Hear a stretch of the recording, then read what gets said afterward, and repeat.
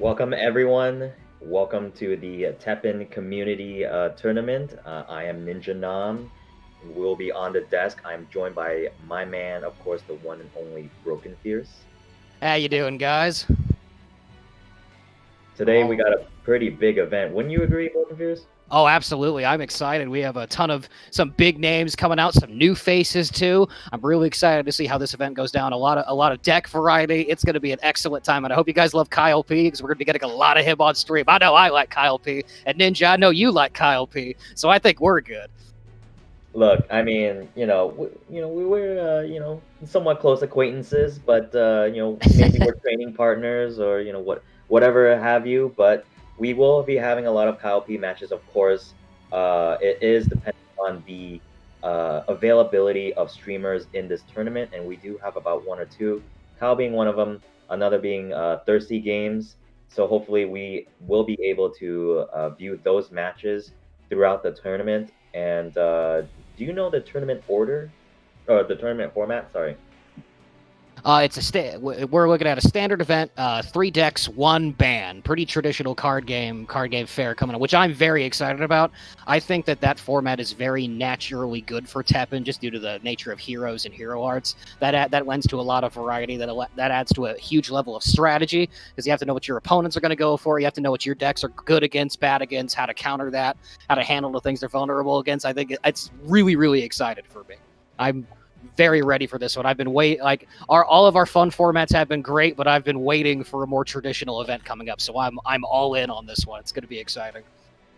Yeah, and like you said, we've had a lot of fun formats before, but this is the one. This is the granddaddy, and almost honestly, perhaps a precursor to the World Cup coming up for Teppen, and that's the format that they do run for the finals and the Grand Tour.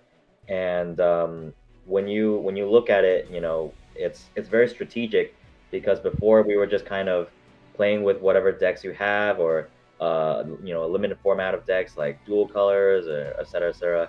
But now we have the banning and then the choosing of 2 decks, so it's a lot more serious. So you're gonna see a lot of more decks that are involved in the meta. So when you look through these deck lists, you're gonna see a lot of what's really strong in the current meta, which is the top 2 decks, and I think it's mostly received that Yanli would be one of the strongest decks. Raging Demon Akuma is Mm-hmm. another really strong deck. Any variation of zombies, mostly Shinku or maybe Raging Demon, will be also another deck that you will see. Um, Another really I wouldn't say anti-meta, but obviously you have some of the rush decks like Blazing Wall. You're gonna see a lot of Blazing Walls. You're gonna see a lot of the purple black big Rezo decks, which either involve Tenkuha or Devil Trigger. You'll see a lot of those decks as well, and it's just what the meta has kind of been shaping in the last couple months, Mm-hmm. and it's definitely pretty explosive. These decks are pretty explosive, and you will even see a return of Exodia, albeit Yes. a little different. I think it's really cool. I'm really excited to see our new Exodia variant from the True Asian. I'm very curious to see how that'll handle. Yeah, the variation is to stall your opponent as long as possible. But yes, although before the deck was stalling, but this time we are really stalling with the purple weakness and deadly traps combo with Colleen and her Explore, and obviously you see the Mizus in the decks as well, and that also reduces the Mhm. attack. So it's gonna be one of those matches. Those you're not gonna be able to touch me until I finally get to 15 action. So Yep. it's And kind of like yeah. it does have some explosive potential on it too. It has Navan, and then it also has Hidden Threat Zero, who is ridiculous when you have enough memory set up. The massive attack on it, the speed, the combo, and the bouncing. Like, I hate that card so much. I haven't seen it in months because of how the meta shift, but every time I see that card, I get a little bit of PTSD. Yeah, and one of the big weaknesses is obviously a shift towards unit heavy decks. So that's why when Exodia was an action heavy deck, it was kind of just getting rushed down. But now a few new cards such as Navan, like you said, Navan is really good at healing your own health while maintaining board presence and just kind of overall even growing stronger herself every time you destroy a unit. So even though Rakoha did get nerfed in the action points for the AP cost, you're still able to kill those units and let Navan build and get stronger. And she's like that one character from Power Rangers. She's like, "Grow my minions." That is Yeah, what's her name? yeah, yeah. She's Rita Repulsa. Rita Repulsa. Thank you. I every time I look at her, that's what I think. Rita Repulsa. It's okay. I literally we before quarantine we were streaming Power Rangers Battle for the Grids tournament, and that's the only reason I know anything about Power Rangers. I did not watch it as a kid. It was not my thing. I've never had much of an interest, but that game's super Marvel, so I love it. Yeah, big shout outs to Power Rangers. But we did get some pretty big news from Teppen and Gung Ho. Can you are you excited, Broken Fierce, about the new expansion and the new hero for Teppen? Oh yeah, I think I'm not the biggest. I've actually I know what Sengoku Basara is, but I've actually never played it, and I know a lot of people in the West are the same way. So I'm very interested in seeing all that. It's one of the few Capcom franchises I'm not super interested in. I am a big Okami fan though, and I am of course very excited about Ami's inclusion. I think her hero arts are super interesting. She's got some really interesting stuff going on. The two new tribes is cool for me. I love the Trinity decks right now. Some more tribes means more fun for me. I'm definitely, and some of the new cards are actually that we've seen are pretty spicy. The new crush ability is very cool. I've already thought of some interesting decks with that, like Shield Spire, basically making like nigh immortal units. I definitely think that their choices for this meta are a lot more deliberate. They've seen that right now the meta has kind of boiled down to building really big units and maintaining them. That's literally what Trinity does, and a lot of these new cards are very much towards that archetype. So I definitely think there was a bit that a lot of times Gung Ho has gone with what a lot of other card games do, where they try to power scale through new sets and try to like nerf and buff by just kind of changing the metagame. I might be wrong on this one, but I feel like this one was a lot more deliberate. They saw what was really good and they're building towards it. We'll see how it ends up going. Yeah, obviously Okami, definitely a big fan favorite. And Sengoku Basara, if you've ever played any of the Musou games from Koei Tecmo, Dynasty Warriors, Samurai Warriors, you would know that it does take place within feudal Japan. So if you play Samurai Warriors, you'll be pretty familiar with a lot of the heroes and commanders and generals and stuff like that. But of course, it is a more anime form of Samurai Warriors in that sense. And I am very excited.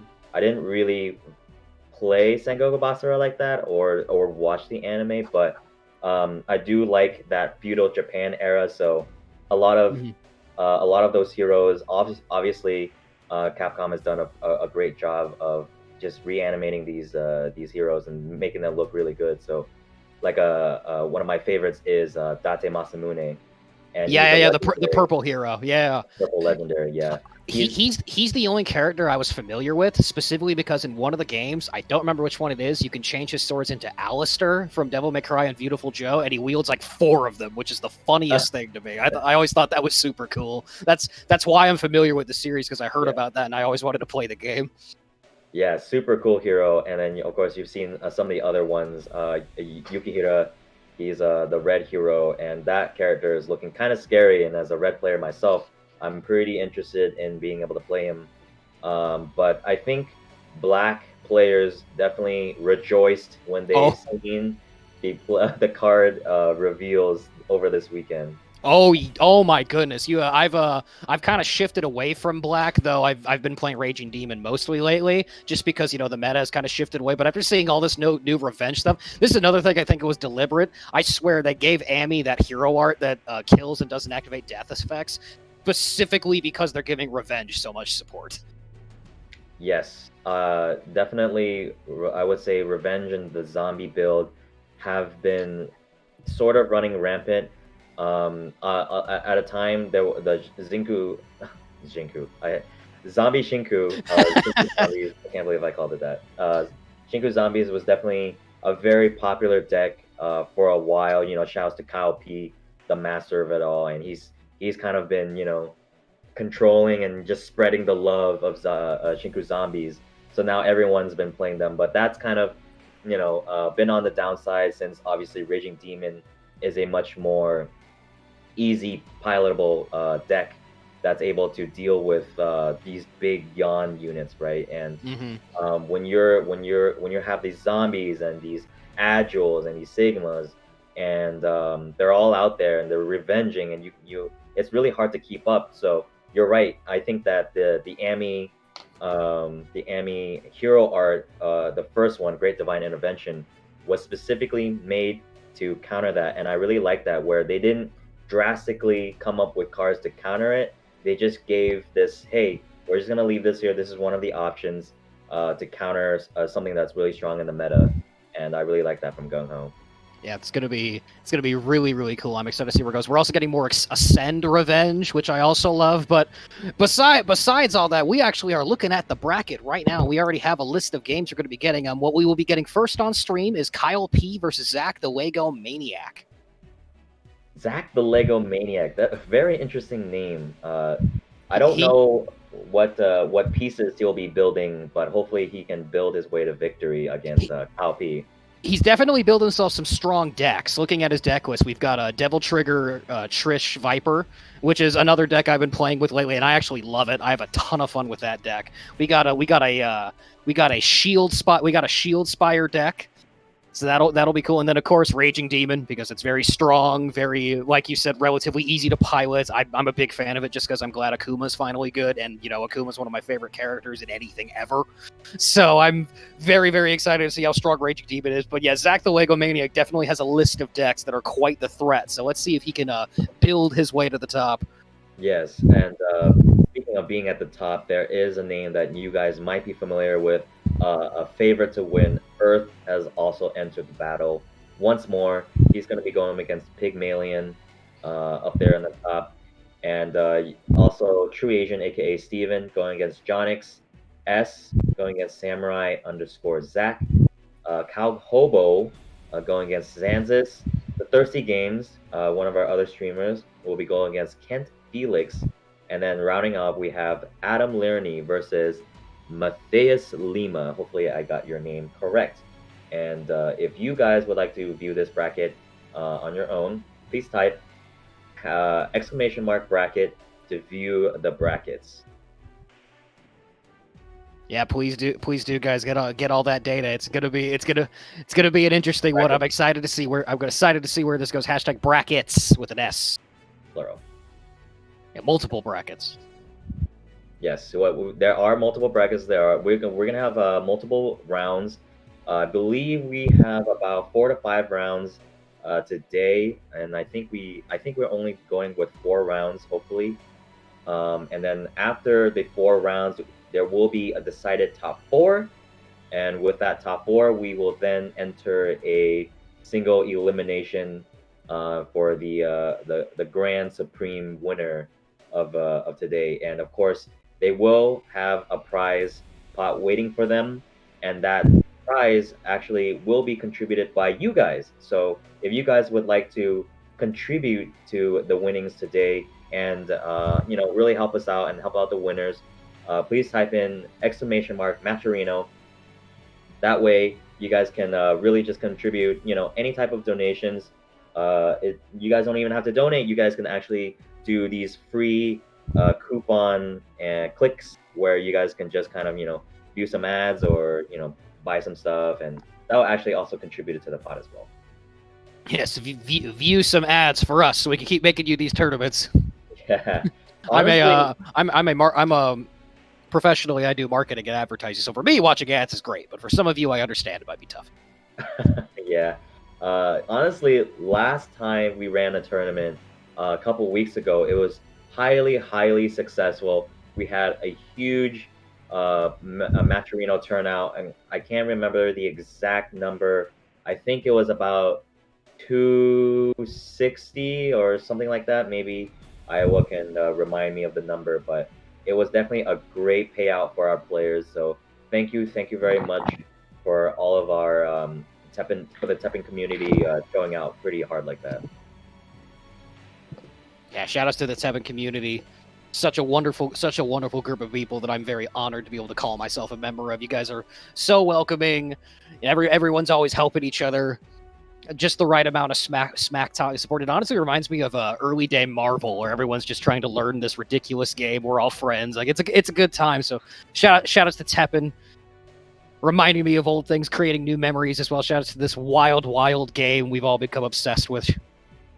It's definitely been a journey. Yes, this definitely the rivalry is here.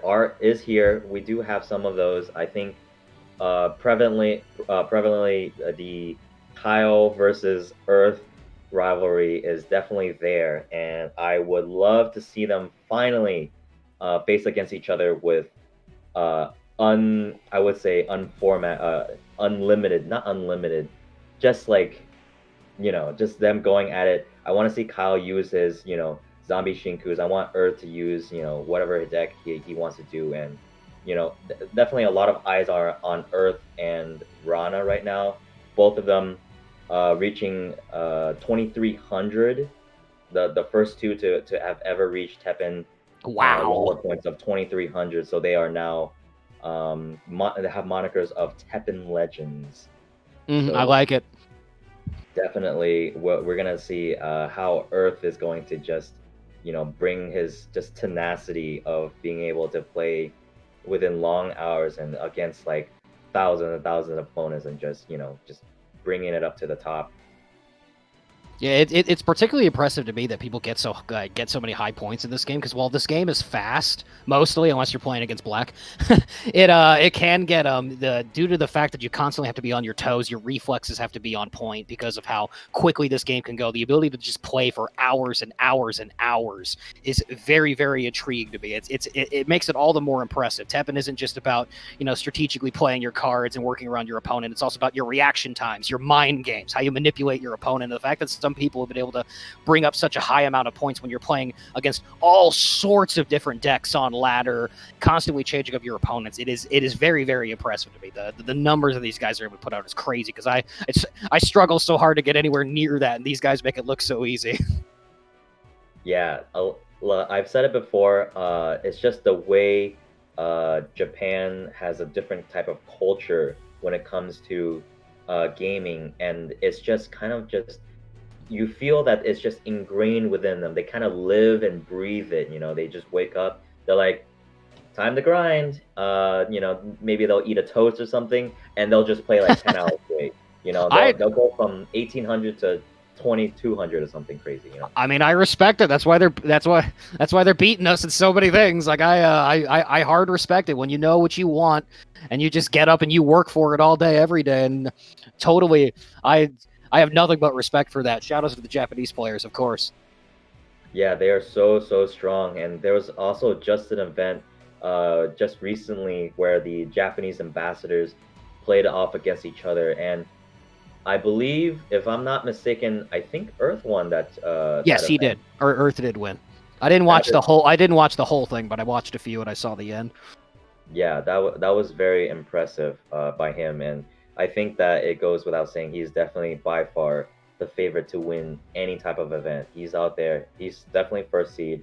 I know, of course, this event is not seeded, but he might be first seed once the Swiss format is over. Oh, absolutely. Earth is definitely way up there in our favorites to win. I'm predicting. I'm predicted the top four pretty well, and I think he's definitely going to be in there. Which is which that's not surprising to anyone. I don't think anyone's going to look at me. It's like, no, there's no way Earth is going to make it the top four. No, Earth is, unless something crazy happens. You never know. We have some new names, and who knows what kind of hidden legends we could have hiding in the shadows. So, speaking of top four, what are your top four predictions for today? Well, definitely. I mean, there's three I feel like pretty much everyone can agree on, and that'd be Kyle P, Earth, and Steven, otherwise known as the True Asian. I think those three are pretty well, barring some life thing goes on and people have to dip, which does happen sometimes, which of course. But I think no one would call me crazy for suggesting those three. It's the fourth one it's the fourth one. I think there's a bit of debate. Looking at what I see, and just judging on my previous knowledge, I'm definitely looking at Thirsty. He's a very very strong contender for fourth. Pygmalion as well. Those are two good ones. We do have a few players I don't know about. They all could make it as well, but yeah, Thirsty and Pygmalion are kind of like the ones I think they could both easily make top four. What about you, Ninja? Do you have any other opinions on that?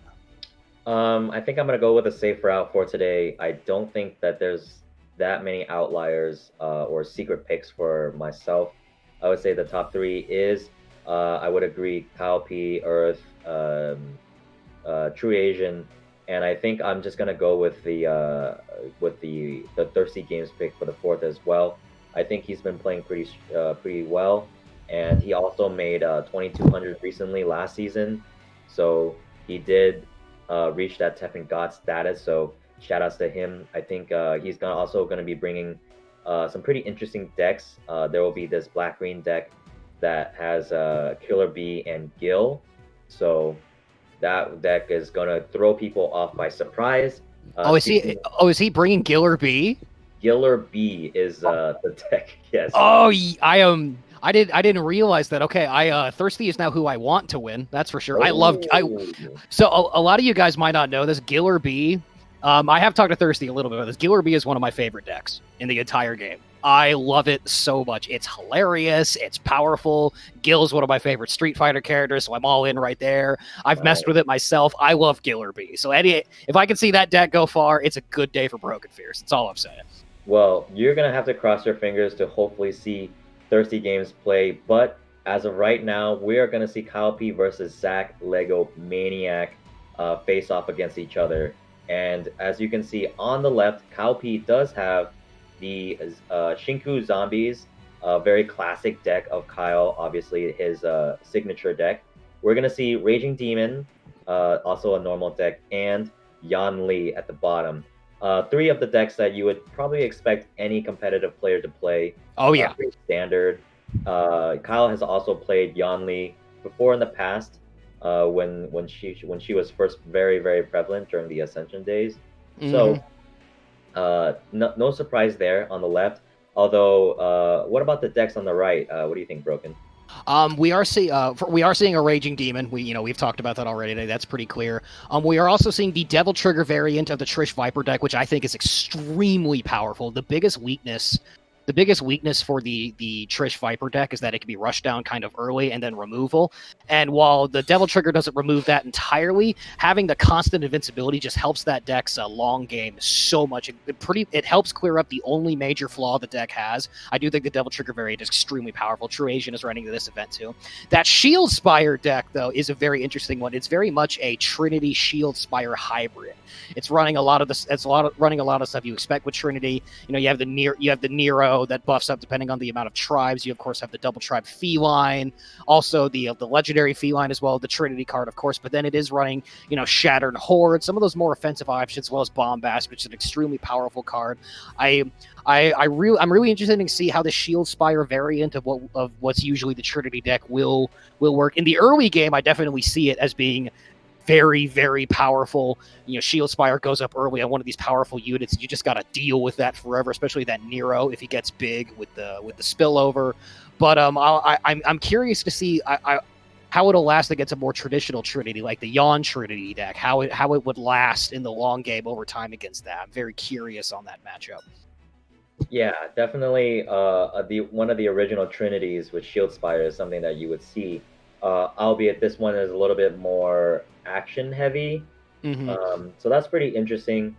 With the bamboo, there's also bamboo pandemoniums in there, where one might expect a rainy turtleoid. So that's pretty interesting. And then you talked about the Devil Trigger. Definitely more agreed upon that this is the more consistent, or let's just say, more stable version of the Sea Viper and Trish Big Rezo because of how it plays. You can actually play the Hidden Intent, and that will reduce your health. But it's a lot easier to play Hidden Intent because it is a 2 cost. So that allows you a little bit more freedom to play other 1 cost cards, and while giving yourself enough mana to negate instead of having to run Interference, which is a 3 cost, right? Right, And right, with right. your Which he still is running as well because you need negate to make this deck work. Yeah, and if you're going to be reducing your health that much, Devil Trigger is definitely really good at kind of keeping that your health threshold a little bit higher than lethal. That way, you can build enough MP to again start rezzing, and then just go all in on Sea Viper and Trish. And I would say that this deck is pretty strong against Zombie Shinku. Of course, I've played Zombie Shinku, so I can speak on some of these matchups. This deck can definitely really just go out of hand and just completely ignore. And once you put Flight on Sea Viper, oh baby, watch that go! It's just gonna go Mm-hmm. right over these units. Turtle or Mega Tortoise is not gonna be able to really just explode their units and get that damage going, and it's just pretty dangerous all around. So it's gonna be pretty interesting if Zach Lego Maniac is gonna be thinking, should I ban Kyle P's Zombie Shinku, because that is obviously his best deck by far. But I do have some counters. Um, the big Rezo deck for Devil Trigger is obviously a counter, but then he has to think about maybe Kyle is gonna ban that deck because he doesn't want to deal with it, and Right. so maybe he really should ban Zombie Shinku in that case. So There's there's a also lot the of these mind games. Right. There's also the fact that, at least in my experience, Akuma is very powerful against that deck. Alexia Ashford being able to potentially delete 2 units can turn a losing game into a winning one against that deck super, super fast. So, I mean, just looking at basically, I think that may be the most strategic ban, but of course, then you have to think about what he's going to ban. There's that level of mind game there, because if I ban the Akuma, but then he ended up banning the reason why I banned Akuma in the first place, then I might be losing out in the long run against that. There's definitely a bit of a level of metagame there.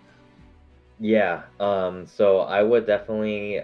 My guess is that Kyle is more than likely going to ban the Devil Trigger, just as a guess, and Zach Lego Maniac should definitely infer that that deck is obviously the most explosive deck.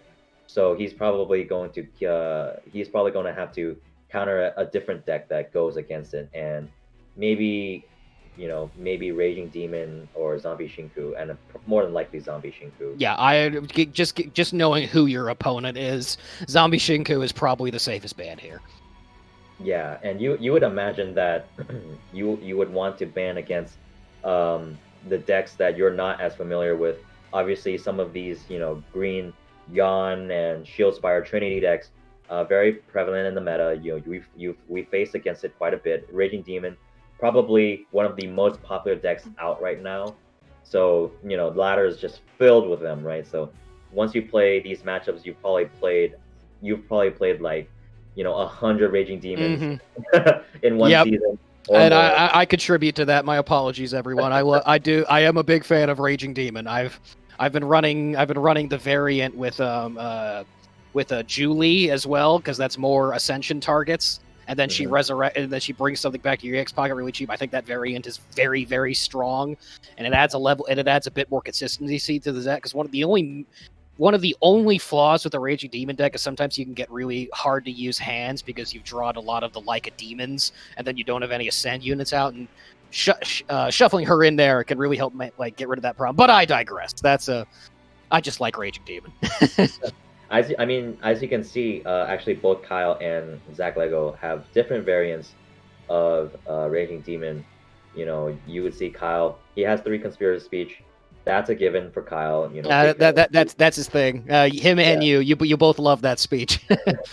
Oh yeah, we definitely really pushed that card as much as we could.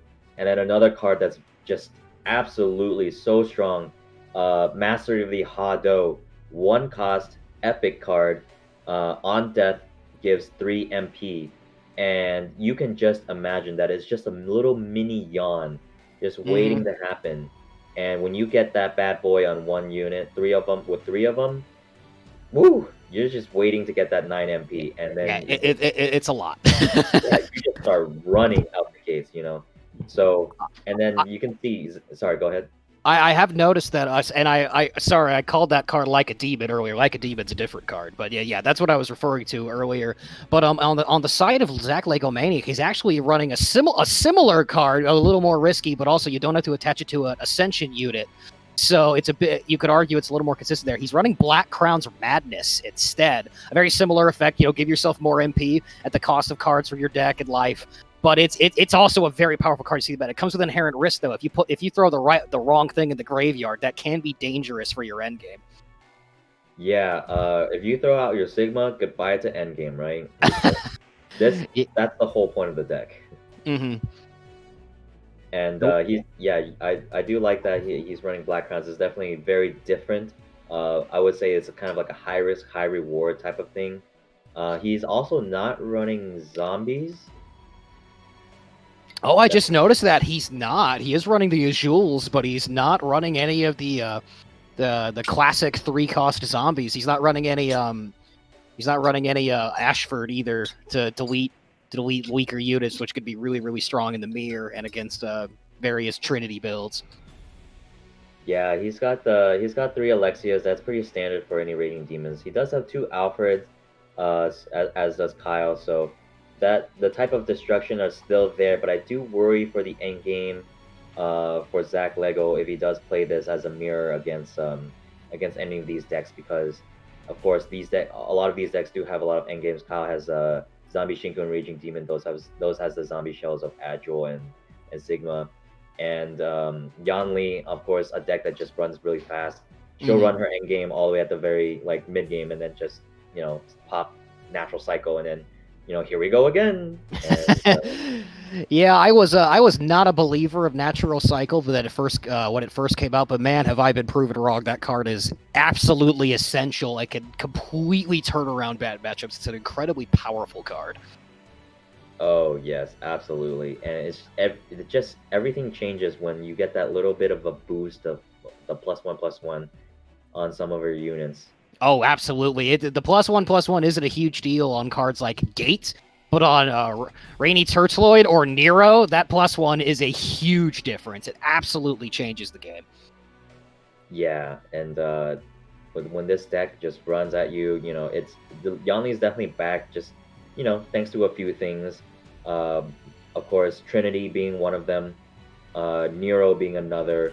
You wanna get to be able to use those bad boys as much as possible. When he comes out as like a 4/8 or even a 5/9, imagine having to deal with 6 of those. I don't think you'd like that, right? Yeah, no, I'm good. I'll pass. I'm all right. No, thank you.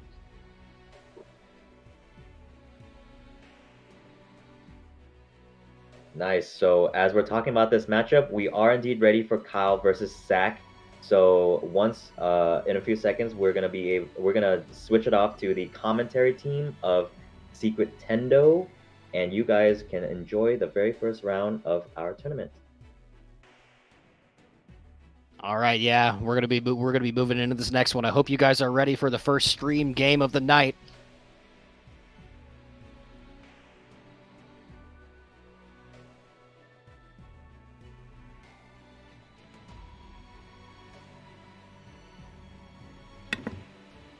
Hello, everyone, and good morning from Australia. I hope everyone's doing well. Hiya, buddy. Secret. I'm good, and good afternoon from Maryland and that sort of thing. And we have Kyle P versus Zach the Lego Maniac getting ready as soon as our screen is all set. And this is going to be a wild one. I can't imagine Kyle P going. I want to see Kyle P play Trinity, but I would like to see that too, because I don't see it at all. Kyle P, obviously, making the zombies real popular. So And let's see what is, and hopefully we'll get our screen up and running. His screen is up. He's just not touched it. It's just kind of on standby. I'm pretty sure. So Okay, just waiting. I am assuming so. I can still see the game. It's just very dark. We're waiting on him to sort of set the room up, or whoever it is. Right up, there we go. And look at that rank, 12, 2150. I mean, Could he hit legend? Could he do it? He's only 200 points away, or 150 points away. It's fine. as he goes for this last set of tour points that end this month. He's definitely aiming for Worlds, so good luck to Kyle for that. And yeah, man, 150 points, man, you can do it. Right. And so Kyle P has Ryu ready to go, it looks like. We're just waiting for Zach to get I'm in. curious which decks they banned out is the question. Right.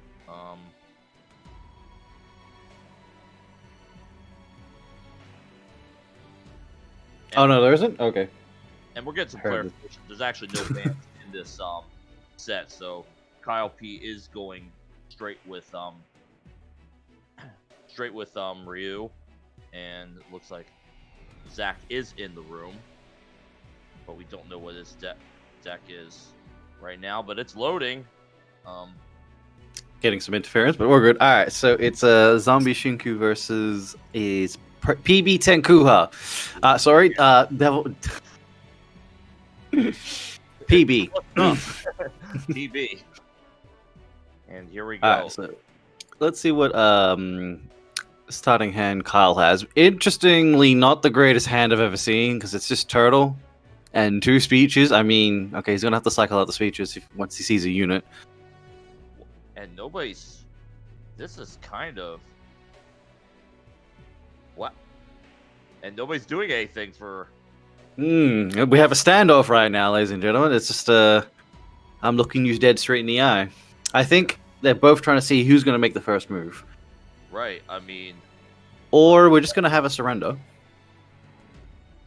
Okay, let's get some. Can we get some clarification that he possibly had a dead hand? That's very. It can happen. I mean, you could easily draw 5 buffs in your hand without a unit, so that is possibly. It's a little awkward of a start there, guys. Sorry for that. To be fair, Kyle's hand was pretty awkward too. I play Zishinku, and that is probably one of the worst starting hands I've ever seen. Yeah. One turn. There is stuff to do to play to potentially turn it away from it, but it's not the greatest thing to see starting off with. I mean, the only thing that he could have played at the start was the turtle. I mean, he needed, he could even destroy the turtle even if he wanted to because it's a red unit, and you don't ever want to destroy the turtle usually. But, okay, we are getting some. He had a hand apparently, but he could only use cards if I played a unit. Why did he surrender then? Good question. I think we'll just throw that to Iowa to make a judgment call on that one. Yeah.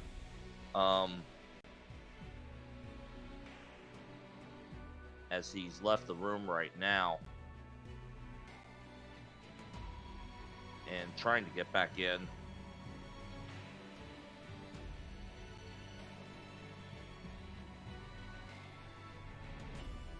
So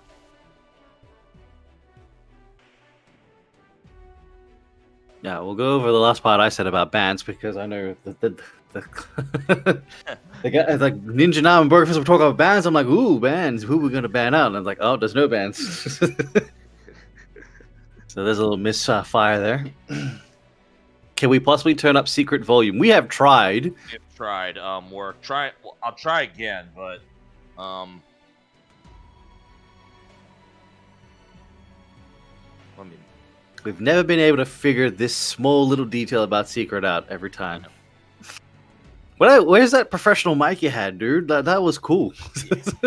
Well, I thought I got a new one, and I thought this one was working better when I streamed last time, and now it doesn't seem like that's going to be the case. So we might have to Yeah, I'll take Broken Fierce's advice and just yell into the mic, man. You're good. just yell into the mic. It's the afternoon. No one's gonna think anything otherwise that you're crazy or not.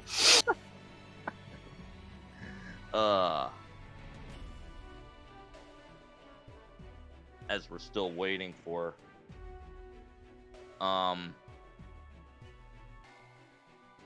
Again, apologies everyone who's chilling out here and watching. It's a little bit of an awkward moment with this first game. We are waiting on the ruling from Iowa.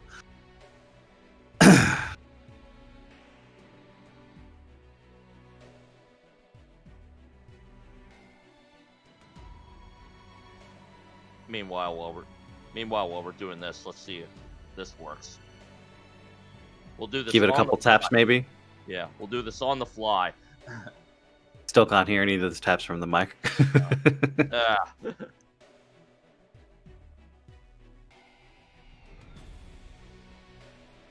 On the fly mic testing. Yep.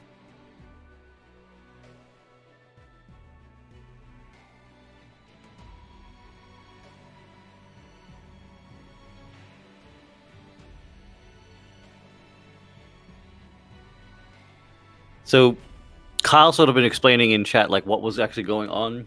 If you're curious what it looks precisely, it appears that who was his opponent again? Zach had cards that could only be played if he had a unit on the field. But I think because neither of them played units, Zach assumed he didn't have any units to play. So the chat can hear me. We are doing a official ruling for this match between Kyle P and Zach the Lego Maniac. Both players, Kyle P had a playable hand.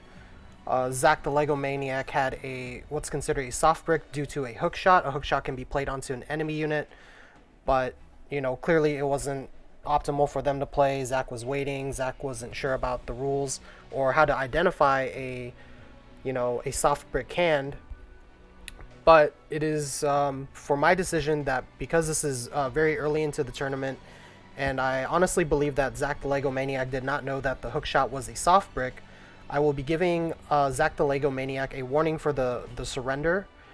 So this first game that we saw will not count towards their set, and we'll also be resetting the game where both players have to play the same decks.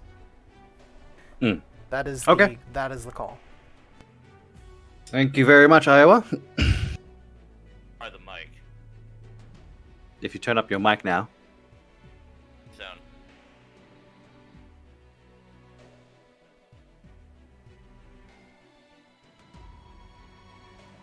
And I've lost his voice.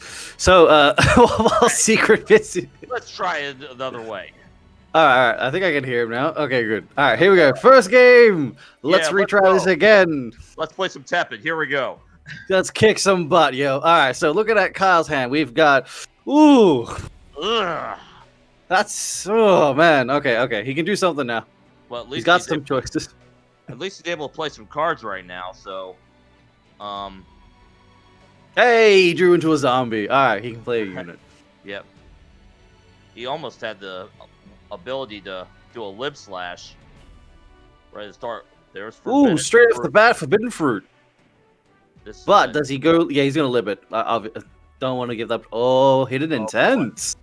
Right away. Sacking half that life and just saying, nope, I'm gonna keep this unit buffed, and we're gonna see how this rolls out. Now, Kyle can definitely do Mad Massacre. He's got Gate in hand. He can do Chain Fist, and he has Worthy. So he's got options to deal the damage that will actually just hit straight to the face. There's your hook shot. There's your Mad Massacre to hurt, and there's another buff, and then your Trusted and Suspicious. That's 9, and then add the 3 on. He'll be down to 2 right now. You got to be really careful. He's got Agent's Memories and a Chain Fist. And I think Chain Fist is just GG, unless he has a negate right now. Yeah. And that's it. That fast. Well. Oh, boy. I mean, that is the risk you take with Hidden Intent. And well, hi Dante, bye Dante. Nice knowing you. I mean, how many seconds was that match? Ooh, that was a good 10, 20-second match. That's probably the fastest I've seen, not including bricking hands. Yeah, it's like, oh boy. So, now so Kyle P will be sticking with his hand. We'll see if there's any changes. If you've just tuned in, you're curious what the hell just happened. We've already had one victory so far.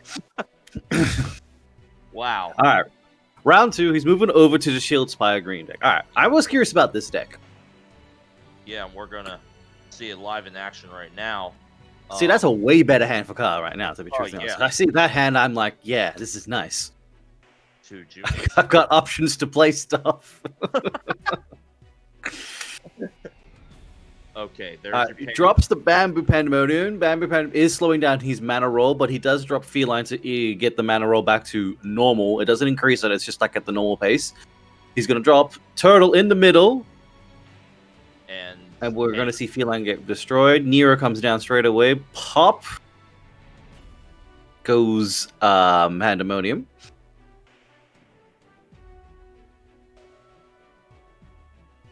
And so Does he choose to damage the Nero, or is he going to leave it alone? He does choose to opt to do to give it 4 damage and make Zach draw 1 card. Zach throws down the shield. Agent's Memories. Okay. Wow, very early Agent's Memories right now. So there's your shield, and there was. Sorry, Pig. It is still minus 10%. You're right. My bad. And that's a trade at the Turtle now. So meanwhile, now Kyle is almost ready to Shinku anything that comes out. There's a sealed straight up to the gate, which obviously makes sense. You don't want gate to get too big. Take away that mana opportunity. Yeah, there were some choices as to whether or not you could seal the Jeweled or the gate. I'm choosing to seal the gate right now. So there's your hero shield. Double hero shield now. Zach is binding some time, trying to obviously cycle cards out and potentially get something to play. Hadouken is on play. And now the Ascension on the Jeweled, and he's just going to leave that alone. Or the Disarm on the Jeweled, excuse me. And Yeah, so as it is now, we're just Kyle probably just needs units to die on his field if he wants to play something new. He does have a Fate to destroy and a Voice Speech to inflict damage at a later point. Hadouken is ready, and he is hovering it. So he's just waiting for a unit to be played. Zach is waiting for some MP because he's been playing a lot of hero shields, but he really hasn't had time to gain mana right now, and he's already down to 13. And the Shield Spire. Ooh, that Shield Spire comes in to save that unit. I say that, but I forget that he had a fate of Worthy. So the cat. Ooh, he returns the cat back to his hand. He returns the cat back to his hand, but man, this is a long way to go. And Kyle has Shinku. He's down to 4. Yep, he could. There's their hero art again. Just throwing the speech on. He's mostly going to do Chain of Fists and Hadouken it. And okay, so there's that's going to kill the gate. There's your Shinku right now. The unit will die, and I think that's GG there. That's it because of speech. How many times have we talked about speech? So, and yo, speech is a powerful card, let me tell you. Yeah, I mean, assuming we'll get those nerfs to black in November, we'll see it. We'll see what's that. But that is 2-0 for Kyle against Zach the Lego Maniac. Let's send it back to the main desk and talk about this first match that we just had. So from that first match, which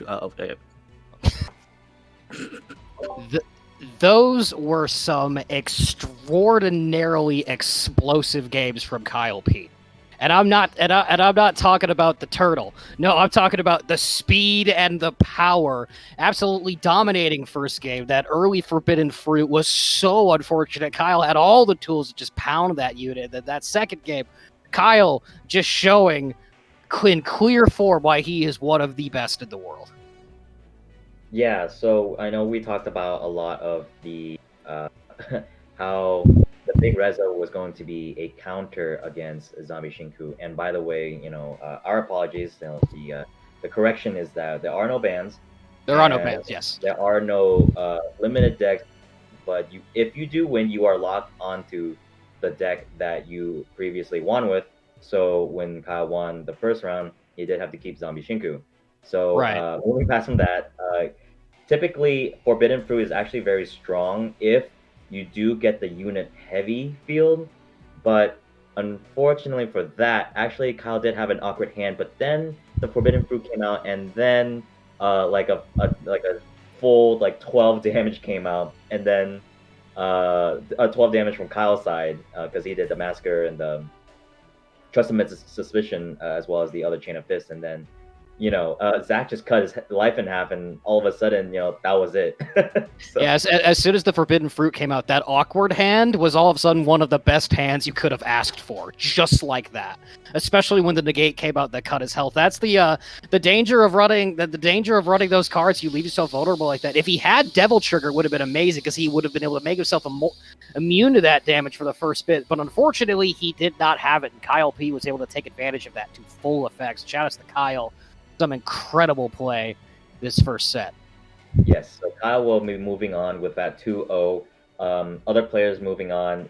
True Asian moving on with a 2-0. Samurai Zach also moving on with a 2-0. Earth 2-0 over Pygmalion. Xansis a 2-1 against Kyle Hobo. Thirsty Games 2-1 over Kent. And Adam Lerny a 2-0 over Matthias. All right. Strong first break. I gotta say though, pretty that was how it turned out is pretty much as we would have thought. Shout outs to all the players, of course. Yeah, definitely the players are going to be moving on to round two. Round two, definitely pretty interesting, pretty interesting pairings. We'll go over it with there's Xansis against this. I can't read the player's name. Unfortunately, it is in either katakana, hiragana, kanji. I don't know what it is. We can go at TEPPEN vernacular and call him Stranger. Stranger, I like that. Thank you. This Xansis will be going against Stranger. Matthias against Jonix. Pygmalion against Kent. Zach against Kyle Hobo. Adam Lerny against Samurai Zach.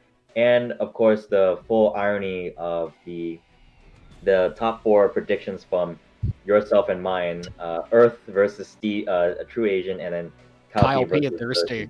Those are the two big matchups. Like that's those are huge things to have in round two, and it works out for us. Both of our streamers are going to be playing with each other. Yeah, and we are getting a information from the stream chat that it is Lee Bay. Lee Bay. Okay. Lee Bay. Yes. Darn it! I wanted to call him Stranger in the merchant voice, but we'll save that one for another time. Apparently, he's extremely good. A True Asian is saying it in the chat that this player who we are not familiar with is incredible at the game, and if it's from True Asian, I definitely believe it. Yes, from what I remember, he has entered the tournaments before. You may have known him as Ribe, or of course his name would be Libe. Definitely very, very strong. I believe he's gotten like fourth before from the other tournaments that we've had. I think the one was Schmo. I can't remember.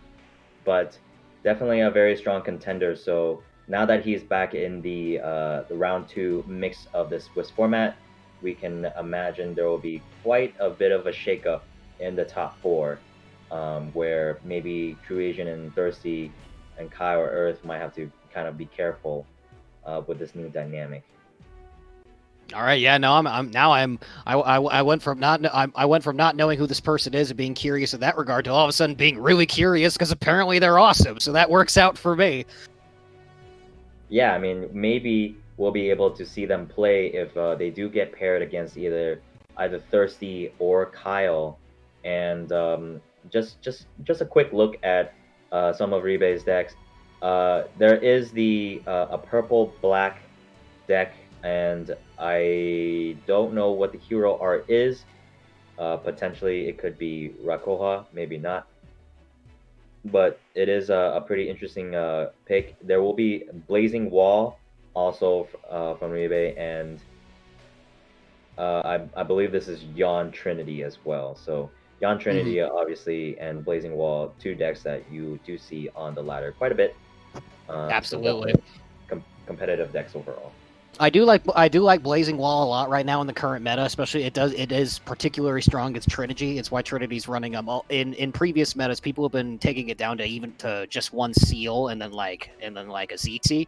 But lately because of the popularity of it, and also other decks too, it's sealing Akuma could be very strong. We have seen them go up to 2 seals, but I do think a deck that's based on really strong, really fast flight rushdown is never going to be bad in TEPPEN. That's just kind of the nature of the game we're playing. It's always going to be solid.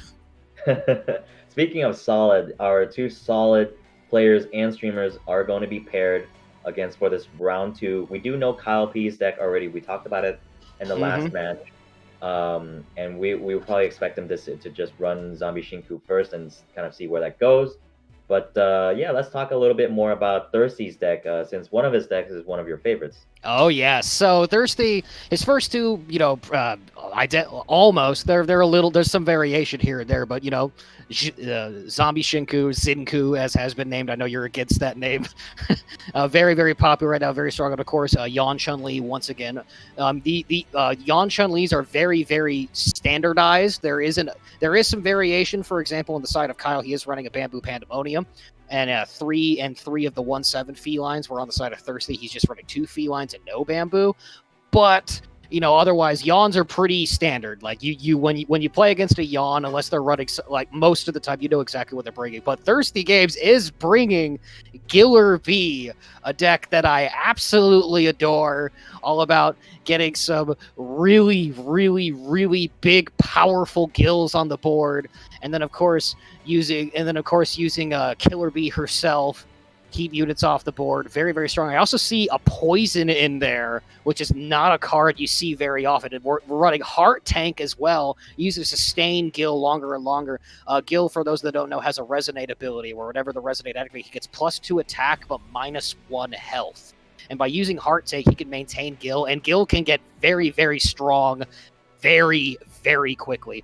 He was particularly powerful with I have a deck where I ran him with X. Once a charge shot was activated, every time he got health buff, he'd get attack buff. The numbers would get absolutely insane. They're not running that anymore. However, the Heart Tank variant is, helping with the test of time, giving Gil that much more survivability and that much more ability to be buffed. That unit, if you don't take care of him early, can become absolutely steamrolling. Massive card. Kind of power that can rival Shara, Ishvalda, like massive numbers. So I'm excited to see if the Thirsty Games will be able to get some of those combos on board, on stream. Yeah, definitely this deck is one of the outliers out of all of these competitive decks. The Zombie Shinku, just an older build of Kyle that he's used before, and Yan, Thirsty Games is definitely a green specialist, so no surprise that he'll be running Yan Li there. The Killer Bee is definitely also, it could be a potential problem because Gil and no, not just Gil, but a lot of these units are actually 5 costs. So Chun-Li, Karin, Cammy, Killer Bee, and Gil are all 5 costs. So Fate won't be able to touch them very well. And some of these other cards that Kyle might be running, Malice just to reset them, is going to cost them a little bit extra health. And overall, these guys are just pretty beefy besides Killer Bee herself. Of course, once paired with Heart Tank, then they become very big problems. And the synergy with Gil is that as he resonates, he loses health. But because we are running action cards that heal units, such as Blade Shattering Defense and other cards like Human Engineering Project and stuff like that, is actually going to be able to heal him along with Psycho Power. So it's kind of like a good synergy to really upkeep the health loss, right? And we're going to be going fast. We're going to be going fast because of Black Crown's Madness. That way we can, just just run fast, and then just make sure that the other opponent doesn't have enough MP to be able to respond correctly. And just in case anything does happen, we do have the ability to revenge our units one last time with Death Executioner. So when you're when that happens, I think we're gonna be able to play that all over again. Yeah, you think Gil's scary now? Get him with a revenge on board. Yeah. Coming back as a 3 cost with even greater stats. We're gonna thank you so much for that wonderful analysis, Ninja Man. We're gonna take a little bit of a moment to give a shout out to Matcherino. They're helping us run the tournament. The Matcherino being a great site to help us run events like this, and we actually have an ad for you guys. So take it away, Matcherino. You can visit the Matcherino page for our event and contribute in many different ways. 1. Free coupon. Click Contribute, enter the specified coupon code to contribute a predetermined amount of money to the prize pool. 2.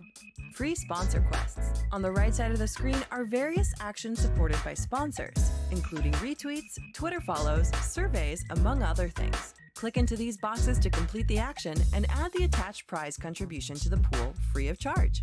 3. Marketplace. Products are available in our marketplace, which also contribute to the fundraising pool. Be sure to check out the variety of apparel and collectibles, as well as other unique items. 4. Donate. Clicking on the Contribute button, you're able to add funds to your Matcherino wallet and then directly contribute them to the fundraiser page.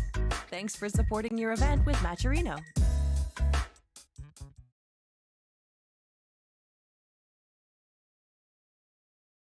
All right, thank you so much, Matcherino, for sponsoring our event.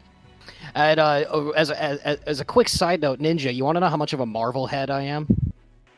I do know you're a pretty big Marvel head, but please feel free. Are you gonna say something about how that helmet reminds you of Magneto? I was about to say, like, yeah, I know that's a Spartan helmet, but every time I see it, I only think of the curly mustache logo. Same. I actually keep thinking like was Matcherino ever associated with IFC Ives and the curly mustache?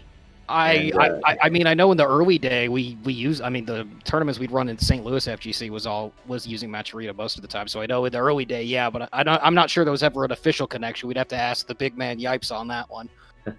Yeah, I don't think that was ever the case. But with Matcherino, guys, don't forget, you guys can indeed donate and help contribute to this tournament. As you've just seen from that video, just type in !Matcherino, click the link, and just kind of follow the really quick and easy steps to be able to add, just a few cents or maybe $1 or $2 to this tournament. And if you are ever feeling ever so generous, please feel free to donate as well. Yeah, please give the support to Matcherino. And of course, it's thanks to the support of wonderful fans like you that keep these events going. Shout outs to the TEPPEN community and all the awesome stuff they do. Yeah, I mean, I just feel like us TEPPEN players, we're definitely running on a pretty big high, after that big announcement that was just happening, just about a couple days ago. Okami and Sengoku Basara and Amaterasu as our new hero. A lot of new cards, especially the hero cards. I think the hero cards are gonna definitely shake things up a lot. Absolutely. And we're definitely gonna be getting a lot of new, definitely new decks that will be in play. I can't wait for the new Amaterasu zombie deck that Kyle will be running, and any other interesting decks that anyone else could be running. We're gonna have that dark exchange that black players are really looking forward to, just kind of giving everything revenge again. So that's gonna be quite interesting to watch. And as everyone is trying to come up with these brand new decks and playing it out on ladder and seeing what the meta will shift, don't forget, we do have these TEPPEN tournaments that are happening. We do have the NA qualifiers happening late October. There won't be a balance patch yet, but because of the new cards, the dynamic of the meta will be different. We also have the tournaments. I forgot what that tournament is called, but you can also sign up for that this coming week, I believe. But if you guys are looking forward to competing within TEPPEN, please feel free. But right now, we do have the competition going on of this tournament. Kyle P and the Thirsty Games are going to be facing off right now. And if you guys are ready, please tune in. All right, is this working? Welcome back, stranger. Can you hear me? You're loud and clear. Oh, you are very loud and clear, man. Oh, Good to hear good. that. All right, good. Let's get this going. All right, so as Kyle P versus the Thirsty Games, and underway. Bringing in that WWE mic, yo, man. He's got to just have that voice of like, ladies and gentlemen, are you ready? Let's get ready to Michael Buffer. Thank you. All right. All right, so Coffee and Thirsty. And here it is. Broken Fierce, get hype. It's Giller B. All right, I'm looking forward to this. I want to see how this plays out. All right, starting out for Kyle is Zombie, Agile, Voice, Speech, and Truth Among Suspicion. So that's fine. He's got options to play. Nothing completely out of the park there. He can play it. He can ascend on the Jewel. There's your first. And the Killer's on the field. And immediate Resonate and immediate Black Crown's Madness. The Trust. Now, not a lot. So that puts him at 4. That's just going to give him health. That's not going to put a shield on. Yep. No, not yet. There's your destroy. Ooh, what do we got? And he's just barely going to survive, but now he can't resonate the unit. As soon as he resonates, it's dead. Unfortunate there, but Kyle knows the threats that Gil can possess. But look at that. Kyle having to play a jeweled already. But hey, look, here's another Gil on the way. It's like... All right, so we're just... You cannot stop the Messiah. Ooh, okay. It's Psycho Power. Nice. Places second raw jeweled, so here we go. But the Psycho Powers been mentioned earlier. Here comes your Speech. And still powering up, so that's I think that's a 4 Speech right now. Yeah, that Agile's gone. Yep. But look at that. 8-8 on that. 8-8. Oof. It's unfortunate Kyle had to play both Agiles raw. He couldn't get an Ascension on them at all. So they're never coming back. He does have Gate in hand to block this. That's a 12-9. And he's going to Malice it. Oh, boy. Yep. So, perfect move. Back down. And there's your 1-16 Gil. Alright, his Gil's gonna get pretty spicy now. Yep. Now up to 5-15, and Shinku is ready. So that's a 5-13 Gil with heavy Pierce. He's definitely gonna need to block and throw out Hadouken, like he has to do it. Right. Does Thirsty have options to buff Gil? Because Gil is still very strong. That's going to go through for... Oh, he is going to buff. Oh, he's going to give him revenge. Yep, and he has enough to do it. Yep. So that cuts through. And that's down to 7-3. Here comes Turtle. And he drew into another Turtle. And that heal will kill the Gil. Or... Ooh, nice. And the Aegis Memories will take him down. Or... Ooh, what? He blocks everything. I'm pretty positive he just blocks everything right now. Yep. Wow! And look at that. Ooh, that's 11 to the face. Ooh, that's gotta hurt. Oh, boy. And he can play the zombie. And here comes Chun at the bottom. Down to 3. Oh, my gosh. Oh, man. This is getting exciting. Here comes the next Turtle. Now, let's see. Okay, Thirsty still has... Go on, yeah. He's got 8 cards down, but here comes Double Turtle now. And... Oh, boy, the protection. This... So now there's your Shinku. Both turtles are down. Oh my god, the turtles are gone! Oh, the plays! Oh my gosh! And if he can somehow get a heavy pierce through with Cammy, and there's your heavy pierce, he can chain fists. Can he Does he have a protect? block? He has a heal. He has And a heal. right back. Wow. Whoa! Who is going to get that last hit? Ooh boy! Kyle's gonna rush it down. He's gonna play units. He's just going straight ham for it. Problem Alright. is, Oh no! Well, he has that's nothing. Yeah, he has nothing to back up. Oh my gosh! Oh. Killer B showing that it can hang with the Shinku. You saw both those. How many times have we been on here and we have seen just turtles clear out the entire board? And this time it was Killer B basically say, "No, get these turtles out of here." Yeah, Cammy just said, "Final "Nah, turn." It's like get this turtle out of here. it's like we have seen these turtles just do enough, and oh man. All right, so Kyle P must stick with his deck. We'll see if Thirsty decides to change, or if he's. I don't know if you will in that situation. I mean, that really did a really good job. Just at the end, and yeah, he's going to stick with it. So Killer B. All right, here comes round 2. Let's go. All right. A very, very strong starting hand for Kyle. Like, can get the gate levels up and get the mana rolls. And he can ascend on the zombie also pretty quickly as well. Gil immediately comes out. Here comes Turtle. Just going to wait to play, and there he goes. Black Crown's Madness to get mana advantage.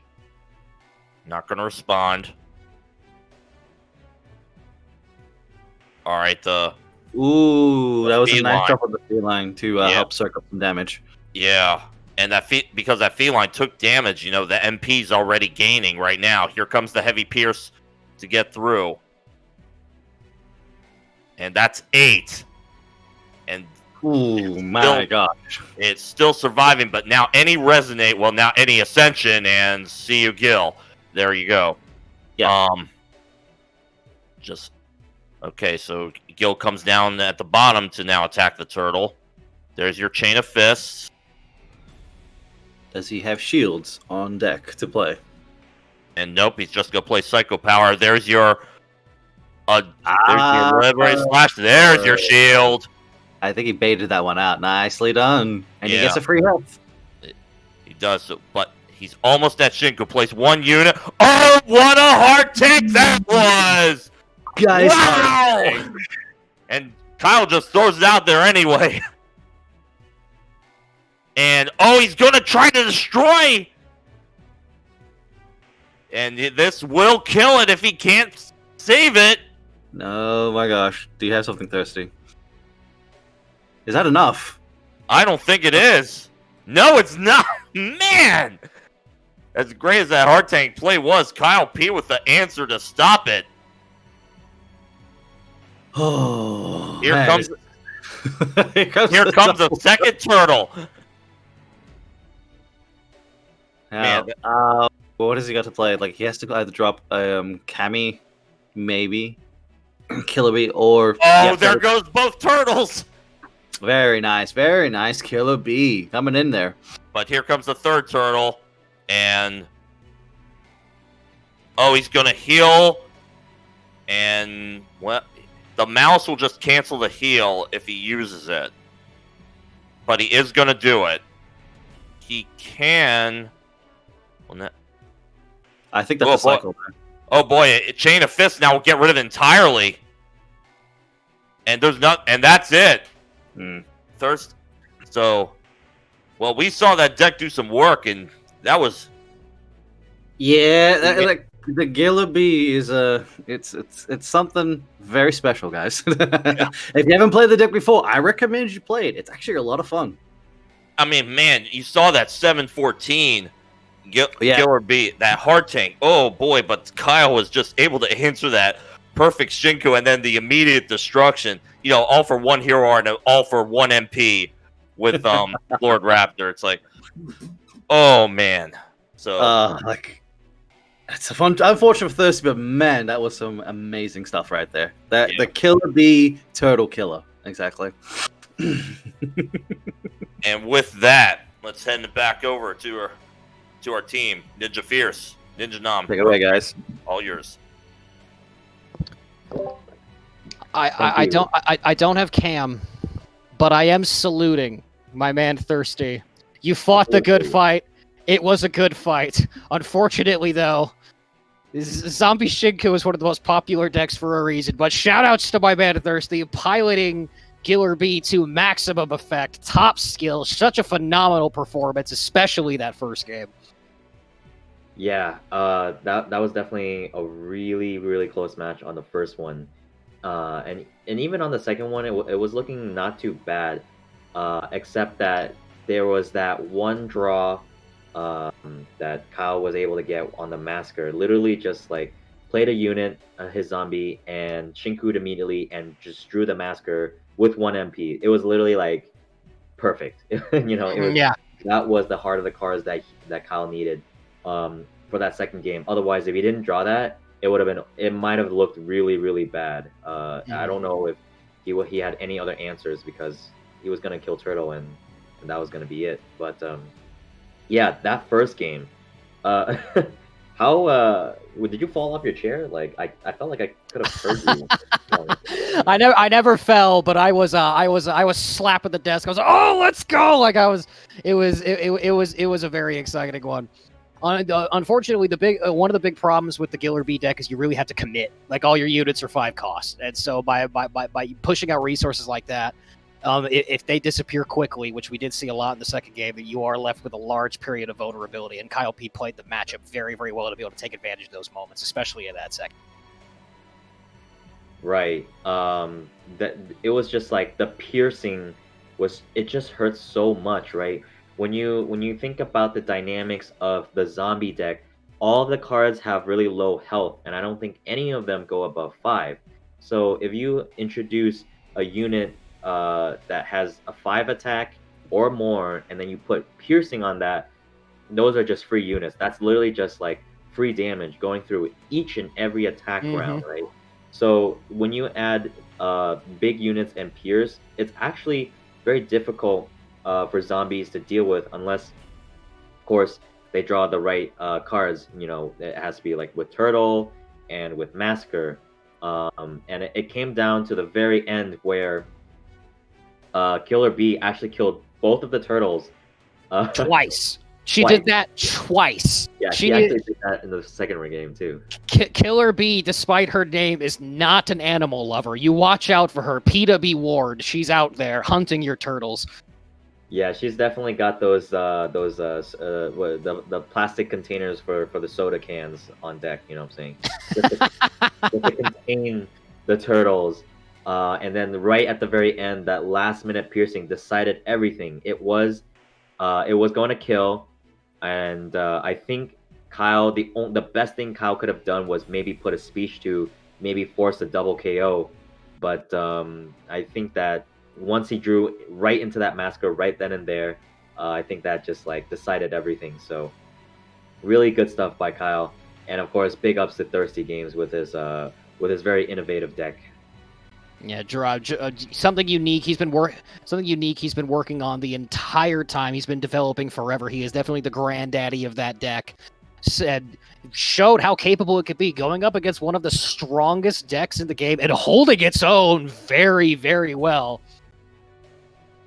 Yeah, and so you'll see, Kyle did go over Thirsty Games 2-0. Some of the other matches that we are seeing here: Xanxus over Ribe 2-1, Jonix over Mateus DQ, so he'll move on. Pygmalion over Kent 2-0, Cal Hobo over Zach 2-0, and Earth over the True Asian 2-0 as well. All right, yeah, Earth going really hard, trying to maintain that top position that we know he has, taking out one of our best players here at this tournament. I see. So it seems that Ribe is not playing, apparently. I believe. All right. Well, okay. Looks like he dropped. That's unfortunate, but sometimes it's how it goes. Sometimes a life event happens. Sometimes all sorts of things go down. So shout outs to all our players coming out here trying to make it work. We will be switching to Thirsty for our next set of stream matches. So we're going to be seeing it from his perspective, which is good for me because that means potentially I could see more Killer B. Yes, potentially. We can, or potentially you might just see more Zombie Shinku. I might see that too. Hey, that deck, we see it a lot, but it is a very exciting deck to watch. It's very fast paced, and so I have no negative words for Zombie Shinku except for when I lose to it. Yeah, I mean, I have no negative words because I do play it. So. Oh, of course. Yeah, no, I was on that train very early as well. So I have since shifted off of that train, but make no mistake, I was on it as well. So I cannot say anything to Shinku players. I can't make any snide remarks because I was one of you. Right. And then, of course, just the final update. Adam did take it over Samurai Zach 2-1 as we move on to this round 3 very, very soon. So I don't actually have the full standings in front of me, but I do now once we get the Kyle P match updated. But we do have 2-0s from Earth, of course. He's won 2 matches. A total 2 from Adam, from Xances, and from Kyle P. So those are our top 4 as of right now. And then, of course, a lot of 1-1s from True Asian, Kyle Hobo, Samurai Zach, Thirsty Games, Jonix, and Pygmalion. All right, we do have the next set of matches for round 3 on the screen. On stream, we will be getting Kyle Hobo versus the Thirsty Games. That's one we'll be streaming, so I'm excited about that one. Earth will be going up against Xanxis. Jonix will be going up against Samurai Zach. Adam Leary versus Kyle P. The True Asian versus Pygmalion. And Kent Felix versus, well, I believe he's jumped, so I think Kent Felix will get a bye on that one. We'll see. I see. So we're gonna be getting that Cow Hobo versus Thirsty Games coming right up. But of course, all eyes are still on some of our top 2 players: Kyle P versus Adam, Earth versus Xances. I know we were talking pretty big about Ribe. And Xances handed him an L, and I think that's kind of a, that was maybe that might have been one of the only upsets of the tournament so far. So maybe Xances can, make a repeat and take it over Earth.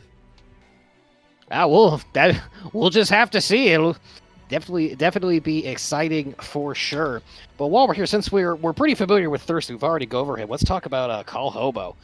He is running Zinku, Tenkuha, Trish Viper, or Big Rezo Tenkoha, and Yon Trinity. So pretty, very much came to win with those decks. That's all I can say about that.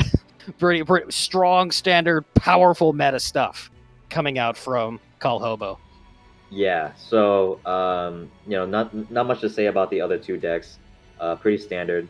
The purple black Tenkuha, definitely the other version of the Devil Trigger that we've seen. However, this one is you could say is more explosive. Yes. And while it doesn't have the ability to defend from oncoming attacks with Devil Trigger, so it doesn't run Hidden Intent, because as you saw, if you cut your health in half, bad things happen to you. Yep. So we're only going to be running 3 Interference and Mav Memories to negate. Of course, the Monstrous Virus is very vital to this deck. And basically, when we get out there, Sea Viper is more or less kind of like the main damage dealer, right? You kind of want to give Heartless Experiment onto Sea Viper, and you really buff her, and then she gets combo, and then she starts dealing crazy damage. But Trish can kind of do the same, right? You can kind of buff her up as well with each Resonate, and as she goes stronger, then you can Tenkuha her and give her that extra damage plus combo. So basically what you're doing is you're kind of divvying out the threats with Tenkuha, because Sea Viper is basically a big threat, but then when you Tenkuha Trish, you can't really leave Trish alone, right? Because when you put Tenkuha on her, then she might just She's just gonna explode you.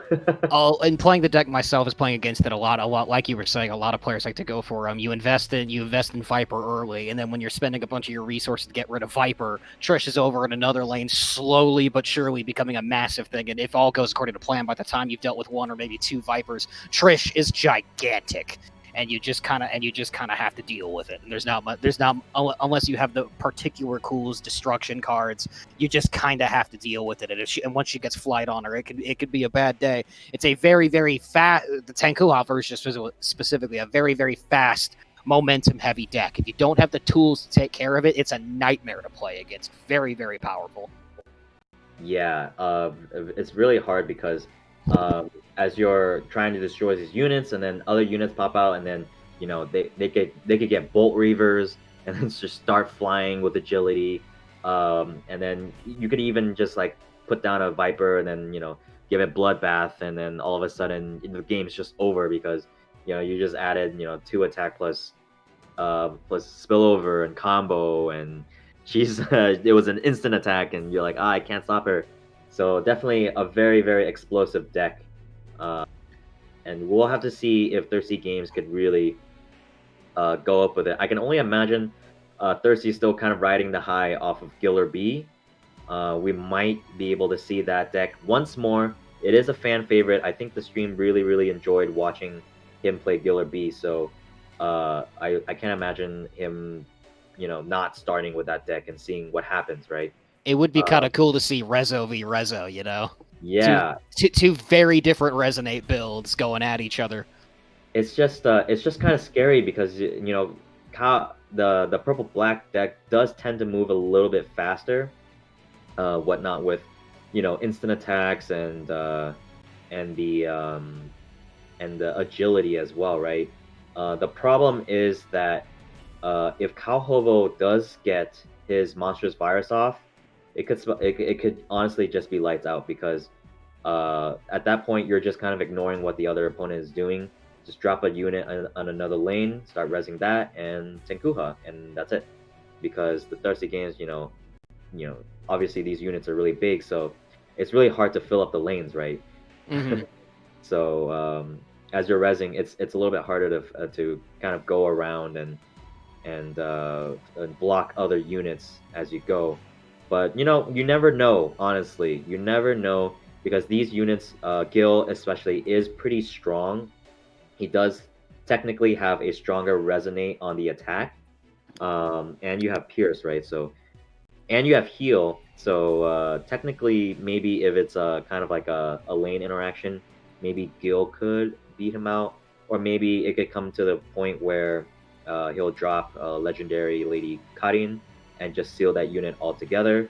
So there's a lot of different dynamics that could go with this match. I'm not sure how it will play out in particular, but we might all be wrong. They might play their Yawn decks, and they might play their zombie decks.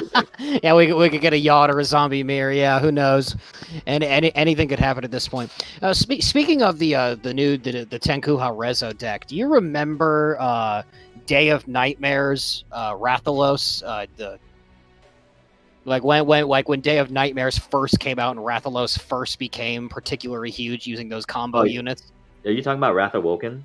Yeah, Wrath Awoken. You remember early day Wrath Awoken? Oh yeah, absolutely. I remembered it.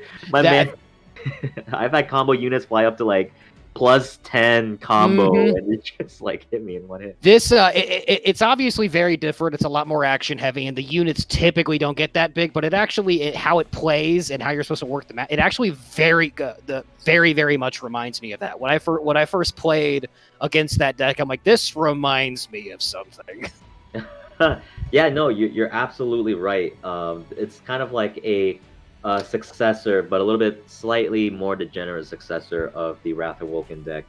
I don't know, man. Those old 1-cost instant attacks with your massive combo units. I'm not sure if less degenerate is apt. Yeah, that was before they nerfed.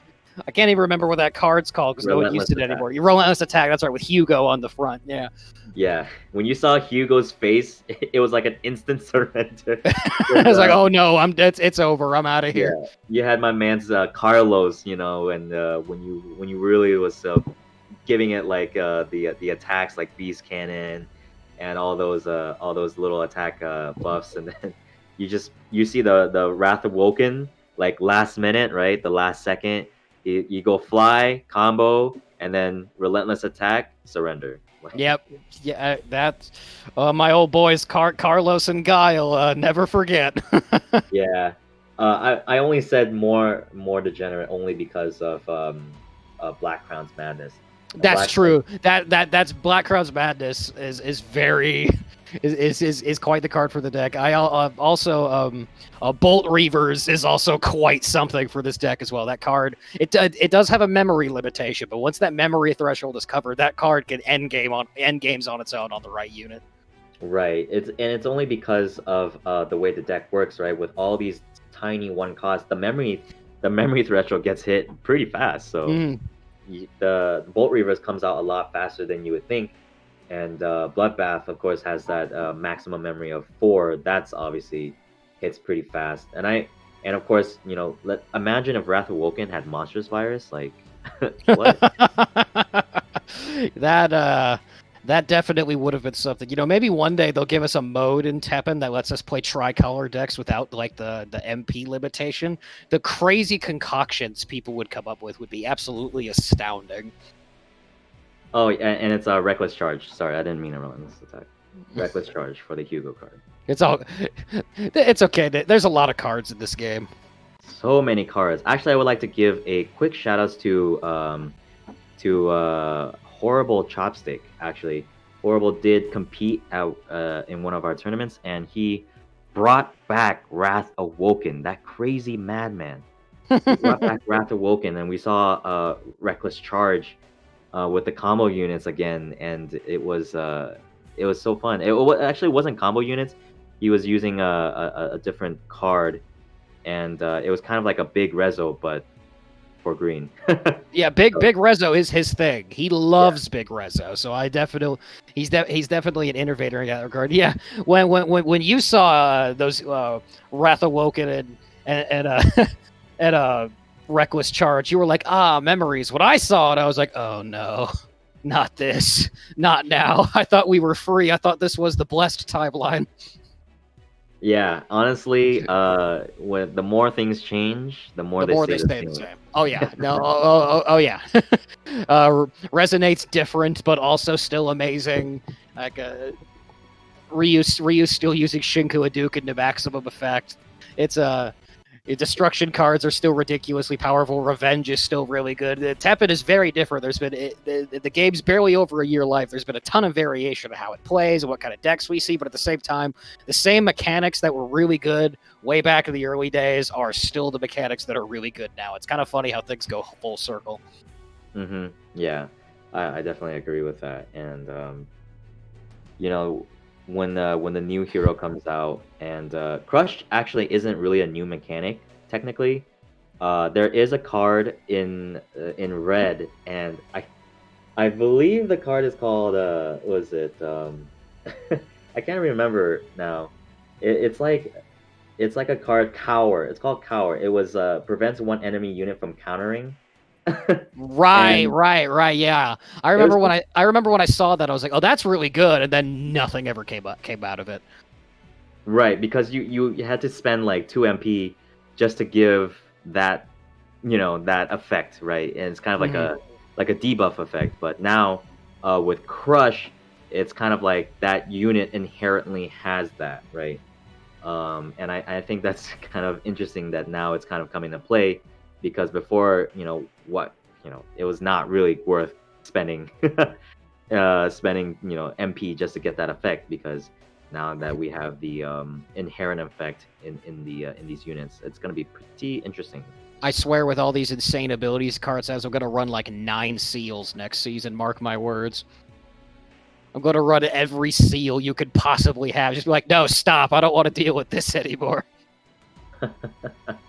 Yeah, we honestly, like when a lot of the cards that came out revealed, when Amy showed that she was going to be like indestructible with agility and all these things, right, at level was it level 5 or something? Yeah, it takes a lot.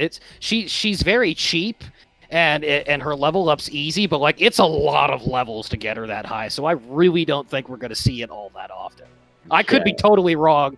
I mean, she's 3 costs. You could run her with true power. Like, there's all sorts of things. You could run a build based around her. There's all sorts of little things you could do, but we'll have to see how it turns out. But as it currently stands with the information that we have, I can't imagine we'll see that all that often. Yeah. But that's all said in the future. But right now, we're gonna get this game going on. Thirsty Games versus Cal Hobo. Who's gonna take it to the top? Secret Nintendo, please take it away. Thank you very much, guys. Please go away, Evie. All right. Eevee's going to be the next character instead of Amy. Okay, that's not happening. Yeah. No. Evie's totally gonna be the next new hero. To mark my words on it. Total shocker out left field. All right, and looks like Thirsty is sticking on that Giller B at the moment. I was hoping he would. So far, so good. And see what deck Kyle decides to go with. Just waiting for him to. I hear someone in chat saying bring back Eevee. Oh, okay. Look, I'll bring back my Eevee. It's fine. Hi, Eevee is back. You know, Eevee's part of my logo. It's fine. Like my little thing. Oh, but Thirsty is going to. Oh, we're gonna do a deck change up. Okay, what's he going for? He's going for the yawn. Okay, he's probably gonna play it a little safe and just see. He's doing a fill out, most likely. We'll see what Carl Hobo plays, and if he feels like he needs to bring out Giller B, he'll do it. Right, and waiting for the final confirmation. Just hang tight, guys. Oh, last minute. Oh, he's walked back. He's walked back. Oh boy. So it is Are you Giller ready B. for some crazy stuff? Giller B versus Tenkuha. Now, I don't think Thirsty runs seals in this deck. No, if I'm he right. definitely So, doesn't. yeah. Okay, so we're starting off with Poison. They didn't get to see her at all in the last game, so it's nice to see Poison get played. Doesn't opt to do Black Crown, although he could. Probably waiting for Carl to make the first move, which is summon minions, so he does get another unit on the field and give a buff to Trish. Now does Black Crown. Is he offering to do shields? Yes, he will. Poison, if I recall, has a buff on her when you level her up. I believe, and to be fair, I have not seen this card too often, but I think she gains combo at a high growth, and there it is. Yes, So yes, she does gain combo. That's it. Right, there's Chun going at. Oh boy, that Trish is almost dead. But now the buffs on Trish, and so Thirsty does have Black Crown. He can play some shields. Trade right now if he doesn't do anything. Well, not anymore. So now he will Black Crowns. There, oh boy, this is going to have to be very fast. I think he can do it. Oh, no. Nope, doesn't get there in time now. He does have the Killer Bees, and he does Heart Tank it. Hi! And this is... I think the unit's gone. And wow! To the field! Oh! What a play-in! I think we're all speechless. Power right of Killer Bees. Yep. You got units on the field? She doesn't give a crap. Who says Heart Tank is dead? Come on! And there's the power up to Poison. That brings all the way down to 3. So, you know, depending on what... And, well, there's your last hit. That is a nice, clean game from Thirsty. The Killer Bee coming through, guys. That may be the best Heart Tank I've ever seen. That was such nicely timed. I gotta admit, I love that. I loved every second of it. I loved every second. Wow! All right, just jumping right back into it. Looks like no change in the decks. No changes whatsoever. Oh no! I'm wrong. No. He's going to play Zishinku. So this is the exact same matchup we've seen before, but depending how it gets played, we'll see. And Thirsty turning around though. This is a soft brick to start. Yeah. That's a little unfortunate for Thursday there. It's Gonna have to play Black Crown. Okay, draws into Chun. Not great, but I mean, it's something to get things started. So, what does he want to do with the Chun? most likely you just have to play her. Like you just need to. Just play a Now he buff. has some stuff to play on the Chun. So there's a buff. There's a shield. Heavy Pierce. Turtle is down. Alright, plays the Heavy Pierce. He's got the shields to protect if necessary, if there's any kind of destroy. What does he want to do? You could let that go. Like it doesn't feel so bad to get hit by one Chain Fist, but I think you'll probably need a shield on the next attack. Yeah, so alright, down to for that will. Okay, yeah, you got a shield here because that gate at the top is gonna die. So there's your speech. There's your Black Crowns. You definitely need to get Killer Bean out on the field so she can actually do a board wipe potentially. There's your. Okay, there's your good psycho power right there to keep that alive. Can he get another Black Crowns off? Yes, he can. Ooh, Gil and Killer Bees are there. He's ready to just basically make sure that Chun does not die. Oh no! Ooh, I read that wrong. Dang, that went down fast. Yeah, gotta watch the health now. Both players. He does have hard tanks, so Killer Bee can just wreck the field. And there it is now. Who's going down? You want Turtle to go. But of course it's not Turtle. Oh and no. Big damage. Oh! Well, the Shinku up top. But, you know, right now you're looking at 2 5-cost units. Right now. He can I say the Gil probably. No, he's going to play Cam again. Yeah, you probably want to try and get rid of these turtles. Black Crown coming in. Okay, so he can shield. This will put. Oh no, that's. No, I don't think he won't be able to because there's 2 turtles. And that's it. But all right, so we are tied. 1-1, everybody. I think Carl was definitely going to be sticking with the Zishinku because it's the best option against Gil. Yeah. Unless Thirsty goes to play Yawn. Well, Kyle is locked into his deck. We'll see what Thirsty has decided to do. Thirsty has opted to not change the deck, and he's sticking with Killer Bee. Sticking with Killer Bee all the way through. Alright, Killer Bee starting hand. Nope, doesn't want to. I think he wants to Gil. Now he's finally. I think it's the first time we've seen Gil this set, or this particular set. Obviously, we saw him before. Okay, here comes Turtle.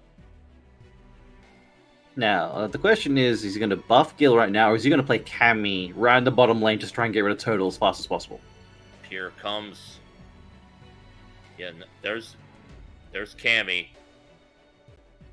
All right, what do we have? Chain Fist. It hits. Ooh, that's not the target you want him to hit. Is he going to block it is the question, though. All right. Okay, powers up Gil. Liberating Slash and the shield. That's Liberating Slash done.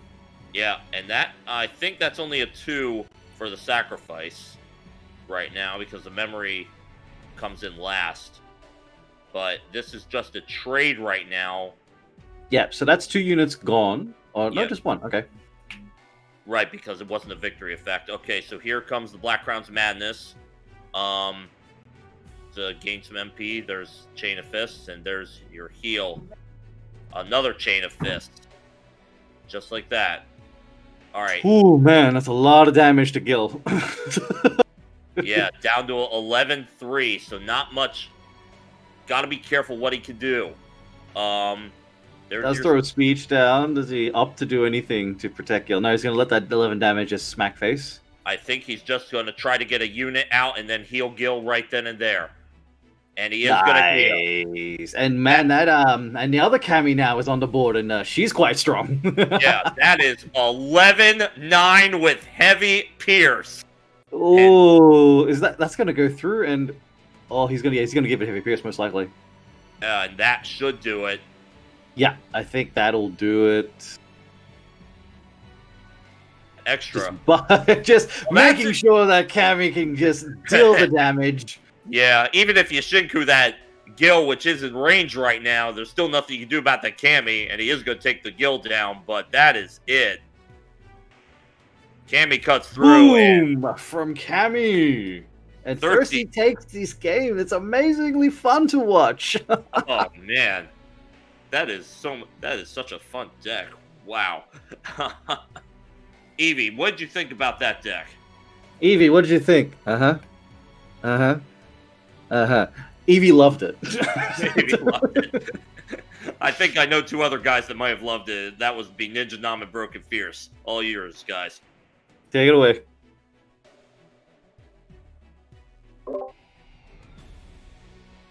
Well,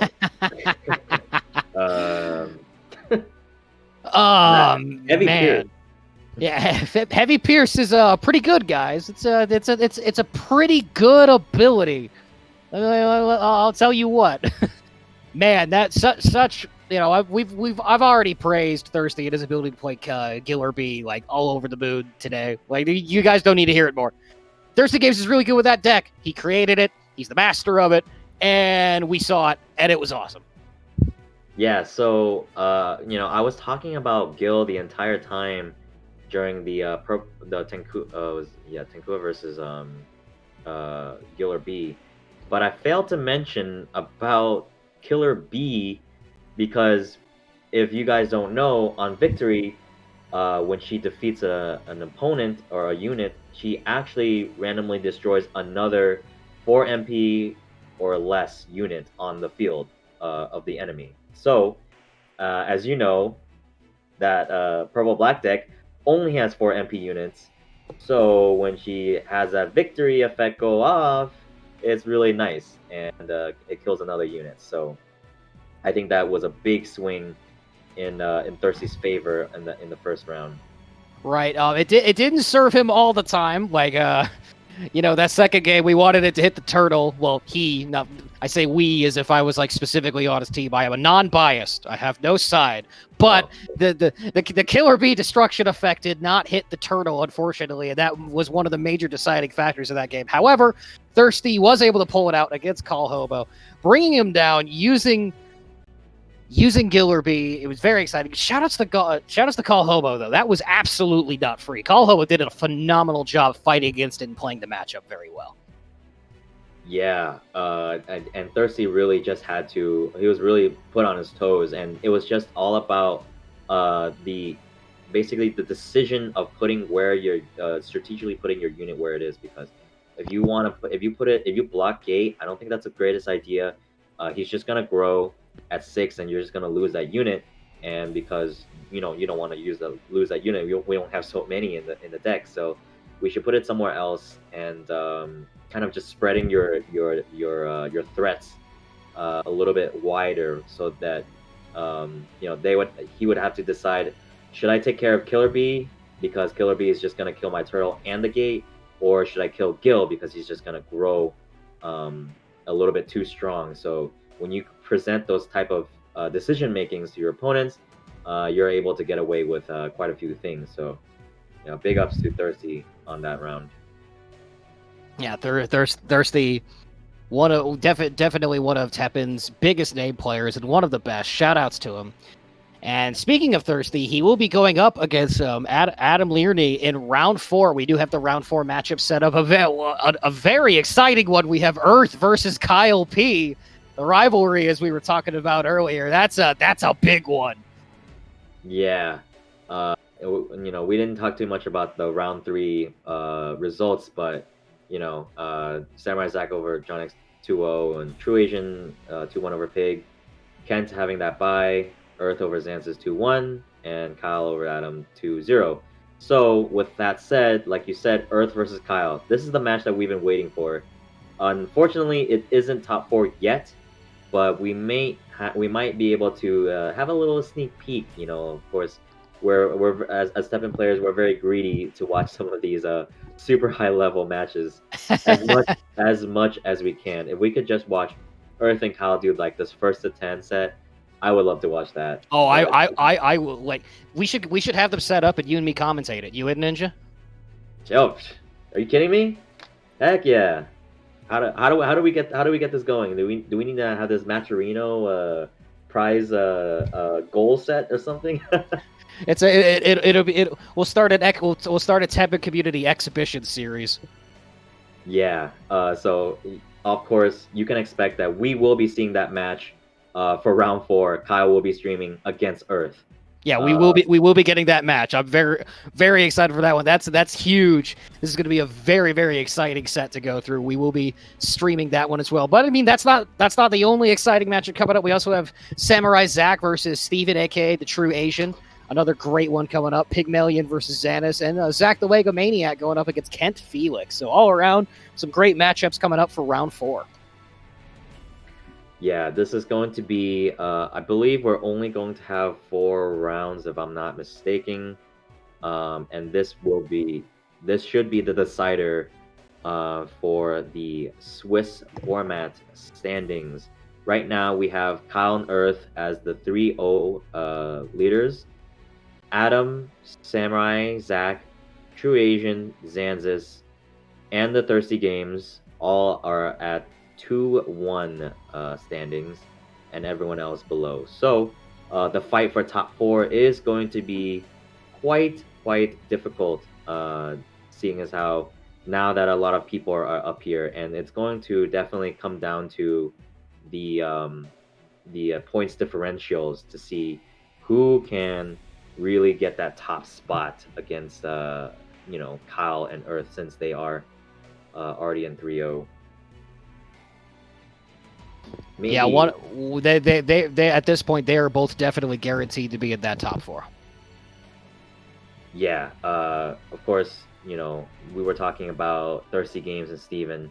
They are at 2-1, but mind you, they aren't facing off against Pygmalion. Wait, is it Pygmalion? Zanzis? Yeah, Zanzis is 2-1 as well. So if he wins, there's also going to be a 3-1 tie there. And if Thirsty and Steven wins, that's also a 3-1. But we can still see these upsets happen. I love for Samurai Zach to, show up and maybe just, do something crazy. You never know. It could happen. There's a lot of deck diversity, and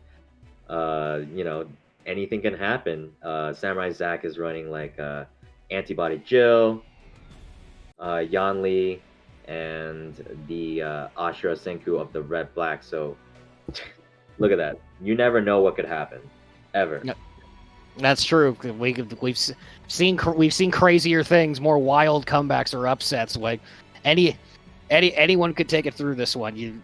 Results aren't set just yet, except for maybe Earth and Kyle P getting it top 4. That's pretty much guaranteed at this point. Oh yeah, absolutely. Other than that, anything could happen. Anything can happen, but we will be diving into the decks with Earth versus Kyle P, and we know that Kyle is running, Zombie Shinku, Yanli, and Raging Demon, and we kind of expect Earth to do the same, right? He will be running that Yanli. I think that's the deck that he's been running actually. Raging Demon is of course pretty solid, and then something that you might not be expecting. He's going to be running Big Rezo, if I'm not mistaken. It's a very interesting Big Rezo. It looks like a deck from last set. There are 4 units in this entire deck. Yeah, I just really cannot see the other units, and you can as you can see from here on the screen, we don't know what the hero art is. Unfortunately, none of us speak Japanese. It's a problem we have. But it is Big Rezo. We don't know what hero. We don't know what art. I would imagine, like, with how many actions it has, I'd imagine Rakuhoha, but it could also be Temptation. It could also, like, there's all. It could be Devil Trigger. Okay, according to Dark Void, the hero art is Temptation. Okay, so it is Morrigan Temptation. Thank you, Play TEPPEN and Dark Void coming in there. Yeah, we can only imagine with this type of this deck, it's usually Temptation, where what you want to do is you want to build Ibuki to high levels of health where you cannot kill her, and then you just kind of continuously halt them and halt them and halt them, and then just fly over their units. That's just normal big rezo, right? And then once you get the board, if their board ever gets filled, hit them with the Temptation Hero art and just fly right over them. So pretty simple stuff, but like you said, only 4 units.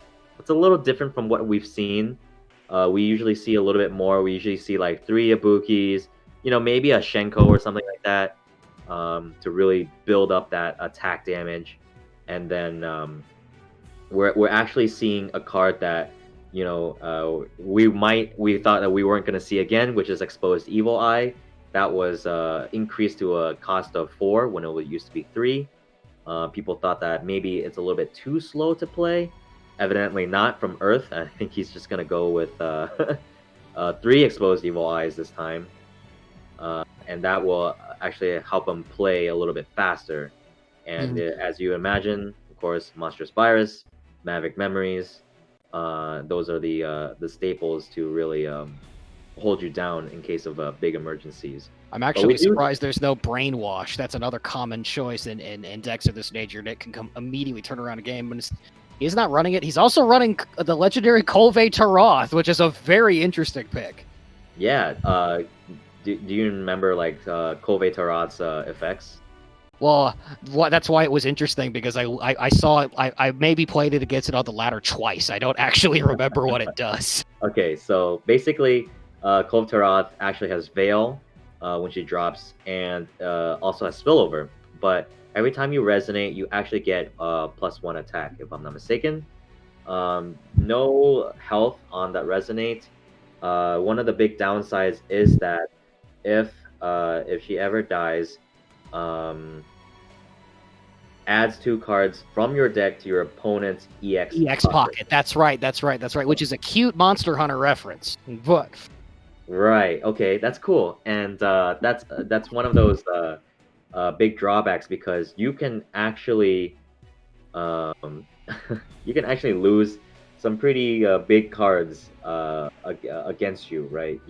You could potentially lose your Maverick Memories or your Monstrous Virus. Yeah, that'd be really bad. Or one of your units in a deck where you only have 4. All of those things are very bad. Yeah, and or even like a halt, right? Like a Dark Hold, and that's not something that you can afford losing per se. So it's a medium risk to a medium reward, I guess. I haven't really seen the unit really pop off like that. But of course, it does have Veil, so you could be safe from some seals or some destructions, but you are definitely not safe all the way, especially when you play against Zombie Shinku, right?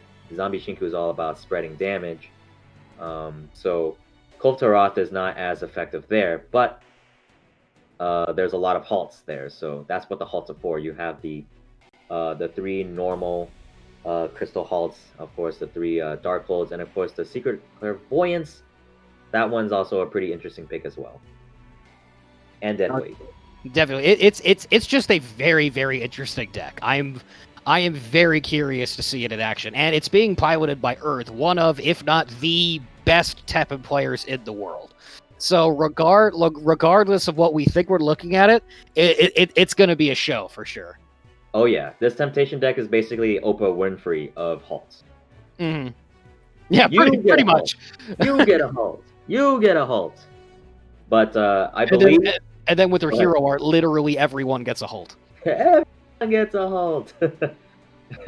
But right now, we're not going to halt this match any further. We're gonna jump right into it, right, Broken Fears? Absolutely. All right, Secret and Nintendo, please give us a show. Take it away.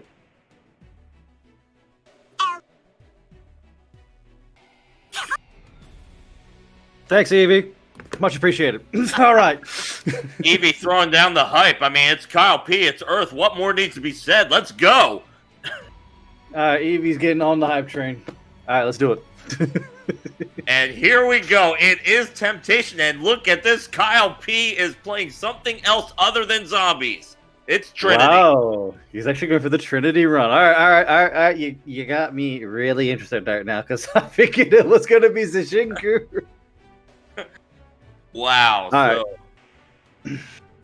All right, immediate start with the MP boost from Feline. Yeah, he'll probably just sit for maybe a little bit, then immediately just drop layer and just you're building up your mana. You're just sitting there, letting the mana roll up. Nira's going to get the nice buff.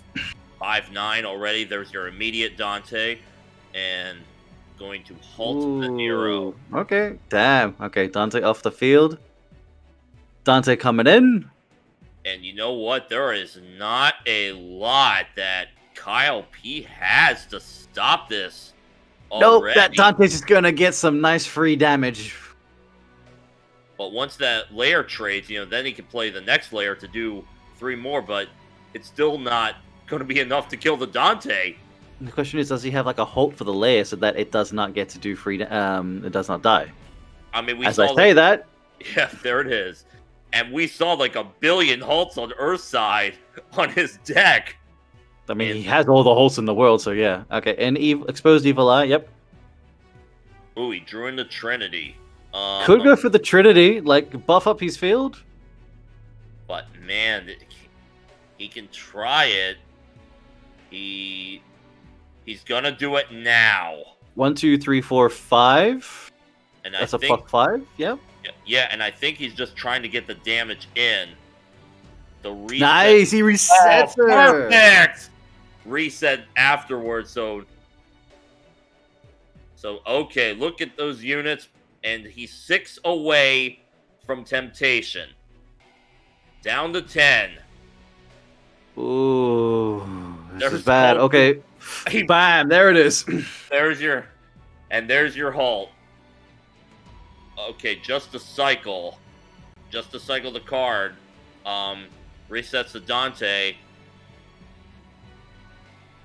And I'm gonna yawn on that. he's gonna play that right away.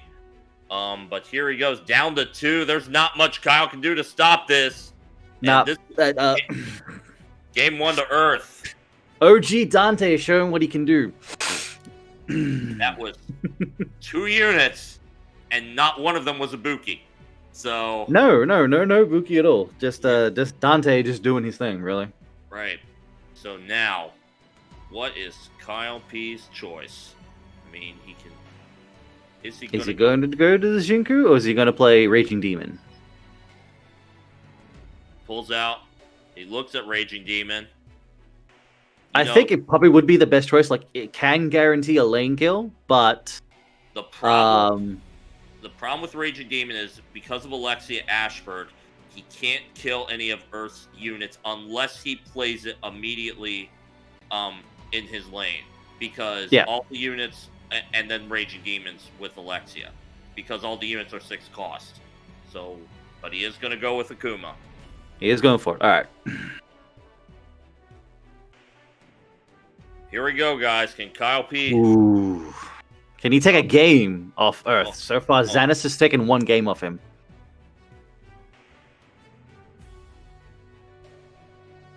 Alright, the starting hand is... Right, okay, I think that's a bit better now. At least you got Gate. Yeah, he's got Gate to grow the MP. And he's going to do that with the zombie right away. So now he knows what's in store. Most likely he will not try to set up a 3 board. He does not want to get board locked because board locking is an issue. Interesting enough, as I talked about the Alexia, I mean, he could ascend if necessary. You could ascend on the zombie just to give Gate the 6 so Gate does die. Right. Of course, you're sacrificing 3 damage when you do that, but... You are giving up. But most likely play zombie in the middle. Gate dies. Or not. Or not, nope. And so, Sigma comes out. Okay. Fair enough. He's probably going to also need to try to build up mana. Earth has not played any unit yet. He's played his halts and actions. He hasn't drawn. There's Dante. Dante, and there's the halt on the gate. So now, all right, the ascension. So what's he's planning? Okay, he's going to ascend there. Okay, interesting. All right, he's going to try to give it some health right now. Now, man, I mean, if he could somehow destroy the gate, that's going to be his key, because then, I mean, he could play Alexia to try to take out Dante with the Rage Demon, provided he gets enough AP to do it. Right now, he's at 15. Yeah, it's coming down to just trying to get that Ascension setup kill. All right, just the speech. Okay. Meanwhile, Speech coming in. I think I can see what's Kyle's aiming to do right now. I feel like I know what he's going for. If it plays out as he wants it to, he has a good chance of doing it. Look at the health though, 10-6. So, but there's your speech. And halt. And meanwhile, Temptation is ready. Just gonna fly. It's gonna fly Buki. Makes sense. Yeah, you know, just this is going to hurt a lot if he can't stop this right now. There's your Temptation. And that's it. You can't stop it. No. And High Rezo, the old school kind, has done it. High Rezo was a good. It's very difficult. It is hard to beat sometimes. Like, yeah. The problem was just you're locking up your board. There's not much you can really do about that. Yeah, with all the halts in the world, I mean, the destroys, Alexia Ashford, as we talked about, only destroying a 5 unit. Those all the cards that were in Earth's deck, all the units that were in Earth's deck, all 4 of them 6 cost and more. Yeah. So Alexia's kind of redundant at that point. But that's unfortunate. But kudos to Earth, to Owen Kyle. Nice try, Kyle. He really tried to do it. We were hoping he could pull something out, but yeah, Rezo still being strong as it is. Congratulations to Earth.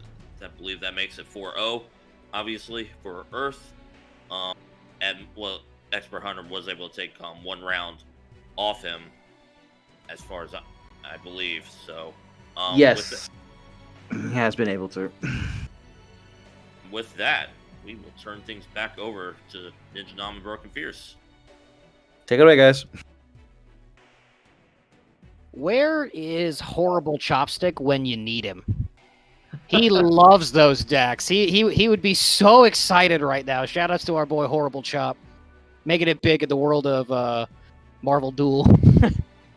Yeah. So, let's just talk about that the big Rezo deck, and I think we definitely focus more on that than the other decks, right? We didn't really talk too much about his other 2 decks because he didn't play it.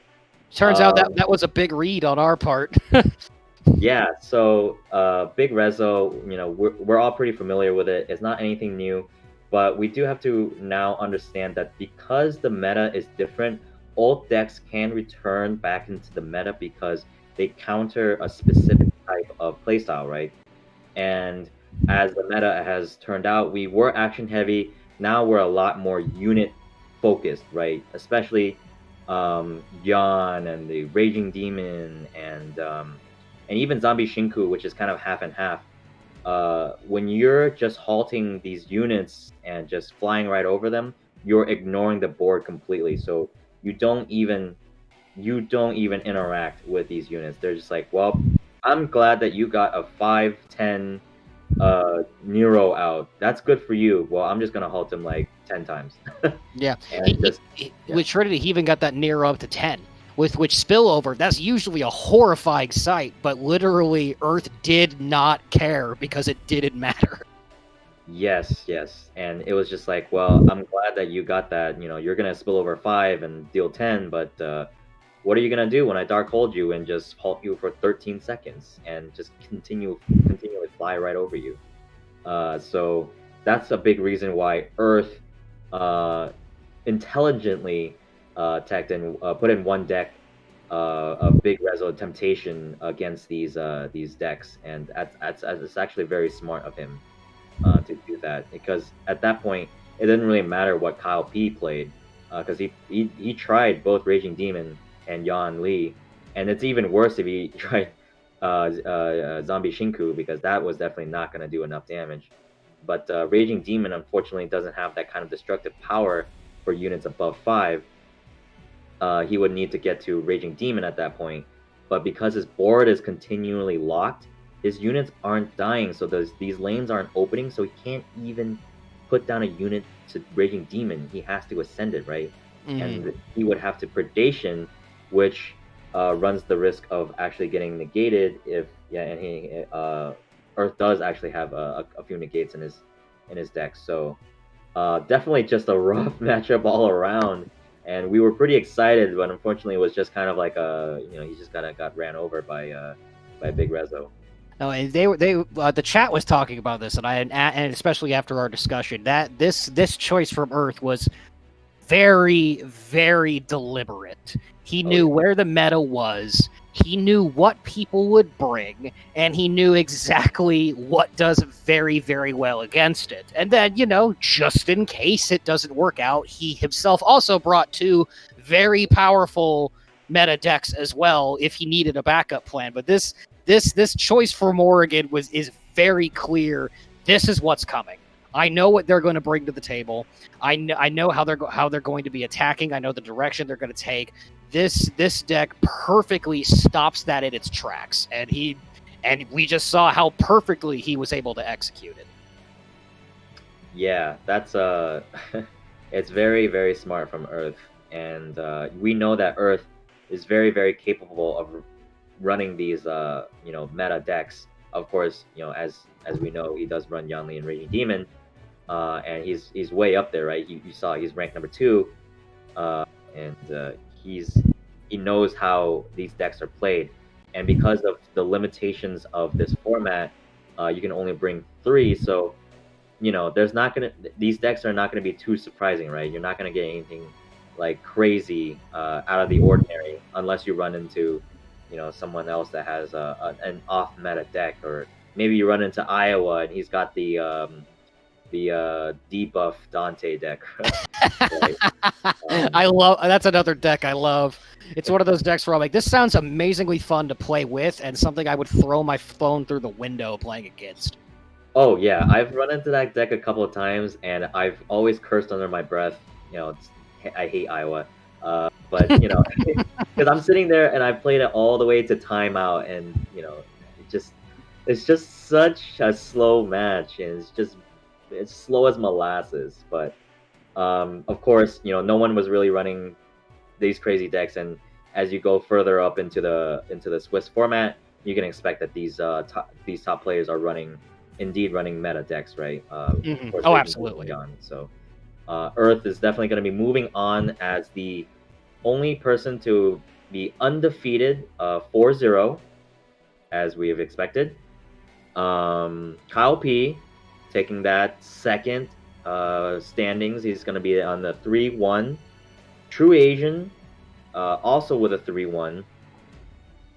Thirsty Games also with a 3-1. And Zanzis also with a 3-1. So kind of what we were talking about on round 4, where Zanzis might win, and he'll also be on a 3-1 with True Asian and Thirsty Games. So it's kind of have to coming down with the points differential and the Buchholz points as well. So I believe we're actually going to be taking the top 4. I think Zanzis is going to be falling a little bit short on the top 4. If I'm not mistaken, perhaps Iowa can kind of update on those standings. Maybe we'll get a screen of the top 4 for us. This was a very, very close term. Tons of our players ended up getting 3-1. So even though like we can only take 4, shout outs to everyone who came. Like the competition was very, very, very strong this event. Yeah, definitely. And Zanzas really also showed out too, right? He actually got a round off of Earth, where True Asian actually got 2-0'd by Earth, and Kyle also got 2-0'd by Earth. So definitely strong showings all around. We'll have to see if this is indeed what we're going to be going with by our tournament organizers, Iowa the GOAT. And I think that's indeed what we're probably going to go with. And funnily enough, you and I kind of predicted it. Yep, this is exactly it. Zanzas just missing the cut. Unfortunately for him, however, he definitely should walk. He definitely should walk home with his head held high. The only one in the initial Swiss taking a game off Earth. So shout outs to Zanzas for that. Just barely missing the cut, but as we predicted, we have our top four of Earth, Kyle P, the True Asian, also known as Steven, and Thirsty Games. Yes, and these guys will be facing off a little bit later on. We're gonna have, I believe, Earth versus Thirsty Games, if I'm not mistaken. It would be Earth Thirsty and Kyle P versus Steven. I see. So we actually have options now to watch who is gonna be played. I would really hope that we get to watch all of them, actually, if we can see Earth versus Thirsty and Kyle versus True Asian. That would be most ideal for the viewers and, us. And then, of course, winner will move on to face against each other for the grand finale. Absolutely. We are going to be moving into this top four. However, I want to do a brief moment and shout out the Matcherino tournament sponsorship. We now have a Matcherino tournament sponsorship role, which comes with a ton of amazing benefits with Matcherino. One of which is we are going to be doing a poll for different formats for next week. And it's up to you guys to decide what kind of event we ended up having. I personally know what I'm going to vote for, but it's all up to you guys, of course, and what you end up deciding. Yeah, the Matcherino tournament sponsor tournament is going to be very interesting because once you purchase $10, you are now a sponsor, and you get to enlist into the poll. And the poll is going to have a lot of formats. And just naming off a couple, right? One hero and 3 arts. The popper format. The no actions format. I remember that one. Which is the all units one. Harvey Dent is something that a lot of people like too. Yeah, Harvey Dent was cool. Band format and worlds format. We're not exactly worlds format right now. We're actually doing something that's slightly different. It's more like FGC, right? When you when you win, you have to keep your character. So it's a little bit different. But as you see from Earth, he kind of just ran over with the Temptation deck, and then you really didn't have a counter for it, right? So that's slightly there. Remember, if you for $10 you become a sponsor of the tournament, which is awesome for you, and you also get to vote on our next format. So if you want to decide what our next tournament's going to be, you know what you have to do. I believe in you. You will make the right decision. I don't know what you're going for, and I don't know what I'm going for either. So, are you trying to persuade me, or? Oh no, I was just telling. When I said you, I bet the chat. I was telling them to become a sponsor so they can, so they can vote. But it's up to you, man. Okay, I will do my best, and you guys should definitely look out for that as well. But as we are going into top 4, we are going to be taking a quick break. It's going to be about 15 minutes. So for all players, all viewers, and for us, we're gonna take a quick restroom, take a quick water break. So don't go anywhere too far. Come back in 15 minutes, and we are gonna start top 4 for our tournament. So be right back, guys.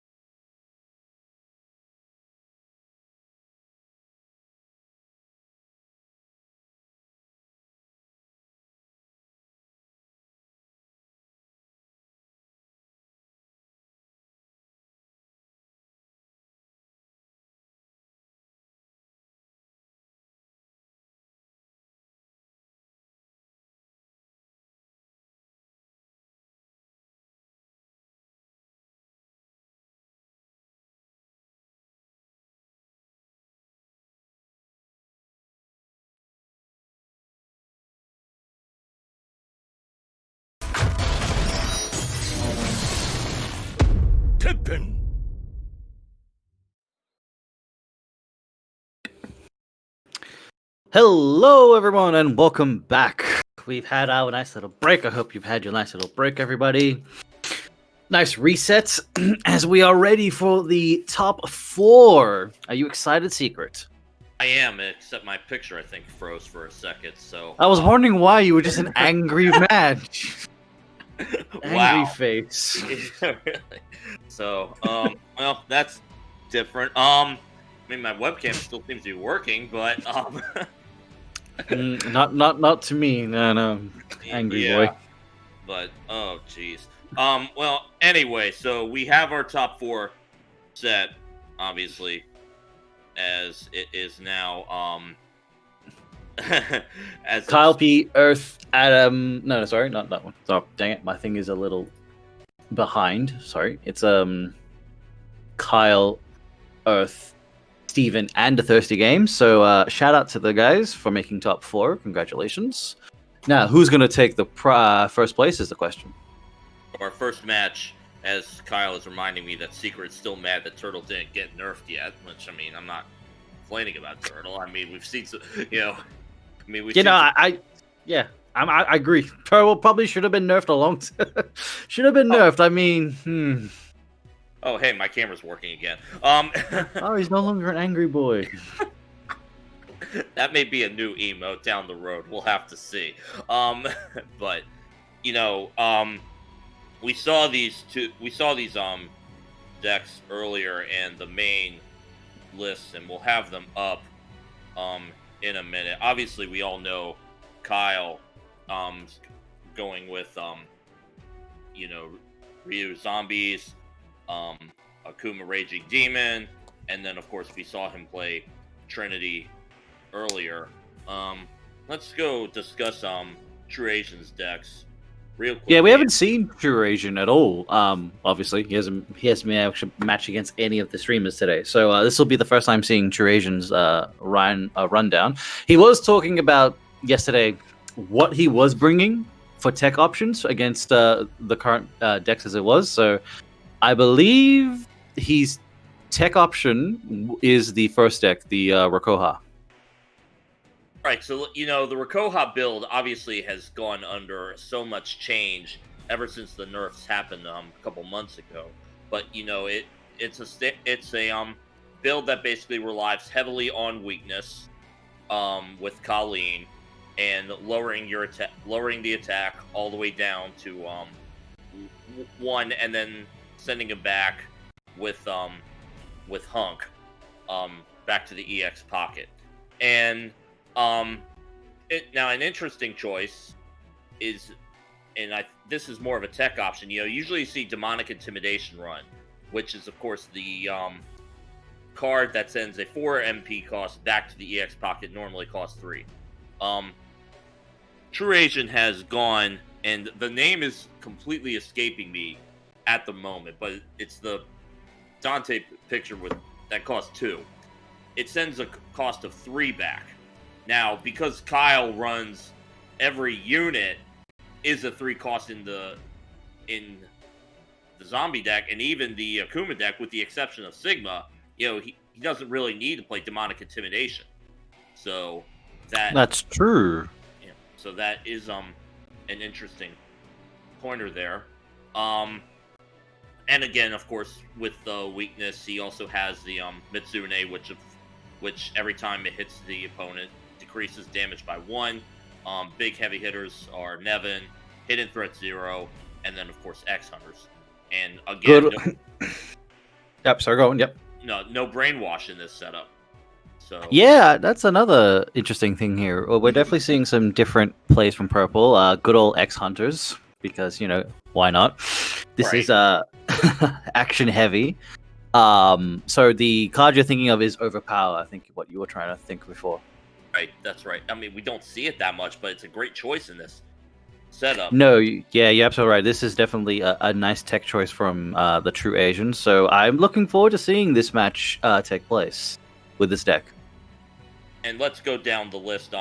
True Asian also bringing his variation of the Zombie Shinku deck at the bottom. In fact, the only difference that I can see off the top top is Kyle P is running a trust. True Asian is not, and Kyle P is not running defect. True Asian is running one defect. So, other than that, those decks are basically the exact same, almost. Yeah, there's not much you really do to change up Zishinku. There is just like a precise way of playing it. You only do one or two slight differences to what other people might play, but otherwise it's generally the same idea. True Asian is bringing in his purple-black Devil Trigger, because I kind of think, wasn't he the one who kind of started spreading this deck around? That's what I think so. And I mean, I think we first saw it a while ago with Ebony and Ivory, which was almost too hilarious because it's like, well, Ebony and Ivory has never had a good deck, and then and then it went to Tenkuha, then it went to Devil Trigger mostly now. Dongo's been running it like crazy now. I mean, he's got like over 1,300 wins in ranked. It's kind of ridiculous. I mean, oh jeez, kind of nuts. When I look at Kyle P and I look at his Ryu and his Akuma, Kyle has one Fate, and in both decks. He has Rebel's Memories in his Akuma deck. He does not have Betrayal. So that is something to consider. I mean, Betrayal, I think, is one of those cards that you could use to get rid of as many Trishas as possible or as many Sea Vipers as possible, provided they don't have something like Bald-Faced Lie, which I've encountered before and was completely shocked about it, and it made perfect sense to counter a card like that. Yeah, I get that. Yeah, now, most black decks these days now, they're opting to not run like the big destructions, which is your obliteration. The board wipes are always going to be there, but like you said, Rebel's Memories and Destructive Instinct, a lot of black decks are now just like taking in Destructive Instinct, or they're throwing in Sample Collection, maybe even Just Desserts. Like, they're opting to be fine to trade off a unit for less mana. Right, and I mean, the hardest part about that deck, it's only 6 units.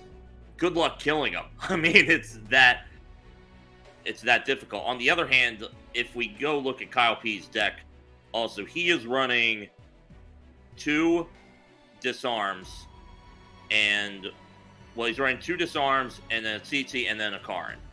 So 4 seals total. So yeah, that's your standard Yawn build, to be truthfully honest. I mean, I like the Panda in there.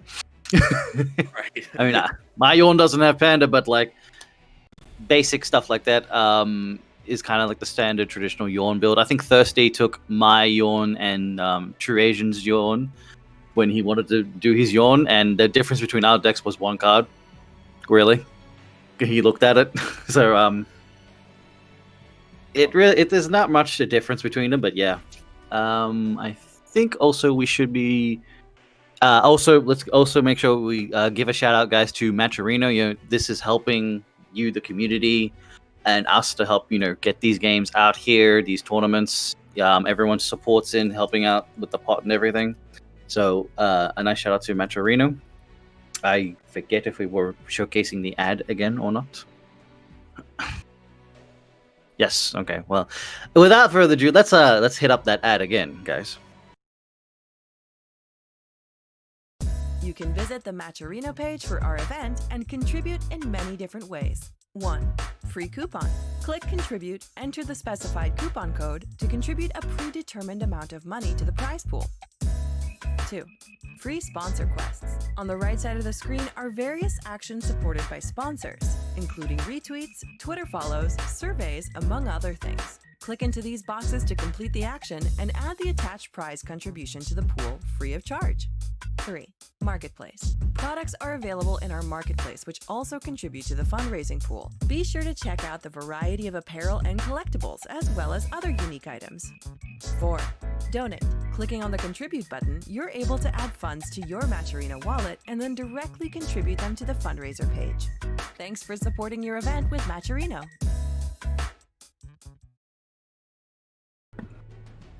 All right. We've been told we should actually show the Matcherino page because apparently there's been a big donation. Check that out, and once again, thank you everybody for joining us. And let's, as we get that up for you, just a couple of reminders here. We will, it will be so of course we have our top 4, and there will be a 3rd place match as well. It is single elimination. So, obviously the same rules still apply. Best of 3, 2 out of 3 for the semifinals, and then 2 out of 3 for the finals, and 2 out of 3 for the 3rd place match. So yes, we are hoping to actually showcase all games for you guys. So we're going to do Kyle versus Steven first, and then we'll showcase Thirsty versus Wait, did I get that wrong? it's Kyle P versus True Asian, and then Thirsty versus. Thank you. Yep, that's it. Thank you. Yes, we're gonna make sure we show you guys all the matches. Right, one way or another, including the 3rd place match, obviously. So, let's see where.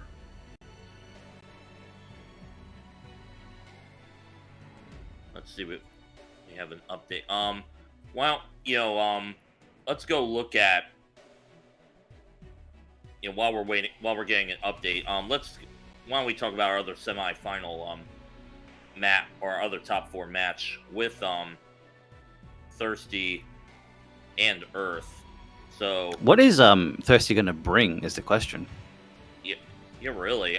He's obviously got his options, but of course he's been running Killer B this whole time. But Killer B against High Resonate, I mean, I don't know. I don't think that's the right choice. Well, no, because he can't destroy anything with the victory Killer B. That's the problem. If you look at Thirsty's Chun-Li deck,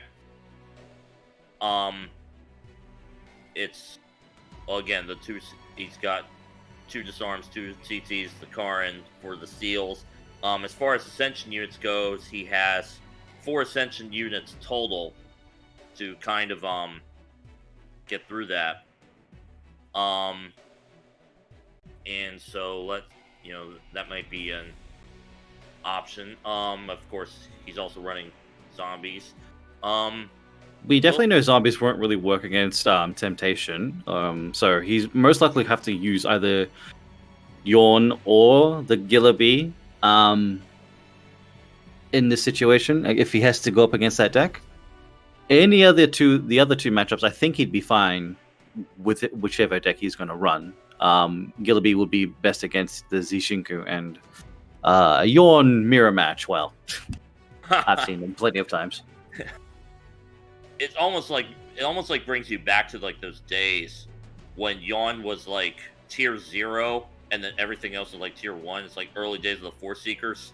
And... Oh yeah, I remember that. I have to shout out to Ace Agard for literally coming up with the Yawn build and then giving it to Iowa to like stream it, and then it just blew up from there. I know who created the Yawn Lee meta. It was a hell of a time, let me tell you that. It's funny because like we always thought Yawn was good, not broken, and then of course when she comes out, and then all of a sudden it's like I'm immediately going up against Yawn Lee, and I'm like, wait a minute, this is kind of crazy now. Yeah, it just became busted. Like it was didn't really expect it to be getting that out of control. So, the nerf comes around and it's like, well, Yawn's a bit fairer now, and then if everyone thought that Yawn's probably done, but hey, look, Yawn came back into the meta. Like it just worked. Right. Just totally there. So like, And, and we now have the. all right, cool. We have the matcherinos ready to show off. Yep. Take it away and show us what we get to see.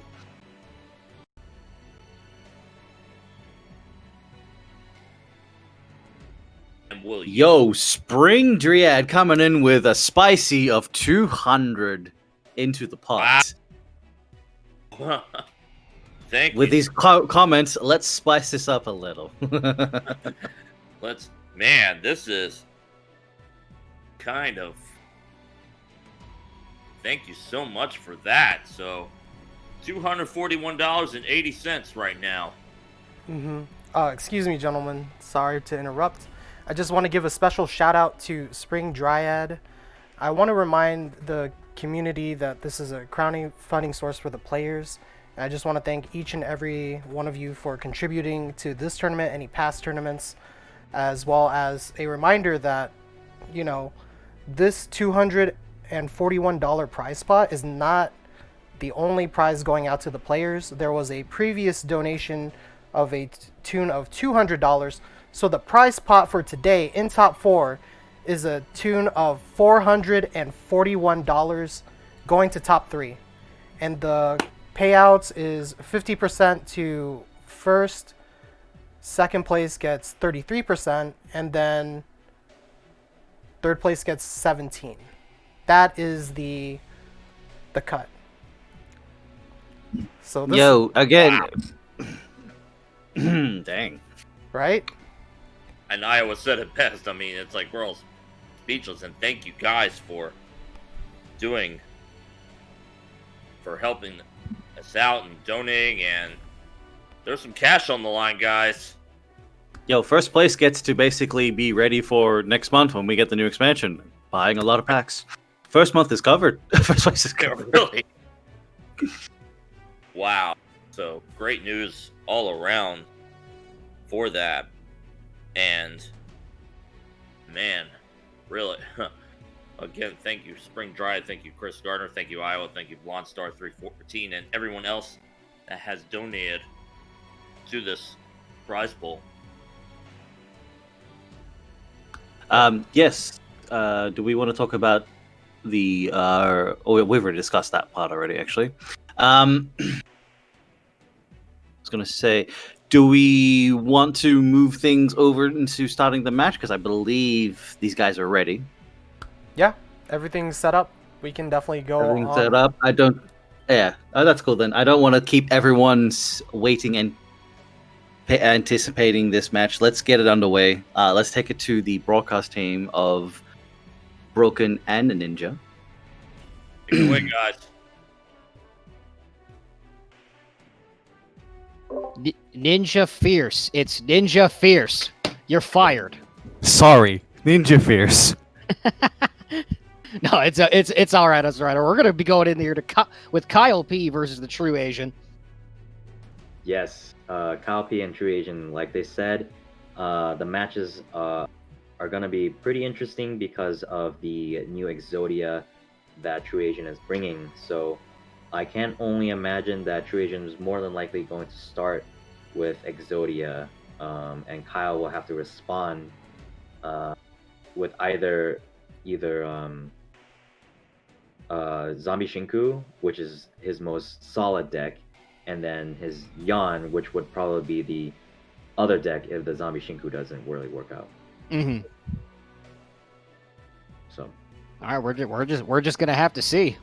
Regardless, these are two of our big name players, so I'm definitely ready to see a display of skill. But admittedly, yes, I do want to see this modified Exodia a lot. yeah, it's gonna be a lot of debuffs, a lot of weaknesses, and then we're going to bounce those with deadly traps. And if you didn't have deadly traps, then you bounce with overpower. And then rinse and repeat. We're going to search the explorers again. New generation Reploids. We're gonna do more weaknesses, so it's gonna be a pretty slow match. But unless Kyle P has anything to say about it. All right, we'll just have to see.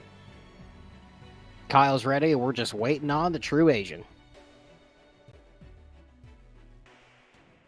Okay, here we go. Hope you guys are ready. First game, Kyle P and the true Asian.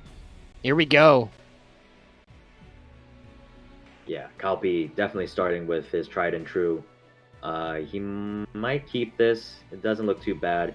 You know, the starters that we want to open with Zombie Shinku is some sort of unit, maybe a turtle. Gate is definitely the best starter. But a true Asian is actually not going to be running Zode. He's actually running the Devil Trigger form of the Black Purple for Big Rezo. You said it was going to be a slow game. This is about to be the opposite. This deck has no brakes. It goes full speed. Yes. The way Kyle is changed his deck, he does have a Trusted Missuspicion, something that you don't see very often in these zombie decks. But it actually does provide this damage boost that is very important for these kind of decks. And Kyle, he's going to drop the gate immediately. He's going to wait for the last minute to drop the turtle. He does have quite a few damage options to go here with the Chain of Fist, the Liberating Slash, and the Trusted Missuspicion. So let's see if we can target and kill one of these units. He also did draw his agent's memories, and that might turn to be very important. Also, Mad Massacre. This is going to be big. I'd imagine he might Liberating Slash first, and then save that Mad Massacre for a rainy day on the Junie. I definitely agree there. With Mad Massacre, you never know exactly what you're going to get, and there was too much health there. So going for the Liberating Slash early was definitely smart, protecting that turtle, making sure his board presence is still at maximum capacity. So he's losing in life now, but he is at a decent position. We are going to see the Devil Trigger come out, so no damage for the true Asian for now. Ends up dropping the zombie, but still takes that 5 to the face. He's got to deal with that Trish. He does have the Ascension, though. That will get rid of her.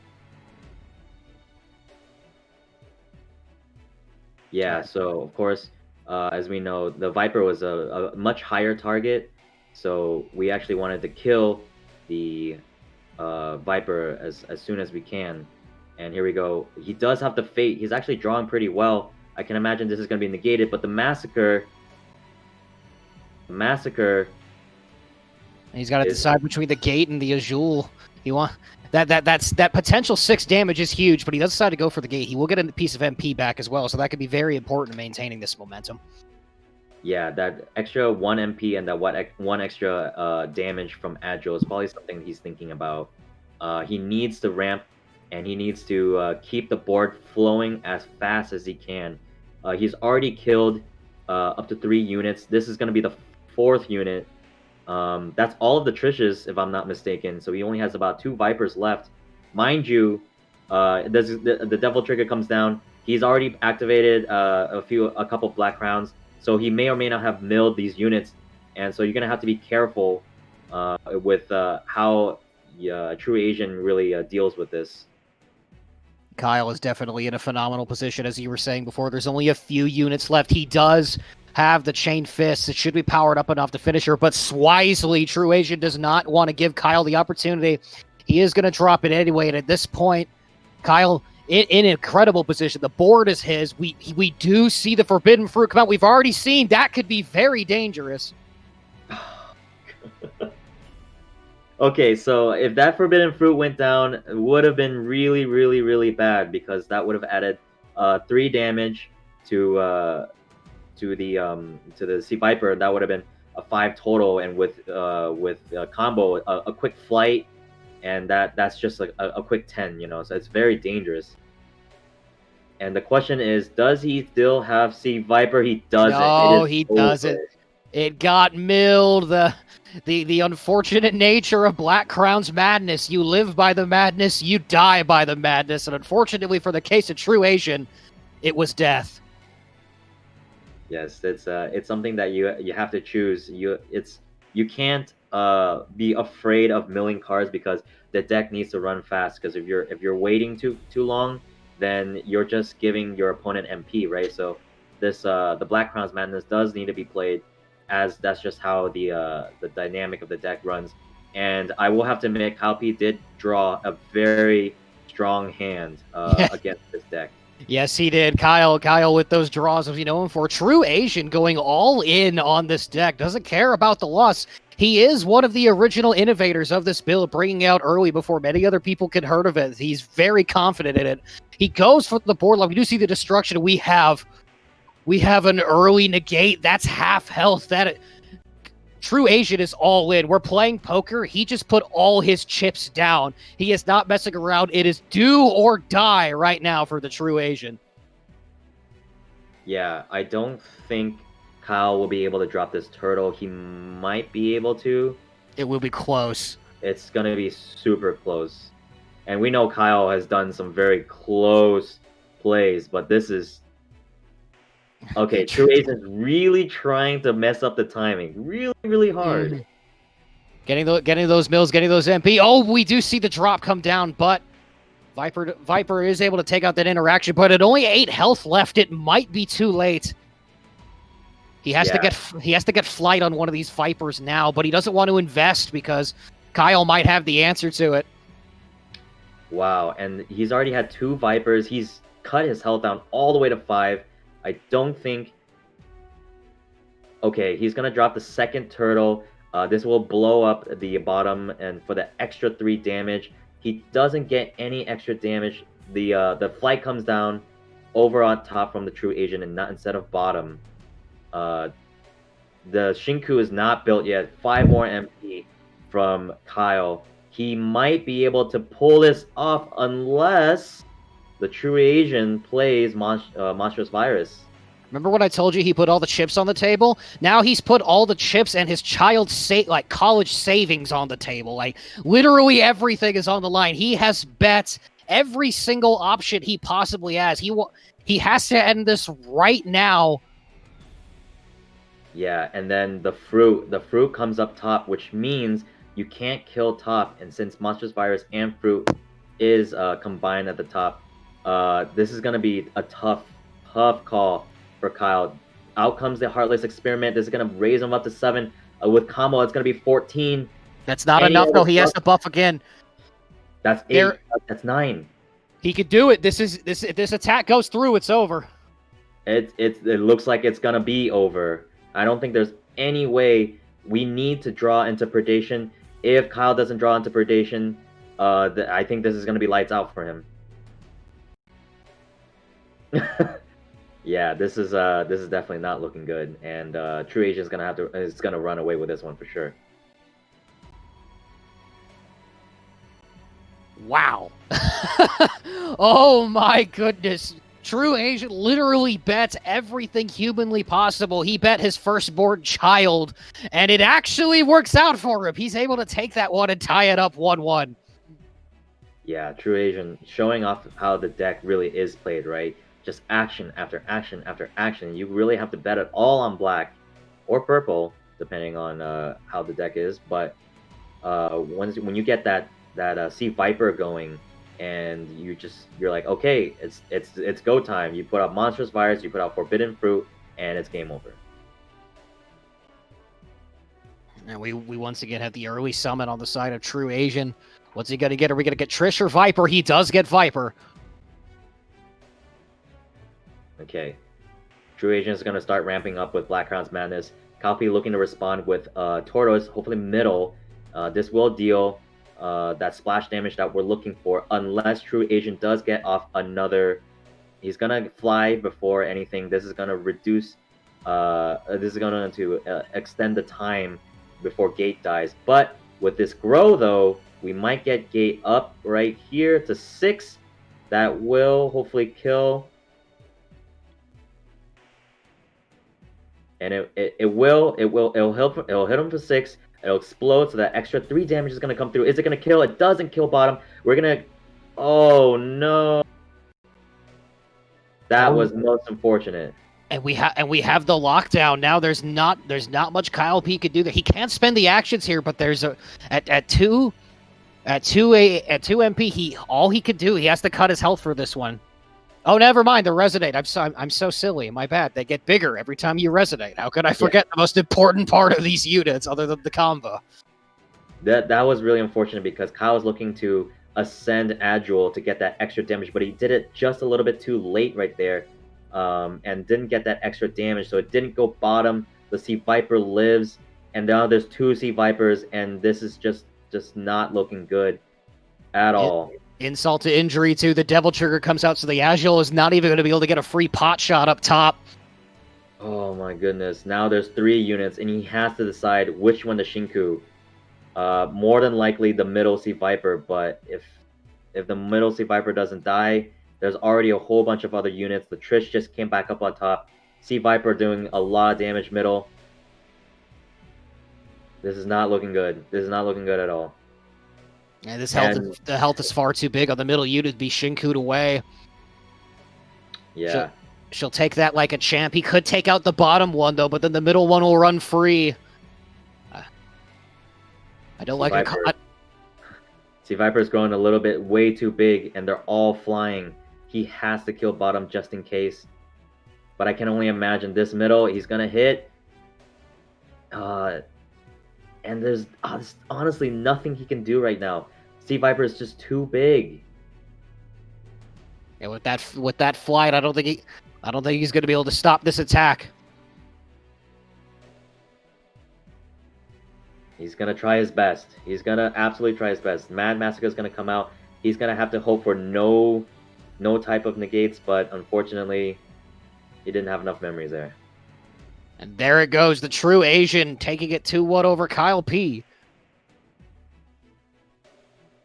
Yes, and then we finally see the dynamic of the deck. It's kind of can you deal with this Sea Viper growing out of control or not? And if you can, you're definitely good to go. But unfortunately, when the deck gets going, Sea Viper just grows too big, and you just can't stop her once she starts flying. So really fast, fast 3 games. By Kyle and True Asian. Very much so. Before this set, you were talking about how it might be slow, but that is the opposite of what we saw. All hands on deck all the time, going in for the big bets. Kyle P played very well, but unfortunately, this new Resonate deck, too fast and too powerful. And for all time's sake, say it with me, everybody: fudge Rezo. Fudge Rezo, but the people who we do not fudge is definitely Secret Walls and Nintendo, and that can help us out with analyzing that match furthermore. I think Evie even says fudge Rezo on that one. Yeah, I know Evie does. Wow. I had a feeling True Asian knew exactly what he was doing. It's almost like it was a perfect plan from the start. I mean, you see something like a hidden intent at the beginning, and we saw that earlier, and in the first match Kyle P played, and health getting cut down to 14, but I mean True Asian was so in control of that. Even when you see that huge health drop, it was so much more important to keep that unit alive with with hidden intent. I mean, how many times have we talked about 6 units? That's it. And so yeah, it came down to that second game, getting virus and putting fruits on the units. It didn't matter how many times you were sacking life, because it didn't matter. Like, it just got way out of hand to deal with. And Black has, there's only one flight unit, one action card that Black has, Bolt Reaver's Madness, and then Red's flight options, if you don't already have it on the unit, are very, very questionable, and so he didn't have an answer for it, and of course Kyle P's not going to run that in a zombie Shinku deck. I mean, no. That's unfortunate for Kyle to actually lose out there. Like, it couldn't do anything against the might of purple black Devil Trigger. As we all know, it is a very strong deck. Right. And not a lot of people like it. I mean, we've seen so many variations on it, and I mean, played to perfection right there from True Asian, who will advance to our semifinals not semifinals, finals and is guaranteed at a minimum second place. So, yo, congratulations to the true Asian, man. Just, he's got the math behind everything. He was talking about it last night. He knew what he was planning to do and all that. And getting a share of that $400 prize pool earlier. So again, we are waiting for, obviously we still have the Thirsty Games and Earth for our next match. And we've talked about this a little bit, beforehand.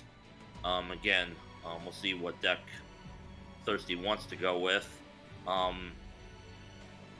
gut I hate making predictions because I'm wrong 80% of the time on these things. It's my gut reaction tells me that Thirsty's going with Yawn, which means I'm going to be totally wrong. But we'll see what Thirsty decides to. I think he might bring out the Gilla Bee just for everyone, just to watch. He's gonna have fun with it. But noting on what True Asian just typed in chat, he is technically 0-3 over Kyle in tournaments. So that's true. So well done, True Asian. Well, no longer 0-3 now.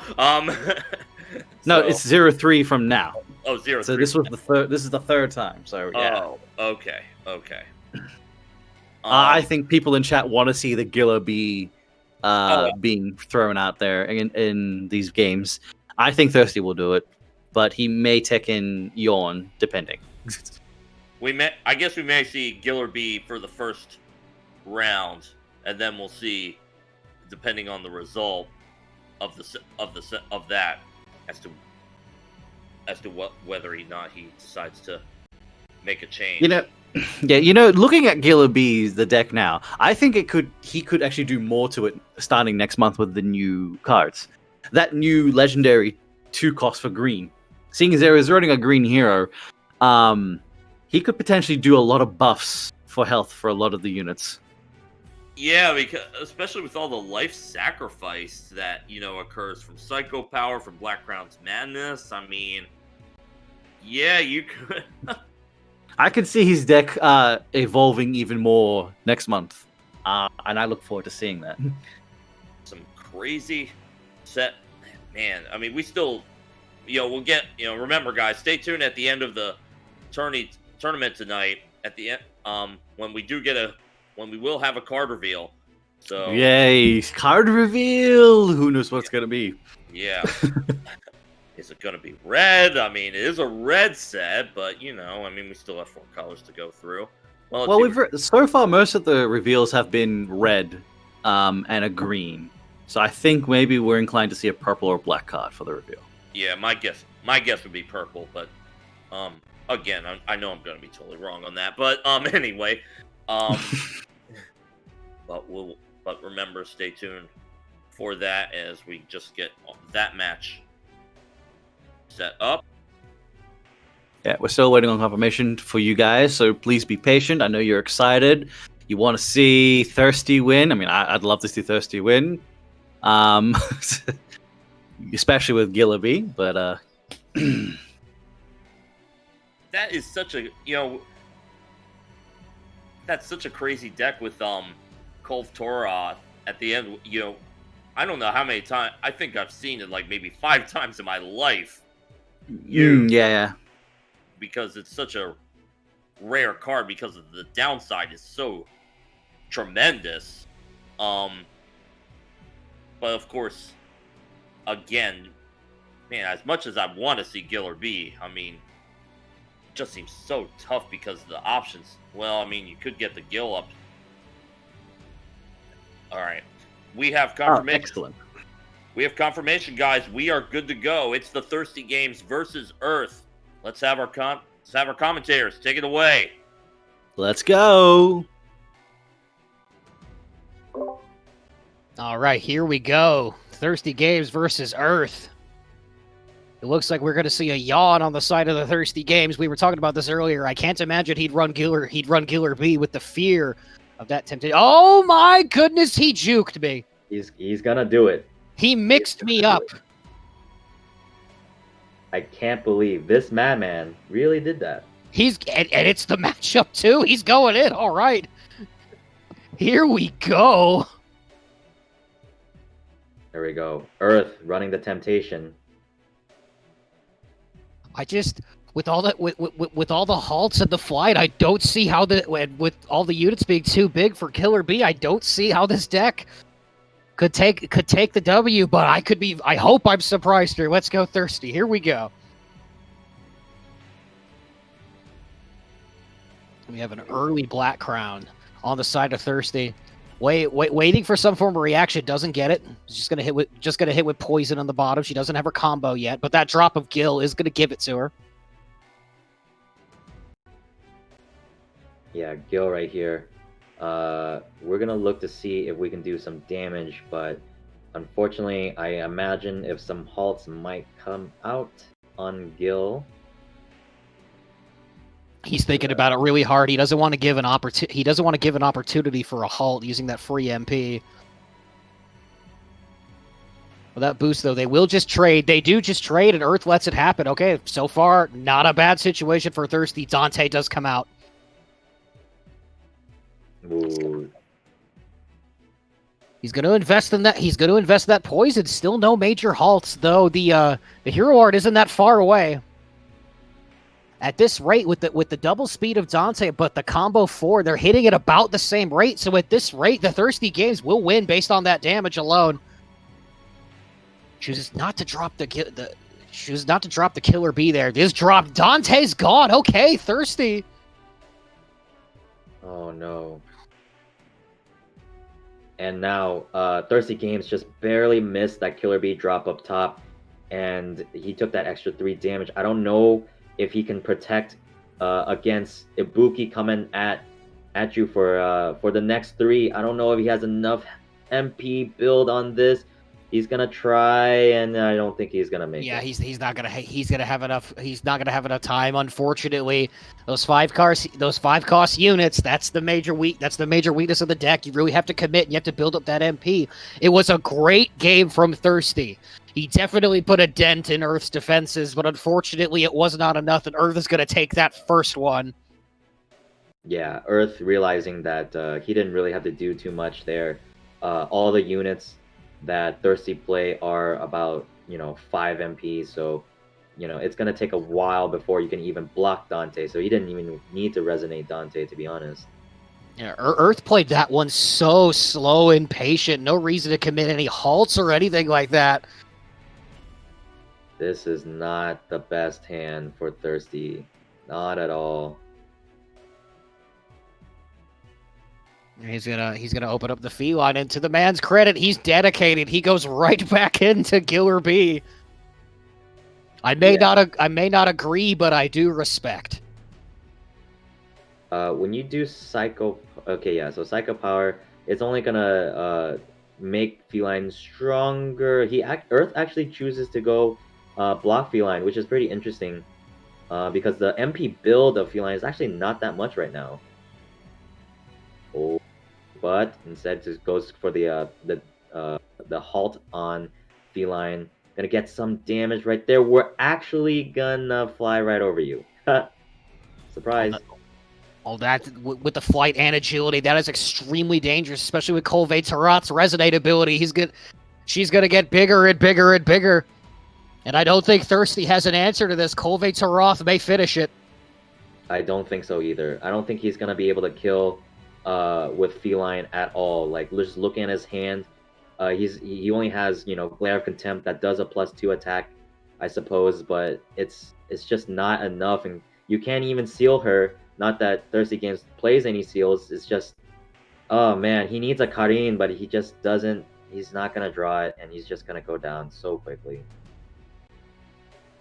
And there was no defense. Earth has conquered the Thirsty Games, conquered Killer B with the power of this Morrigan deck he built specifically to fight the meta. And look, I know Earth is scary now, but just wait till Fire, Water, Wind, and Heart show up, and then none of us are going to stand a chance. Yeah, I can't wait for Heart, especially. I wonder who that could be. That was just most unfortunate. I think Earth just kind of sucked the air out of the room on that one. Just completely demolish Thirsty. It's just one big unit, fly, plus agility. Well, GG's. All right, ladies and gentlemen, with that, we're going to send it right back to the desk. Secret Walls at Nintendo, take it away. Thank you very much, lads. Yeah, it's a pretty one-sided game, wouldn't you say? Yeah, and we talk so much about Kolvat Terath. You don't see it that much, but if you don't kill it, well, not much. It's you're not worrying about the downside of it. So No, it was pretty straightforward. I know Thirsty was. I think he was trying. I don't know. I'm pretty sure he figured the other two decks really weren't going to stand a chance against the deck that pretty much counters everything. That was made specifically for it. Yeah, perfect deck building by Earth once again. I mean, you saw the trade up top with Dante. Just even in his regular form. It's not like Devil Trigger Lucia, who when Lucia hits the ground, she doesn't have agility. You have to resonate to get the agility. Dante comes with agility just to start with, so he's still going in super fast. You thought that Thirsty actually had a very good chance, but then you saw Monstrous Virus, and it's just like, oh man, that's rough. Yeah, I think the Monster Virus just pretty much won that game. If it didn't come out, I'm pretty sure Thirsty could have taken that first round. Yeah, I think all of us were, I guess we don't know how many halts Earth had in his deck. I mean, his deck was full of them. So that was really the only other option, to stop that poison. But it definitely looked like that poison was ready to strike. But not Monstrous Virus got in the way, and so Earth is. So your finals are set. It is Earth and True Asian, and for your third place match, it will be the Thirsty Games versus Kyle P, which is what we are looking at right now. So, we have the rematch. Yeah, we have seen we've seen Thirsty and Kyle do some crazy zombie Ryu matches in the past. So on TCS, but I have a feeling Thirsty's just having too much fun with Giller B to go with anything else right now. I honestly feel like he'll just stick with Gillaby for the rest of the thing. It's just set in stone for him to just keep playing that deck. But he might surprise us. You never know. He might actually pull out the yawn.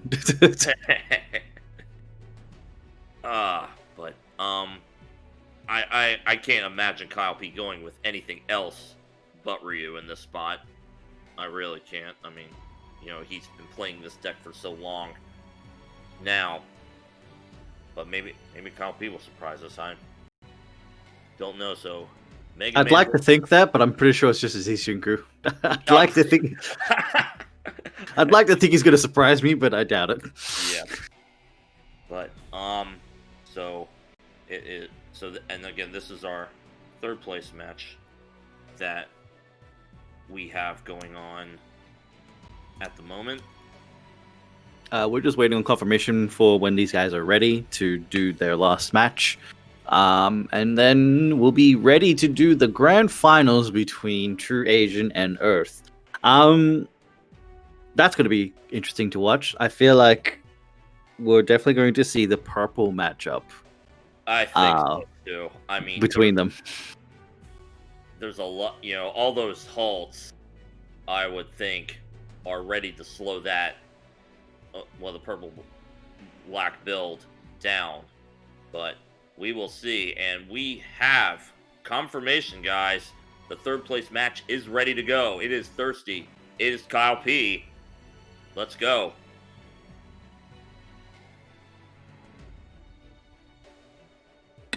Ninja. Alrighty, here we go. Thirsty Games versus Kyle P. The rematch, the fated rematch.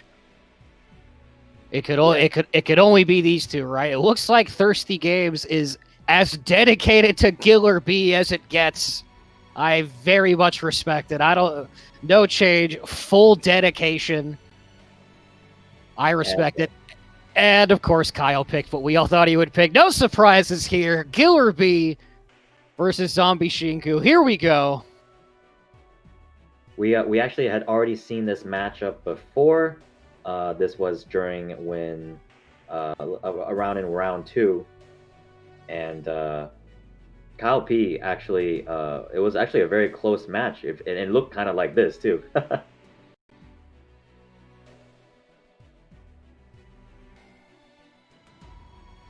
Ooh, the malice. This is like deja vu, is it not? It's very, very close. Yes, the sides were switched, but otherwise, yes, this is very similar. We have the malice extremely early. Doesn't want Gil to get his game going. Could definitely agree with that. We are going to see the psycho power come up on Gil.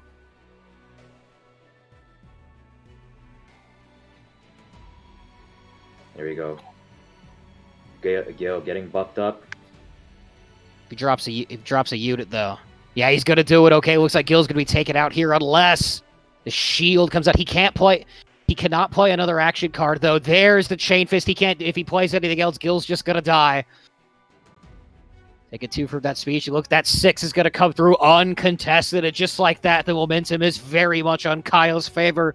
The snowball has begun rolling down the mountain. It is getting bigger and bigger and bigger.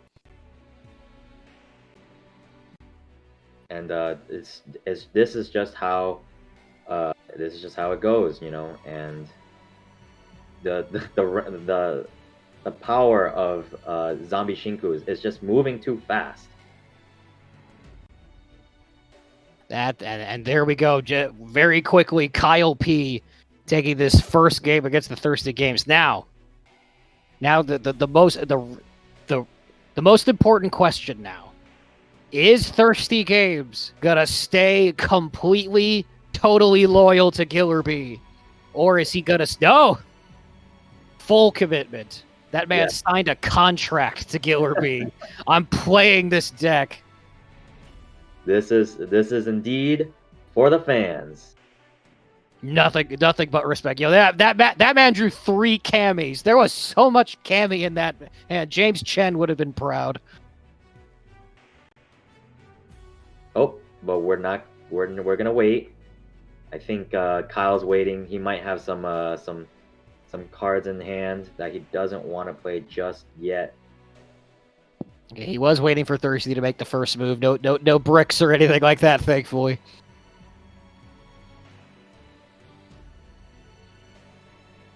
Poison goes down early. Kyle's just going to go to whittle her down a little, but a Psycho Power will make that 2 damage. Nil. Give her an extra 2 attack instead.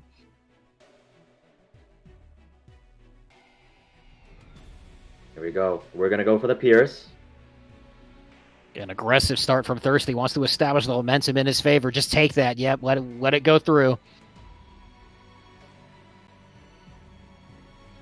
All right, ouch. That's a lot of damage right early. Quick 6. Can we get the combo, though? That is the question. I suspect he's going to want to drop the Cammy. And he takes out both of the combos on deck with Pierce. Poison will die here, but Kyle's going to take a lot of damage. And right here, we're going to buff up. We didn't get the card quite yet. Yeah, unfortunately, despite that buff, Killer Bee is still going to go down to that. Kyle is not out of this yet. He almost has Shinku on deck. Can he do this? If anyone can do it, it's Kyle P.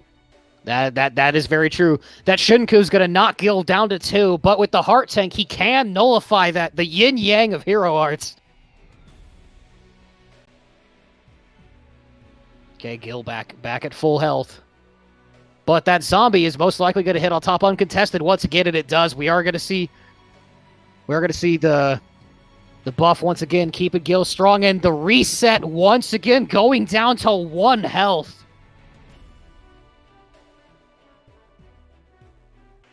Can we get it? Does he get the revenge? If so, that's huge. There's gonna be another Gil haunting that deck now, just waiting for his moment to strike. If the Pierce goes down, this could turn out very poorly. Okay, Azul coming out early to protect. Okay, we do have the Glare of Contempt.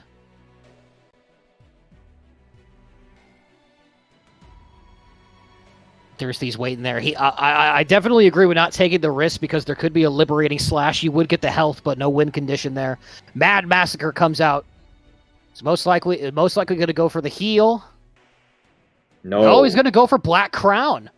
Wants that MP. Tough decision there. Oh. A Jewel can be taken out by a Killer Bee, but pretty much every unit you drop with this deck can be a big rest. That's a lot you're spending on it. Just like that, Kyle P is back in this game. He's got to block Chun. Glare of Contempt comes out. Does he have Chain of Fists? A liberating slash? Oh no! The blade shattering defense. That's huge. With that 9 would keep Thirsty in there, and Thirsty tying it up 1-1. That was just so close because Thirsty had such a big lead, but because of the way Jinku keeps working, it's a lot of low cost cards, so you can continuously play cards, and if you kill any of the units from Thirsty's board, he needs another full 5 MP to drop down another unit. So he's taking all of this chip damage as he's dropping another unit. So it was really close, but that Chun-Li with a Pierce, that's all he needed. You could definitely see the experience in how he's playing, knowing that Zinku's going to overwhelm him, and the tough decisions he had to make, like protecting the Gil or dropping the Black Crown. He chose to drop the Black Crown's Madness, and it worked out in his favor. These players are absolutely incredible and super evenly matched. This has been an amazing set so far. The decision making is just really hard, especially with with explosive games like this, right? Zombie Shinku, always moving, always keeping you on your toes. Maybe a Black Crowns. We're gonna ramp up. Definitely, with this deck, it is key to keep the MP flowing. Okay, just in case, if there was any type of of turtle, we wanted to protect the Chun-Li as much as possible. I don't imagine he can grow here. That was pretty close. Another zombie is going to be dropped to block the middle lane, but not a lot of cards on Thirsty Game's hand. He actually only has units, all of them 5 MP. That's unfortunate. This could be a dangerous hand to work with. Chun-Li is going to run through that zombie. And Kyle P is still far away from a Shinku, so he doesn't have to worry about that particular, but he needs to build up this MP. These Killer Bees can be devastating, though. They can turn that deficit around by eliminating units from the board. Instead, he's going to keep investing in this Chun-Li. Yeah, he really doesn't have enough MP to kind of keep up with Chun-Li going there, and Chun-Li's just going to die if he doesn't do anything about it. So that's why he's been buffing it up, but now his hand is tied. Unfortunately, his entire board his entire hand is only units.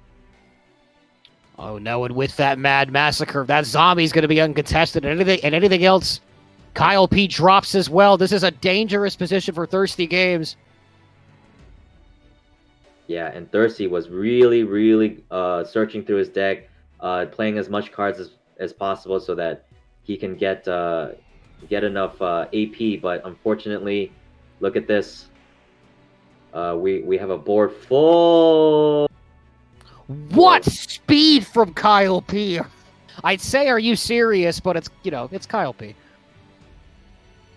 I've said it before and I'll say it again. Kyle P, fastest hands in the West. It's really, really difficult to outspeed this man. He's an absolute madman. Those fingers be flying like crazy. Okay, and Killer Bee is dropped, and she gets the speech. Yeah, we're gonna opt to go for the heart tank instead of responding with any of our actions. This will kill. Oh man, this is not looking good. Oh, yo, talk to her. Make sure she knows. He's going to force a checkmate here. Oh, kind of. He did actually. So if this Cammy dies, which she might with Malice, you will lose 8 health, and I don't think I don't think Thirsty Games has any heals, hero heals, or any type of that. So this is not looking good. Yeah, he's gonna have to invest in her to keep her higher than that Shinku range. Otherwise, it doesn't matter what's played. She could just be deleted. This can get dangerous, though. Oh He's talking to her again.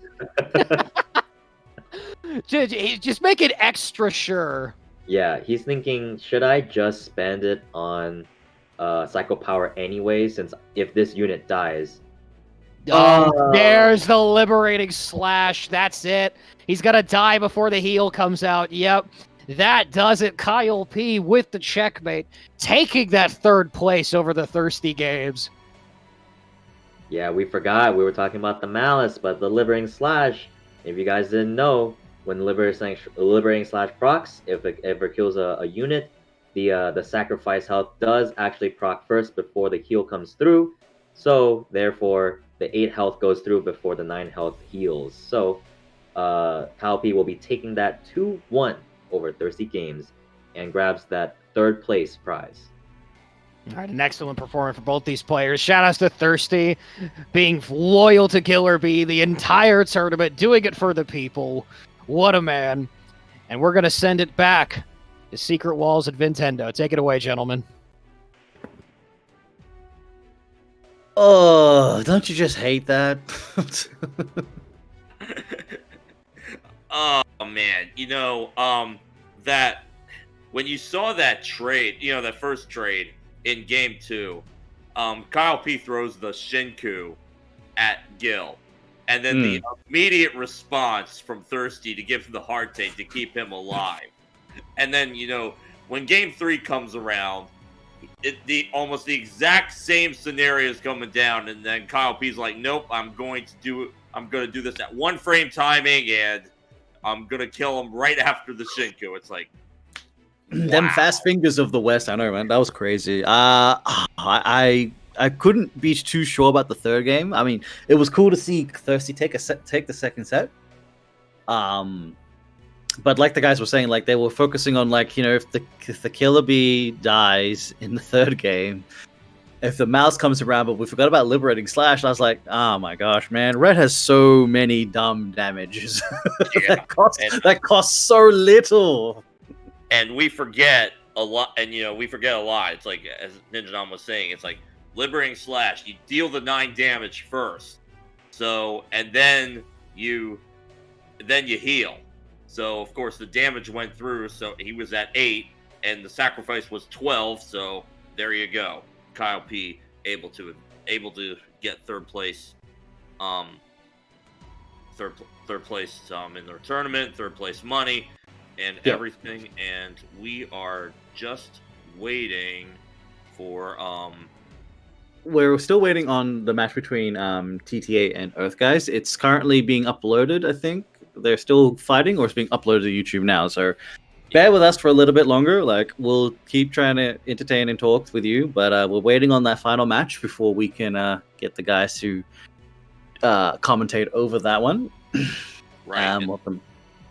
And then after that, we will have our card reveal at the end of the tournament. I know you guys have been waiting for that. So, that will, again, it's like, I'm guessing a purple card, but, your guess is as good as mine. So, I like what Christy just said. Good stuff, Kyle. Next time, try bringing more than 1 deck. It it just reminds me, like Wajil. Wajil's just like 1 deck only. Well, let's see. Let's look at while we have some time. Let's just once again talk about these decks that True Asian and Earth are playing with. If we if we can get those on screen as well. Yeah, just to highlight once again. Oh, sure. No All problem. good, buddy. Yep. All right. So,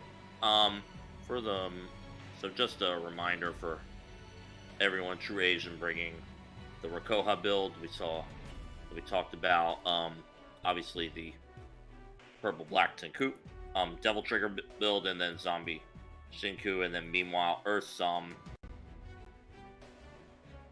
decks, which were we've seen the temptation all throughout.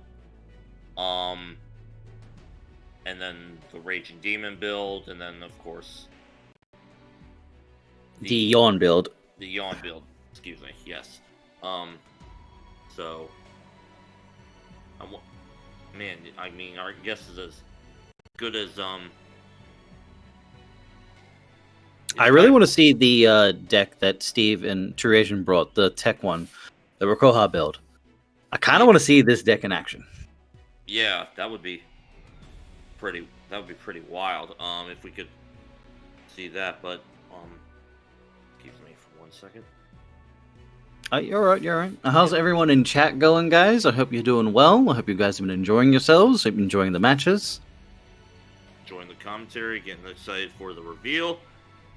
Yes, please let us know if you are enjoying the commentary.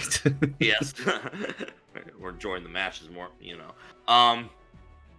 But man, obviously a lot of news coming over the next couple weeks. October 1st is the target date for our new hero, and then of course it's this is just of course one card reveal tonight. My understanding, Play TEPPEN, correct me if I'm wrong, is there's going to be a card reveal on different streams every day until we are ready to announce. Well, every day there's going to be one card reveal. I definitely know from the preview format, I was doing a card reveal tomorrow, I think. I was doing a card reveal tomorrow according to the schedule, yes. According to the schedule? Or the brief post that was up earlier that said Thirsty was revealing a card on Friday, and then us, and then the community today, and then Iowa tomorrow. I believe that's correct. And then after that, we know that there will be a card revealed on someone's stream every day until the launch of the next hero. So exciting times. It's a month of reveals. Get hyped, everybody. Month of reveals. Man, World Championship qualifiers begin in just a month, and so thank you very much. Yeah, again, just to we've talked about the Rokoha build, talked about Earth's Yawn Trinity, and then of course the PB Devil Trigger, the Raging Demon, the Zombie Shinku, and of course the Temptation that we've seen Earth just... we've seen Thirsty play Killer Bee all day, and Earth has played this Temptation deck all day again. 4 units, but just controlling the board so nicely. I mean, that's what Temptation was, even back in the day. That's how that deck ran. As much as it was kind of annoying, it works now, I think, as either Ninja or Broken Fierce Protocol, I'm not sure either, but the way the meta shift is now, this deck can work again. Right. Just the minimum amount of units, lots of holds, lots of just board locking, and you're laughing as you're just sitting there watching your units attack. Yeah, just... Oh, man. It's funny because even when you try to keep up with Ryu Zombie and you throw Shinku out, and you have the Ascension with the Jewels and the Turtles on the field for extra damage, but I mean all the resonates in the world just beef those units up so high. And yeah, that's true. Fudge Resonate. We hadn't said Fudge Resonate so much. It almost felt like that when the purple black decks were coming back, or not coming back, but have been going crazy. It's like, well, this is the new Fudge Resonate, not the traditional Fudge Resonate that we've seen in the past. No, that's true. I kind of like the fact that they don't run Brainwash. I know how good Brainwash is, but it's kind of nice to see a Resonate deck that does not want to run Brainwash. And it almost feels like, I never thought I'd say this, but it almost feels like Brainwash, because there's so many ways to answer it now. You know, green has escapes, red has escapes, black, of course, has the easiest escapes out of the bunch. If anything, the toughest one to escape a Brainwash is purple. Then again, I think James Flynn was mentioning that the other day, I think. So I guess who do we think? I mean, are we expecting Earth to stick with the Temptation deck? I would guess most likely. Like, the other two decks are there, but it's probably the Temptation deck, because this is the deck that counters pretty much everything. Like, he purposely built that deck for this tournament. So that was the deck he was running with. I mean, I'd be surprised. It'd be nice to see if he did bring out the Raging Demon into effect and see how that goes against the True Asian. Right. I mean, there are 5, 7, 8, 10 halts in his deck, and I mean, yeah, and nobody ever carries 10 negates in their hands. No, the Holt seems normal because that's what originally Big Rezo was. It was 10 Holts. If you don't know, check out Worlds last year. It was a Holt Festa. But remember, it's purple's either really broken or in a rough spot. And for the most part, it's been in a rough spot. But, you know, here we go. Earth running this Morgan deck all the way to Grand Finals today. That's true, yeah. The purple's just really struggling, or purple's just overpowered. It's always one or the other, you know? That's true. But what do you think True Asian will start with when we see these matches? My gut reaction tells me that he would go with Rakoha. That would be my gut reaction. So, but that's just an initial thought. Actually, that's not a bad idea. Why don't we get Nam and Fierce in here? Yeah. Boys, care to weigh in your opinions before we check and see the finals? Sure. So what are you guys' thoughts as to what deck True Asian and Earth would start with? I mean, we've seen Earth run this Morgan deck all the way from start to finish. Do we think Earth will stick with that? I absolutely do. I don't think he's changing at all. It's worked so well the entire tournament, and I don't see any major answers on the side of True Asian. I think the Devil Trigger deck would be annoying to it, but I don't think... And the Devil Trigger deck could beat it, but I just looking at these builds, unless there's something crazy from that Rakuhoha build, I don't see an answer. I don't see like a major answer against the Morrigan build. Maybe I'm missing something though. I'm certainly not the expert. We and you know, just for clarification, guys, we are getting an upload now, so hopefully we will be able to once again commentate that grand finals match. You know, we're all getting ready to see. Really hyped. I think we should make it a point and get on True Asian's ass and just tell him start streaming. Yeah, I think for True Asian, I'm pretty sure he's probably gonna run the purple black Devil Trigger. I think that to battle against the Temptation, you kind of have to, you know, give in to Temptation to the big Rezo and kind of just deal with it. You know, fight poison, fire, fire. Says, "Pay me for a new phone, and I will." Fair enough. That's a fair proposition. How about you earn this win and then pay your new phone with the Exactly. Yeah. Oh. $400. I mean, Part of $400 anyway. Yeah, I mean, you win, that's 50%, right? So it could be about, around $220. $200, 220. Yeah, it's a good start. That is a very good down payment. Well, True Agent's talking in chat, so I can only imagine the set is over. We'll be grabbing the replay very soon for you guys. In the meantime, any score predictions? I want this to go to a game 3, so I'm hoping, they go 1-1, and then we get to see a really good final match. Albeit be the same decks.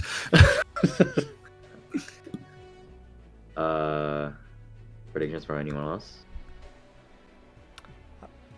I think True Asian's gonna win the whole thing because I think that Big Resonate is weak to PB. Really? Okay. Okay. Any reasons on that? I feel like I might be missing something on that. Well, PB is just really fast, and Temptation has to see like all of its halts, otherwise it won't be able to run. So that's kind of like my thinking. But the other problem is if you just halt all the time, then PB will just have a full board of like 3 units, and then eventually you'll die. That is a fair point. That is a strong argument. Yeah, no, I agree with that on that point. The Purple Black might be the one to take this game. It would be interesting to see. I think I saw some people saying 2-0, Earth 2-0, True Asian 3-0, 2-1 to Earth. Black Drakrai said Ninja Dam scored a win in my own. All right, everyone, the winner of the tournament is Ninja Dam. Everyone applaud for Ninja Dam. Yeah, Ninja. Yeah, Ninja. Woo! Thank Let's you. go, Man, Ninja. on commentary and still playing. You are a beast. I can absolutely do that if people want. It's just really hard. Now I'm just gonna share some of that prize pool. Out of curiosity, guys, what was your favorite matchups today? Killer guys- Bee versus Shinku Zombie. I was gonna say, you guys already know my answer. Anything Killer B makes me a happy Broken Fierce. Yeah, the Thirsty Games, the first time they played Thirsty Games versus Kyle P, that was my favorite matchup. Yeah, I think Kyle said that it was a hard matchup. Yeah, Yeah. We talk about X having such a rough time, and especially hard tank, and especially against especially against Black in general, because of all the destroys out there. Was like, yeah, I can heal, but I can instantly destroy. But I still have that interaction where it's like, now I can't remember who Thirsty was playing, but when he pulls the Killer Bee out, puts the hard tank on, is able to clear the board because he gets the victory. Because the unit died, and it's like, oh man, it was just brutal. But that may be my favorite moment of the set. It was pretty crazy. I'll admit, I did really enjoy that myself. Now, out of curiosity, was there any actual spicy plays we saw deck-wise? I remember having this conversation with the True Asian, a bunch of us after Among Us, and we were discussing like, I play this card as a spice choice, and there was some pretty hilarious answers for spice teching, because it really didn't feel like a spice tech choice at all. I think most of the people that we watch, because we're watching mostly Kyle and Thirsty, right? So, I think that we didn't really get to see that many different decks just because we don't have a lot of streamers. I think that, the Killer Bee one is probably the spiciest one. With the Glare of Contempt, that's probably the one spicy one. Kyle teched in a Trust and Suspicion in his zombie deck, I guess, is somewhat spicy. Somewhat. It's somewhat spicy. I'll take that. I really would have liked to have seen this match between Xanis and Earth. Um, Do we know what deck he won with his one round? I know that he said he lost to the Temptation because he hit him hard with Dante. Like it just was too fast that he couldn't deal with it. But I'm curious what Xanis was running. I feel like because I saw his fours deck was in there, so I'm curious if he was playing that. Oh, if fours was the big winner, that would actually been nuts. I'm not 100% sure.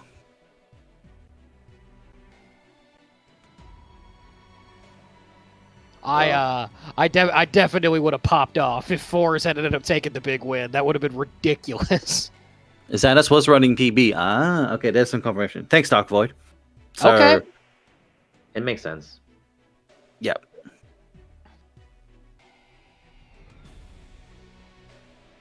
Let's we get a good idea of what we probably should expect to see in the finals. Guess it'll be PB. I mean, this match did go on for a while, so I'm almost inclined to think that maybe True Asian tried Rakoha. Not sure. Yeah, it's very possible. It's like a night and day setup, you know. It's like you have PB, which is a very fast moving deck. Then you have Rakoha, which is like the play is stall until we get X Hunters style deck. But even Zombie Shinku, you know, your best ideal is at the very end when you have Revenge the Jewels and Sigma and everything going on for you there. That is true. Yep. The one deck is really fast, and the other variation of it is very slow. So it's a more patient playstyle. So Yeah, certain decks have different pacing on their end games, right? So, Zombie Shinku's end game does come out, a little bit faster than most decks. With the weakness Rakoha, the whole point is to reduce their attack down. So you can only imagine how slow that gets to the end game. And that's kind of why I felt like the last set of Adventures of the New Hero or Tiny Hero was interesting because of Black Crowns, because Black Crowns and Death Executioner was reducing your cards out of your deck, and then you had these different cards that depend on however many cards you have in your deck, like Magini and Vertigo and even Endesu or that one new revenge card. So you can actually activate your end game a little bit faster than ever before with Black. So I think that the dynamics for end game for decks is just so interesting to me. yeah, actually, I really do like the whole mill your deck concept. For Black, like it's really fun to sort of get the right deck rolling. So I'm hoping that there may be some new support for it in this upcoming release. Something extra to give it a bit of spice, because I had a lot of fun utilizing Legend Eater no Gigante and just milling my deck, because I was like, I got plays, I got setups, I'm good. It's going all in. Funny story. I thought that card would never be good, Legend Eater no Gigante, so I reaped it because I needed another legendary, and then literally the next day, the first few cards were revealed that they get buffed for having low decks. I'm like, oh, I'm stupid. I shouldn't have milled that. All of a sudden, this card is good. Then it turned out not, so I ended up okay. But for I still do kind of regret it, though, because I would have wanted to mess with those decks a little more than I ended up being able to. But, I digress. It was good for the first month, and then after half the first month, I had so much fun playing that deck. But then I think it just was like people sort of figured it out a bit easier how to deal with it. Yeah, Man, and go ahead. One of Gastel Thirsty stream last when he was trying to make, he's doing his series and he's trying to do change form, and with with the legendary Nargigante, and it's like you see all the weaknesses that are attached. One, you pull out CC, then two, you pull out Reset, and then you have a 0-1 unit. And it's like, ouch. It's like, even with Veil, it's like... Oh boy. Yeah, change form Nergigante needs it needs help. Yes, I think we It's can just all not. agree on that. But that's the It's thing. just Nergigante has 2 really good hero arts already. Spike Dog Bomb and Spike Launch. I've seen some pretty interesting change form decks involving Ricardo.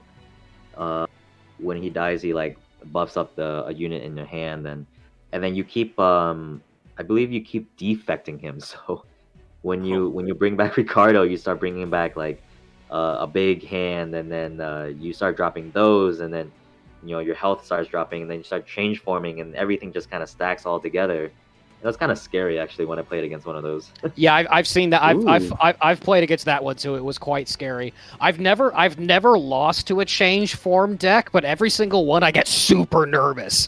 As soon as change form goes up, I'm like, oh no, here we go. Like Revenge is very strong with change form, just naturally by virtue of it. Like it's there's if that hero art is just too limited for its own good, but I feel like it's one of those hero arts that if they were to take out the limitations, they were to make it like if they were to take out like the deck thing, keep it at its price as expensive. If they were to do anything to that hero art to buff it, I feel like it'd be ridiculously powerful. So it's one of those awkward things, just like it's terrible, but if we touch it at all, it would be insane. So what do we do?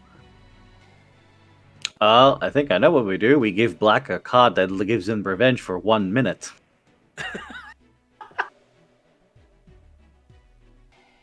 Oh After yeah, you mentioned revenge, I was like, we actually just got something that was new.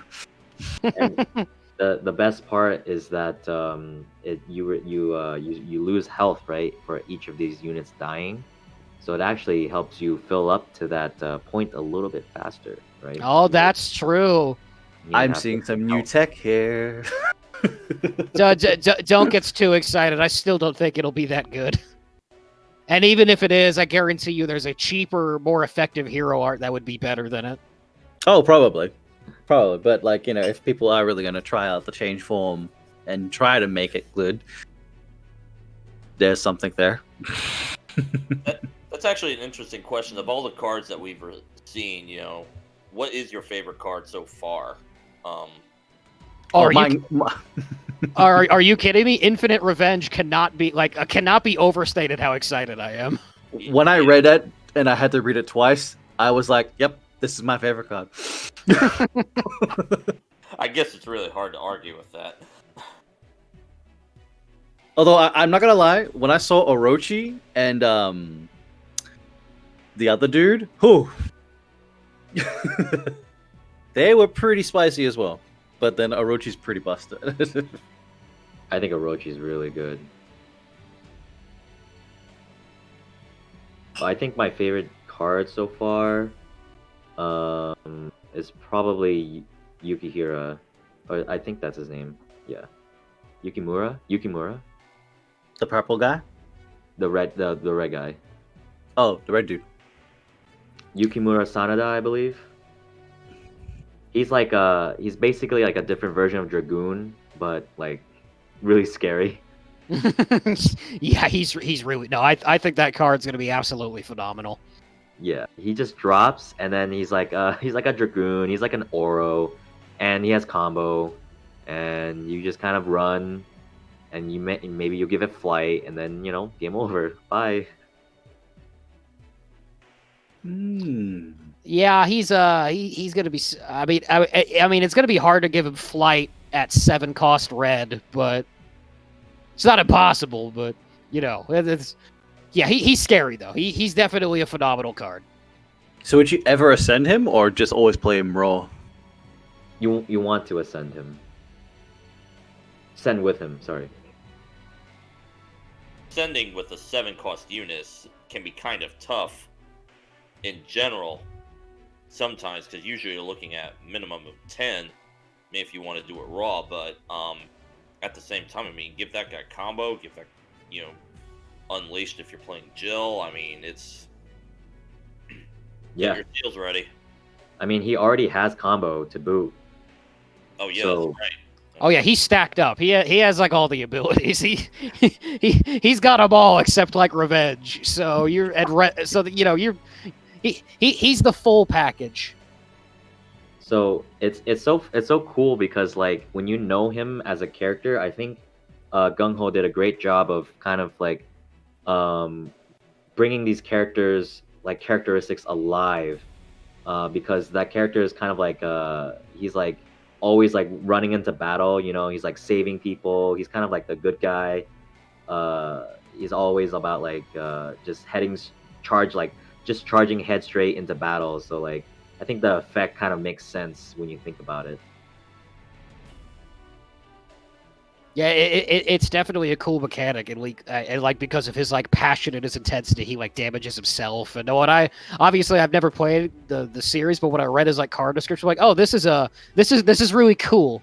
There's some cool lore in the way this card works. And to be fair, Gung Ho's very good at that. There's so many cards in this game where it's like, oh, this is like Chill Penguin, for example, when he levels up getting shields, like how he pops clones of himself. Like there's all sorts of things of that nature that are really, really cool in the game.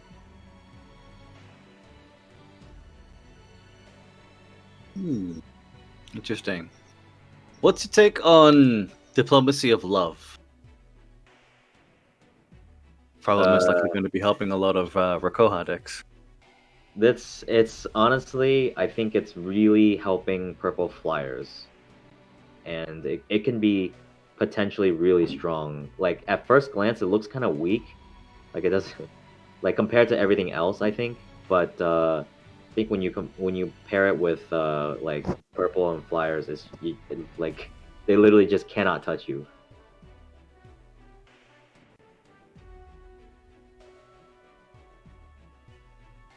Put some Pyrobats in there. Put some Kichwachas, Morph Moths. Yeah, you're definitely good to go. Tip Top says diplomacy is busted but fair. Diplomacy is big brain. Yeah. I don't understand the logic of big brain. I think it's just a pretty straightforward card. You're slowing your opponent's field for 20 seconds. I will say I am glad that we're seeing some explore cards in the set. Even though some of the ones that we've seen look like they're kind of insane. No, well, the newest one they revealed was we don't know what the Explorer is. True. Yeah, I was more talking about that one with the growth. Takeda Shingen. Shingen. Yes, I think he's going Kazan is so good. Yeah, it is, isn't it? It's such a nice One card. cost. Man, it almost makes me want to try a new Genesis build. Almost. Almost. So your deck compromises of only him, 3 copies. And it's like, I must find him.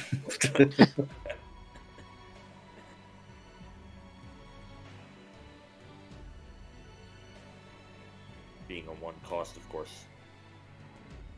Easily negated.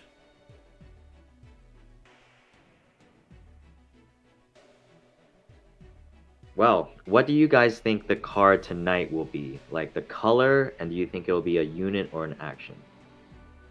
I'm going to go with the purple unit. That was what I was going to say. Oh, man. Alright, so I'll go purple action because Vin went purple unit.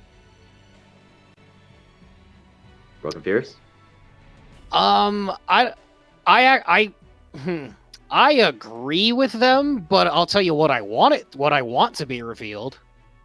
I want them to reveal Yami, the Emperor of Eternal Darkness, the final boss of Okami. I really want that as like a legendary black card. That's what I want to be revealed tonight. Obviously, I highly doubt it, but it would definitely be an interesting TEPPEN card. It has like multiple forms, maybe like a powerful growth unit that changes forms as it levels up, like Gormagala, something like that. How many legendaries usually are revealed per color? They have obviously an action and a unit. Is it always 2, or is it usually a third, another one? It's usually, I mean, before we've had like 2 units and 1 action.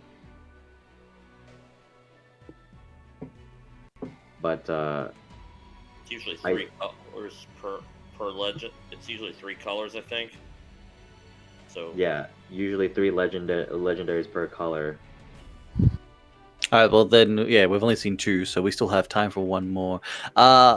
True Agent has given us a let know that all videos uploaded. Nice. So as soon as we get the setup ready, we will be able to commentate that. I'm hoping for. I think we're gonna get black. You're And thinking black? I'm hoping that it is a Sengoku Basara. I'm hoping Hattori Hanzo is would be my guess. I mean, that I didn't play. I mean, I know who Hanzo is historically, but I never played Sengoku Basara. But Black Hero, his name sounds cool. I'm all in. I'll take that. Yeah, I'm down. He's like a legendary ninja, so like I think it'll be pretty sick if he gets in there. All right, everyone, we're ready to go. Awesome, guys. All right, guys, take it away. Ninja Nom, all yours. Excellent. Sorry about that wait, everyone. Here we go. The grand finals for tonight. Best of 3. True Asian versus Earth.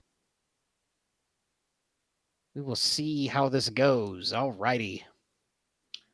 And maybe a slight spoilers, but we were informed that there might be a game 3, so Ooh. 3 games. And as we expected, it's going to be a purple-black Dante versus Temptation. We have Resonate versus Resonate. I'd make a joke about last year's Worlds, but they're different Resonate builds, so it's not as bad. Yeah, so the Viper's going to drop up top. Earth's going to drop Ibuki down bottom. True Agent's probably going to drop Viper and then start resonating. I definitely agree. I definitely agree with that. Get that. Establish yourself a stronger board presence before threatening anything. We're both dropping flights on the units, so they block each other.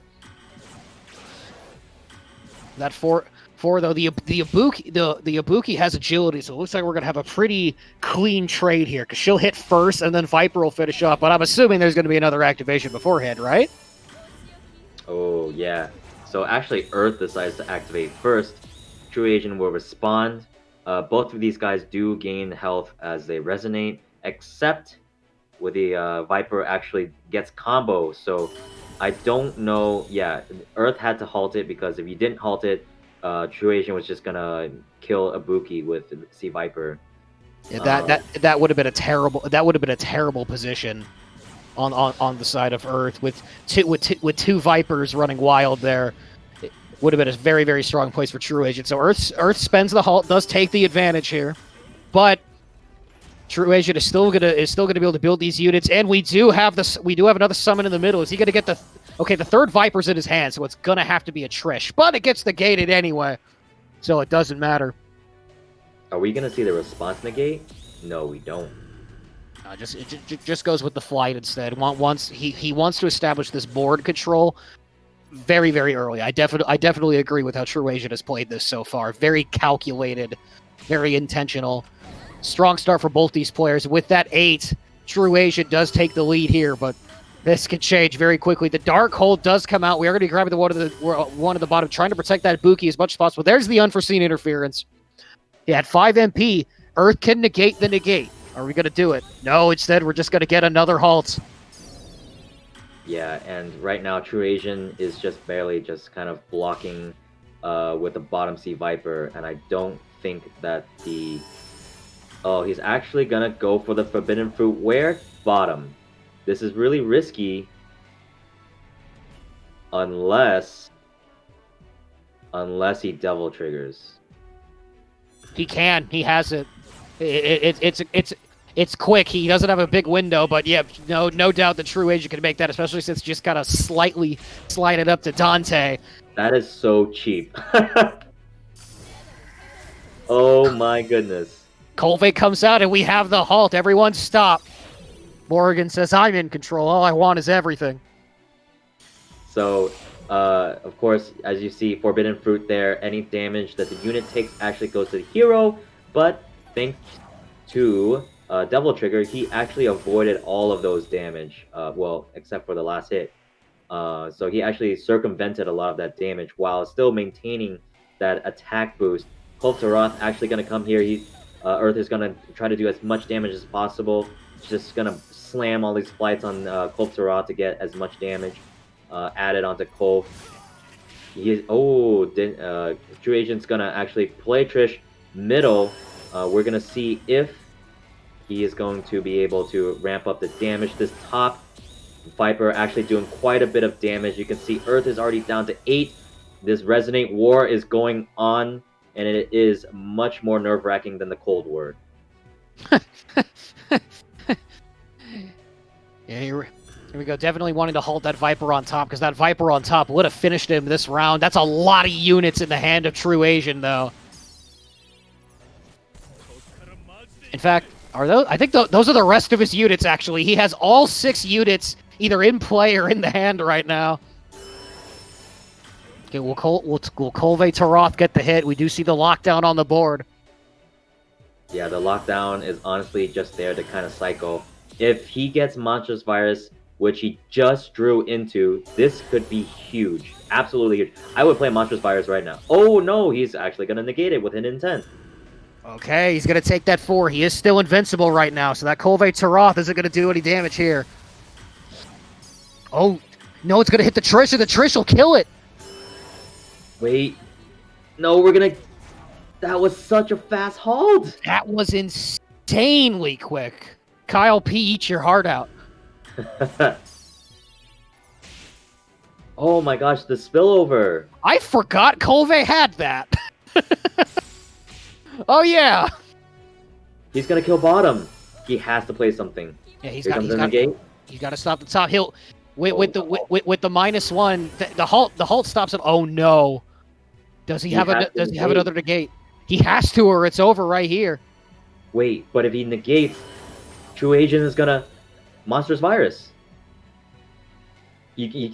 Earth can't negate it. Huh? No Monstrous Virus? We're gonna wait. Would appear not. I mean, he's not. Okay, there it goes. Interesting turn of events there. I was gonna say he's not in any immediate threat because the Colvey, neither the Colvey or the Ibuki can't hit. Oh my goodness! And he's gonna try to outlive this bottom Ibuki here. He might just do it. Yeah, using Black Crowns to save that Viper at the bottom. At this point, either hit is lethal. Doesn't matter which one. Oh no. My good! That's an instant win for Earth with his own virus. He times him out. Yeah, that's some timer scam. Oh my! What a game! Oh, I see. He was really banking on that virus not coming out, but the virus from Earth, that really just solidified everything, and True Agent just did not have a negate. He essentially used up all of his negates just to stay alive, just barely, and Earth was able to outlive him by a few seconds, and then activating that monstrous virus. That was an insanely close game, though. Shout outs to both these players. What would have happened if he had popped virus and then the other one popped virus and then Earth popped virus in response? Would they have lost at the same time? Would it have just been a draw? Because if you activate them during the action chain, then they would die at the same time. Of course, yeah. Earth wouldn't have had to do that. He just let it go off, then wait a second, and then pop his own. So he would have taken it there regardless. But if they activate together, is it just a double KO? Yeah, I believe it is a double KO, and of course, smart on Earth because he had quite the health lead, and he wasn't gonna die anytime soon. So the virus is definitely not necessary there. All right, here we go. Let's get into this game 2. A very, very exciting first match. And I can't believe I'm saying that in a Rezo matchup, but here we are. It's just interesting dynamics. It's kind of like the same. It's like the same concept, but just different decks. True Asian. Is he going to play summon minions first? He will play Viper up top first, actually. Actually having a pretty decent hand. He's got 2 Heartless experience. This could deal a lot of damage if Earth cannot deal with, cannot halt Sea Viper. This will deal quite a bit of damage. Is he gonna go for the second one? He doesn't. He's just gonna deal with that 8 damage. Meanwhile, Earth already dealt 9. Quite a bit of damage. Well, not 9 actually, because True Agent sacrificed some health to get there. There comes the negate. Will we do the intent? Yeah, good. That's a very strong negate. Actually, don't let him keep those other boards out. We do have the forbidden fruit come out, but we're gonna go for the halt, and instead True Agent just popping everything. This is gonna be a very big Viper. Okay, 9-12 with combo. Remember my Rathalos comparisons? I'm sorry, what's the math on this again, Broken Fears? How much damage is he gonna do? All of the damage, Ninja. All of it. But he's getting bullied by this Ibuki. Fly, he's gonna have... That's good. Is Earth gonna halt it? Or are we gonna go for 8? Ouch! We're down to 4. My goodness, he didn't stop it. I'm not sure what Earth's hand is. Maybe he doesn't have a halt. Maybe he's only units. What is it? What do you think it is? He only has 4 units, so he can't have a hand full of units. It's literally not possible. You never know. Uh-oh, the halt. Or the negate, maybe the hidden intent, perhaps, maybe not. No. We're gonna wait. Oh, the second Ibuki. Oh, that's very dangerous. This could escalate very quickly. He's down to 3. He can't take another hit. He has to play. He had to play Monstrous Virus. That's dangerous. We saw what happened last time. It's up to this Viper up top. I mean, just based off of probability, you don't think that he can draw Monstrous Virus. Okay. He has to do it. Yeah, we're gonna see it. Trish says no. No. But we have another halt. Because it's a pretty traditional build. He runs like 10 of those. Definitely not wanting for those. Wait a second. Temptation is active. Uh-oh. Oh, this is he might just get stalled out to death here. Okay, he's gonna. Oh no! And the monstrous virus. Yep, that's it. Earth takes it over True Asia 2-0. Best of 3 grand finals. I believe that's it. That's 2-0. There was no game 3. We were baited. And Earth is your winner of today's tournament. He took this Morrigan deck and he literally marched through the tournament. I think that a lot of people who may have doubts for purple as a color and as a deck may want to have reconsidered their opinions after watching that game. And of course now you understand the one true ruler of us all on this planet. Earth takes first place. The True Asian takes second place. Kyle P will be taking third. And Thirsty Games taking the honorable 4th. All right, shout-outs to everyone who competed in a very strong tournament tonight. Shout-outs to Earth, coming up with the perfect deck to handle the meta and takes it all with the... As a certain character from Street Fighter V says, I have the power of Gaia. Earth, you using the Earth itself to his advantage, taking the tournament. Shout-outs to everyone in the chat for watching, everyone who competed. Thank you guys so much for tuning in today. We're not done yet, though, because we have one more thing to show off. We do, and I believe we're going to be moseying on back to the desk with our fellow friends, Nintendo and Secret Walls, and perhaps with Iowa as well. And we might have a special announcement, perhaps joined by a special guest, maybe. I don't know.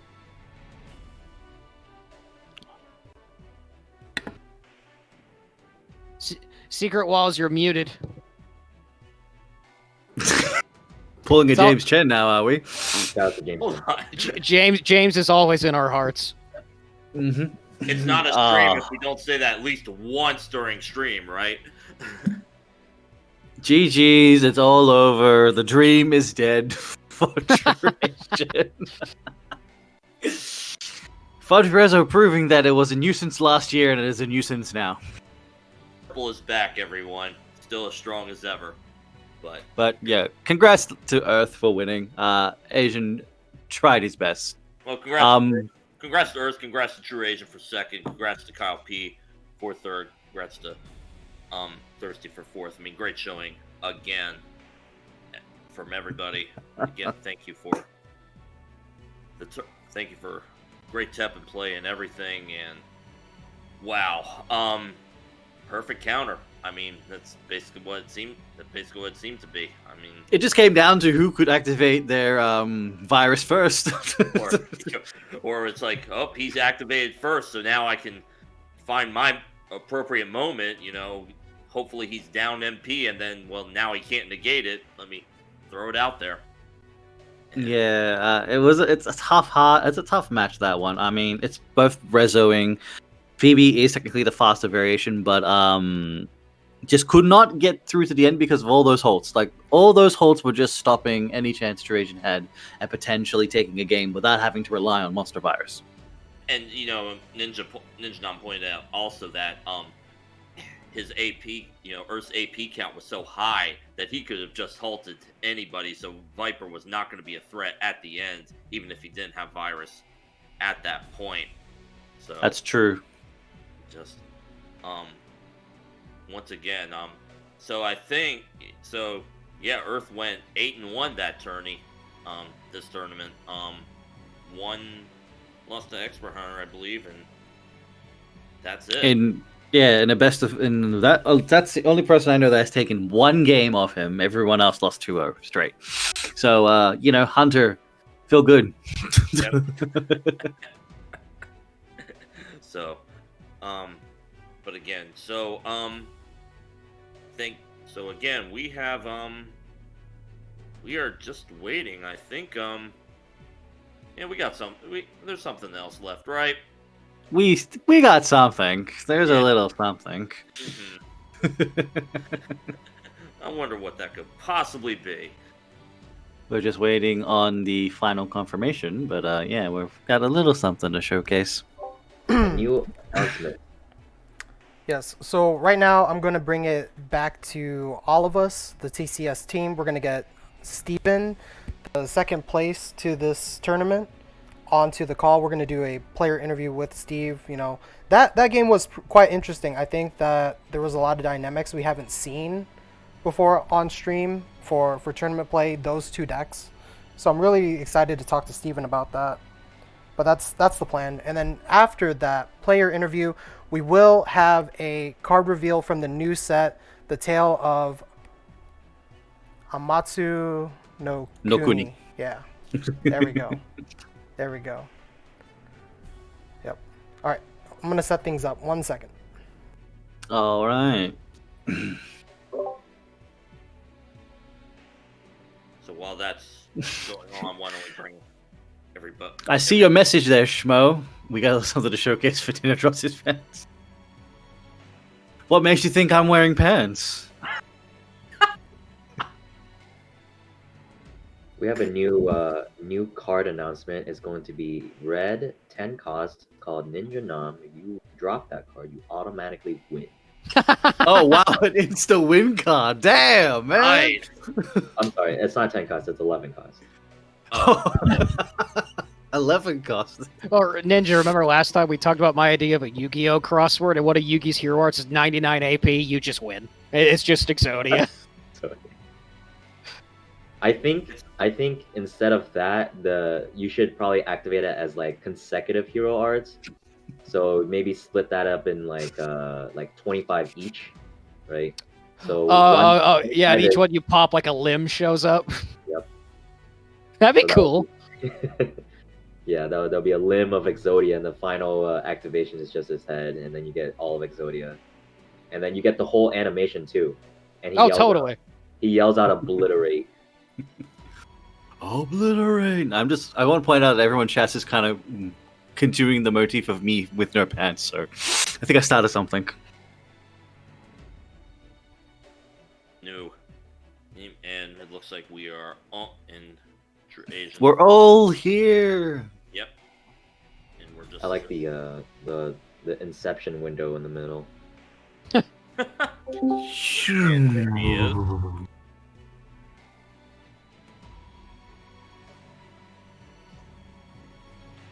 Are you there? Can you guys hear me? Hello? Dr. Asian? There he is. Yeah. How you guys doing? Good, good. So, how you feel? You know, I misplayed so much the first game. By the second game, I kind of just given up in that one. That set. But huge shout out to Earth going actually 12-1 the whole day. Over like a 90% win rate. So like 12 out of 13 games is pretty good. Shout out to I think it was Expert Hunter who beat him. That one game. Yeah. Shout out to him. Yeah, shout out to him. Really unfortunate how the Swiss bracket worked out, where he didn't actually get into top 4. But Yeah, I kind of wanted him to get to top 4. it happens. But you guys did call out. You guys did guess top 4 correctly. Shout outs to the casters. Well, you know, we've been around the block a few times at this point. You know, we might also be players too. So Really? Just saying. No way. No, that couldn't possibly be true.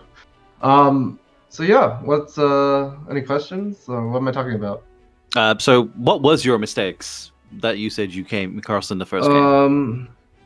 I think when I was rewatching it, there was a point where I could have negated, and I didn't. It's like near the end of the game, and at the end of the game, I could have just not virused, and hope that he had to virus, and hope he just ran out of halts. But like, because oh, sorry, go on. Yep. Because like I played virus because I wanted to play Black Crown's Madness to keep my unit alive, right? On the bottom lane. That was kind of like my train of thought. It actually didn't really cross my mind that he could have virused me. Like I was yeah. just thinking, like, when the lanes were full, and you did Monster Virus, I thought to myself that you probably didn't really need to. Like, your units were going to die, but they would have traded, but the lanes would have been fine. Yeah. I was also just knew he had more cards and I didn't. That was the big concern, right? He had one more unit and I would just be out. Like that he'd just drop his last unit and then I would die. Was what happened in my mind at the time. And then the other thing that happened was there's a point where I could have negated something to try to kill off his is it called Kushala or whatever? No, it's not Kushala. What's the Kuval? Tarth. Kathar? Yeah, it's Kolve Taroth. I'm just called Taroth. So, yeah, that's fine. Yep. So there's a point where I could have negated to ensure the kill on Taroth, but I wanted to hold my negate to stop a halt to try to win on top lane. And going for damage instead of going for board was a mistake too. It's really hard without the game like replaying, you know, to like talk about these intricate plays. Because like people say, oh, you know, purple, black, Rezo, they're like really like I can't use the word on stream, huh? They're very easy decks.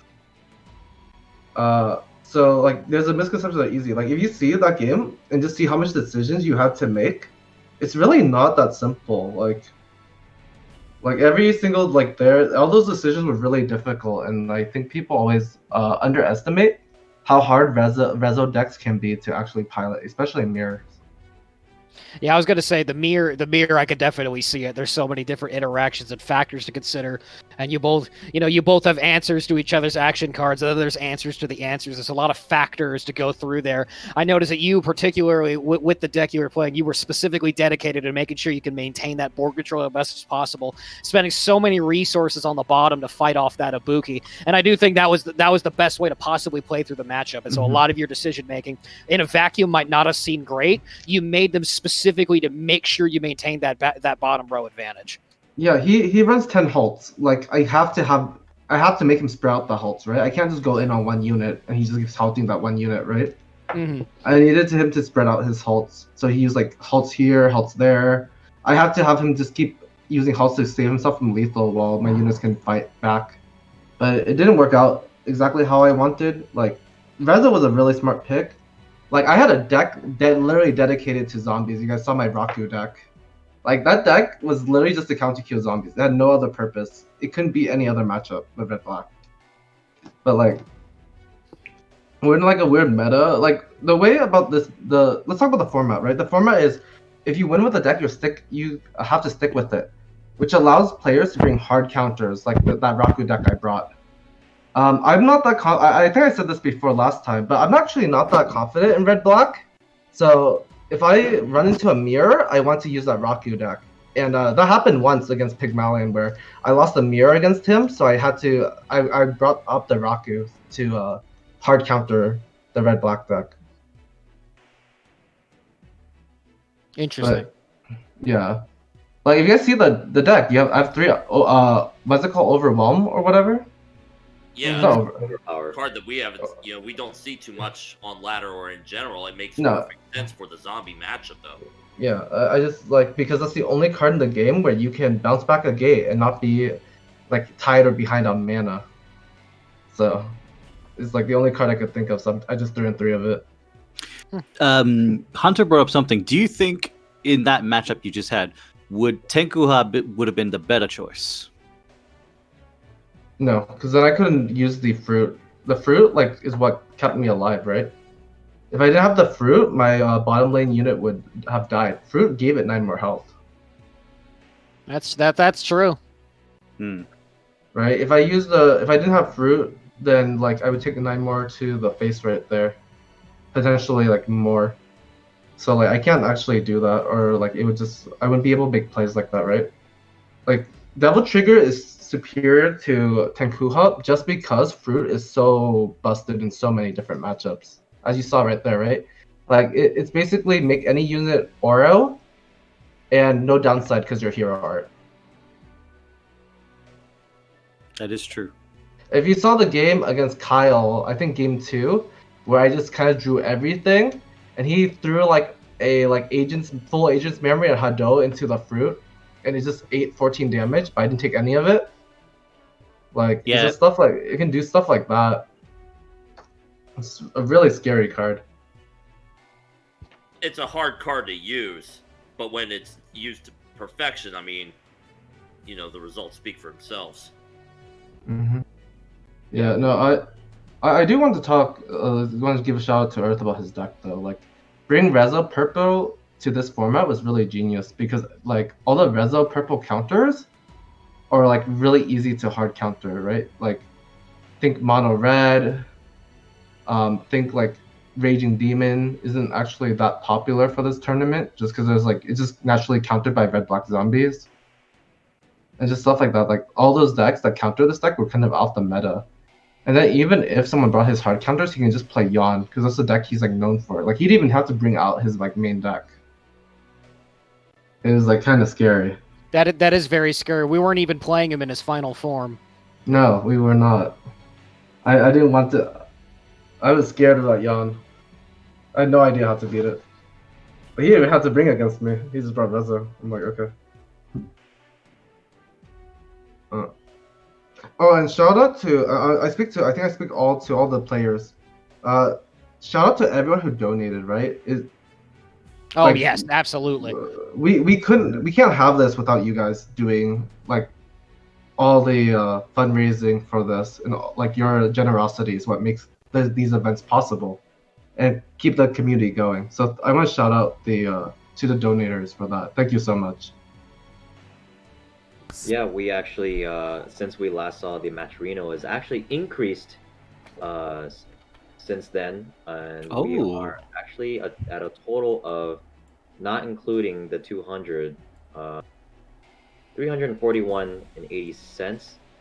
So the grand total, I believe, is 541.80 cents. That's probably the scene that we've had for a matcherino. And thank you to everyone. Thank you to Thirsty Games for his $25, and to Pin Quatriot for his $100 contribution. Thank you so much for everyone who has contributed so far. Yeah, like thank you guys so much. Like this is what like keeps us like all these tournaments going. And I hope more of you guys, the viewers, show up to these tournaments, right? You don't have to be like an amazing TEPPEN player to even participate, right? You can just go in, play, and bring your favorite deck. Like look at Thirsty. He brought in like his favorite deck. This like what's it called? What do you guys call it? The Gill deck? Giller Giller B. B. He brought Giller B, and he just brought his favorite deck, and he did well with it. And One you of- guys, go ahead. I was Okay. gonna say what. One of the players was actually super new and was like super new to the game. He'd been like playing the game for the month, and he just brought what he thought worked. So shout outs to him for coming by. Yeah, no, it's really fun, and of course, like it's sometimes frustrating when you get tryhards like me and Kyle who slay on purple black zombie, like red black zombies and purple black Dante at you. But in the end of the day, you'll also play other players who are trying out new decks and trying to get better too. So I encourage all of you guys to just come out and play with us. You know.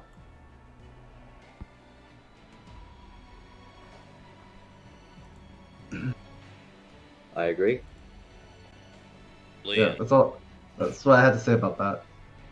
But yeah, please come out. Like, it's more fun when next time maybe we have 30 people, 32 people, and it's just like maybe we can even have a top 8 bracket instead of a top 4 bracket. And how enjoyable would that be? Yep. That would be And, really I cool. would enjoy that a lot, actually.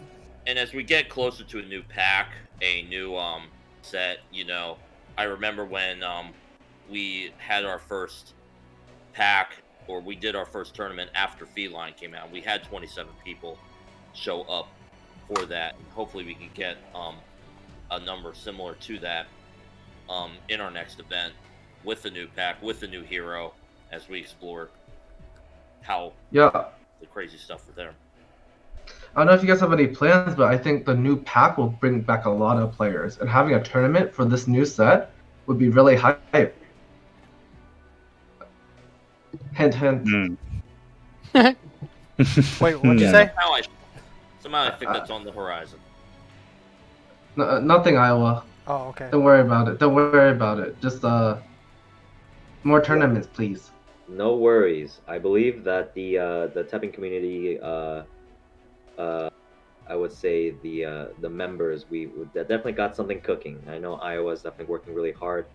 And of course, as you can tell over here on the left side of the screen, the top contributors, you know, you guys are just non-stop love, and of course, we are gonna give back to you guys as much as you guys are basically giving amongst the community, right, and the scene. And so we're definitely gonna have a lot of events, and if you guys want more events, like we've already said, we do have the matcherino sponsor poll coming up pretty soon. And if you guys can just, you know, have a little bit of contributions, we're gonna have that poll coming up, and then we can have more fun formats, or even, you know, certain more serious formats like this. All right, so I'm gonna dip because I feel like chat wants to see that new card. So have fun, guys. You don't want to stay. All right. Okay, figured he wanted to stay. All right, that's okay. We could do it with just us. Let's see this new card. Alright, drum roll, please, anybody. Well, we gotta bring in a special guest, and this man is so important to the community. Shout outs to him and his team. All love around. I think you guys know him actually. He has a PhD. Do you know what he studied in? He's a doctor of beating people up in TEPPEN. Yes. think so, yeah. Exactly. Exactly. Let me get him in here. 1 second. There's the Doctor of Hype. Is that what he's going to introduce to us? Yeah, that's Dr. Hype. Dr. Hype, yo. He's about to introduce the most broken card ever. Let's give a drum roll for Dr. Hype coming in here. All right, let's go, Dr. Hype. Please give me what I want. Give him all the cat jams in the world, guys. Give me a ninja card or something. Yeah, let's get Spam some. those cat gems. Let's get some cat jams for our special guests. Yeah, cat jams, please. Oh, Secret, what are you going to name your new emote? Hello, gentlemen. Hey. There he is. Hello. Who is it?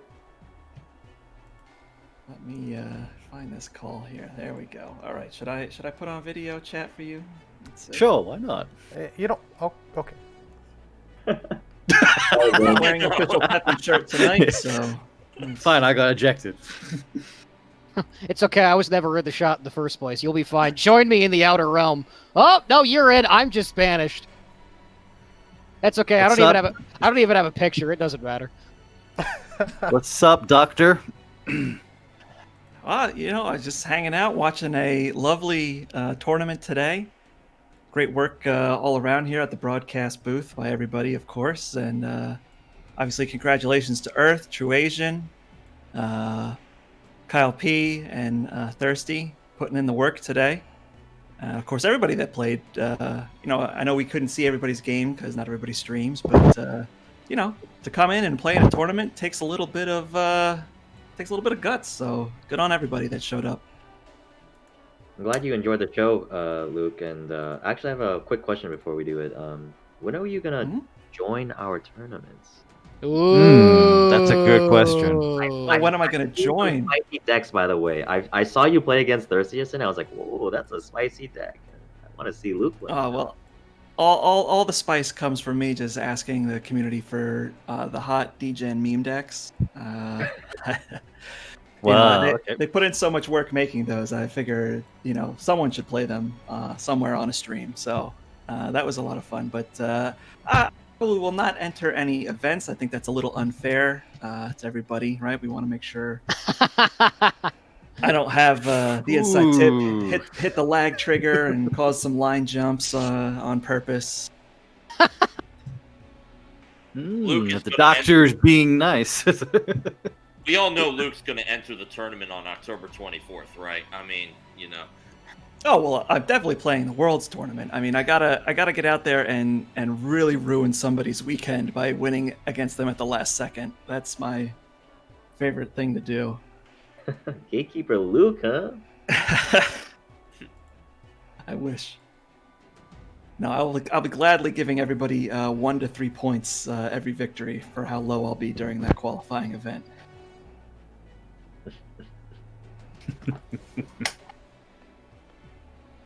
But we do have the card reveal, and joined by us is Dr. TEPPEN, PhD and all. So, Yes. Are you all ready? Let's do it. Let's do that drum roll.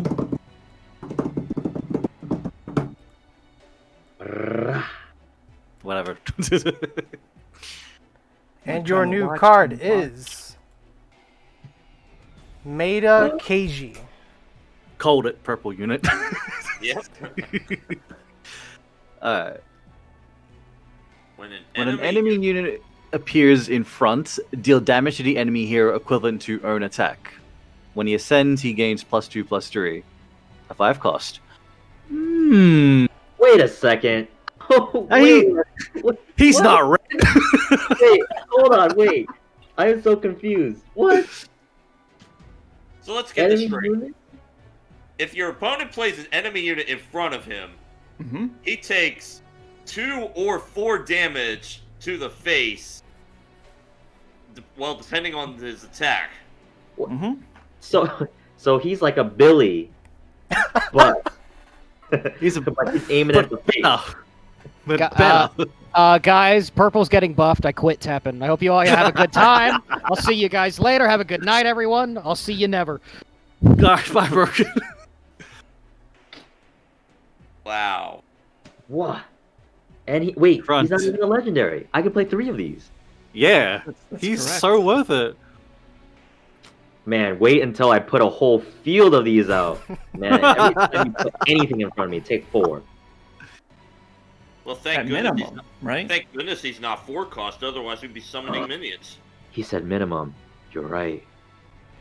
I mean, you could make him move to a 4 cost Could. with Uh, Coral. 410 for 5. Yeah, 410 for 5. That's actually not bad. A 410 for 5. But you know what? Just buff his attack, and then your opponent really don't want to put anything in front of him.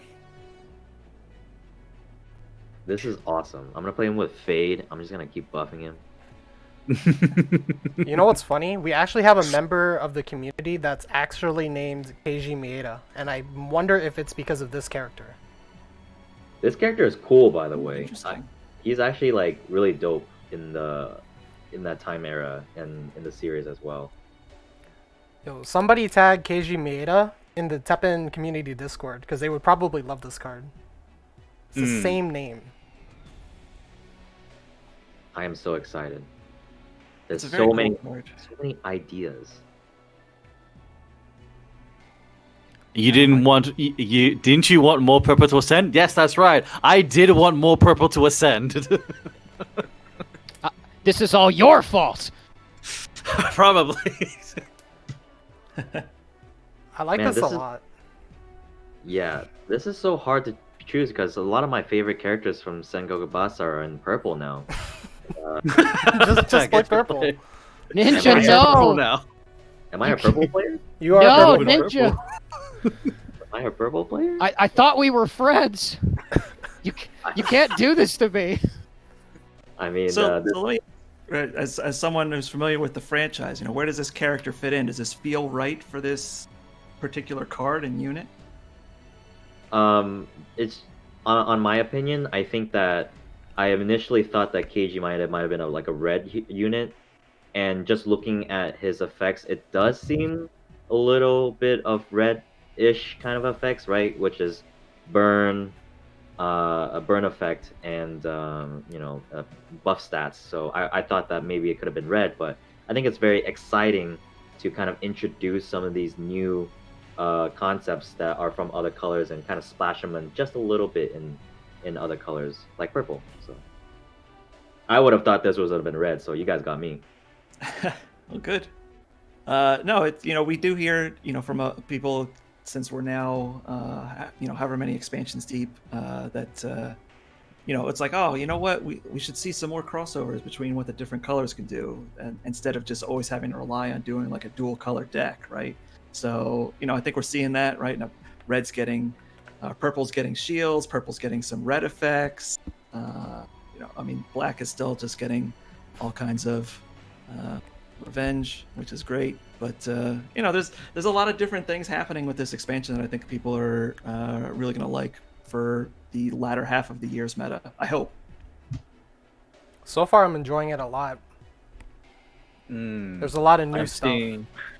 I'm really excited. I'm absolutely excited because not just like you said, we're splashing different effects or concepts on different colors, but then there's that whole hero concept of adding an effect if your hero is this color, and I think there's just no shortage of creativity and things to do in this game with deck building as well. Yeah, that's the hope. Play some Should red. make it an interesting October, to be sure, especially with qualifiers on the 24th. I think someone in chat said, purple green time, boys. Can stop playing black. Yeah. I want to do red. I want to do red, purple, and just put State of Nothingness on it at some point. I'd love that. Will definitely work. You are so smart. This is gonna be now part of my burn deck too. Red purple. Red Thank purple. you. Thank you. Oh god, that's gonna be so mean. It's like, play a unit in front, I dare you. I'm gonna put State of Nothingness right on top of him. Do it. Well, here's the question. Let's say you do buff him, all right, with State of Nothingness, right? If they play Titsy, does his effect trigger first, or does Titsy's effect take precedence? That's a really good question. That is a good question, because we haven't seen a character or a unit with an ability like this yet. So which would proc, right? Like playing the card or the seal? Guess we'll have to find out in a couple weeks. I True think that. we can actually test this, right, with Billy. That is true. You could test it with Billy. I'm inclined to say that the effect of Billy happens first. That's just my inclination.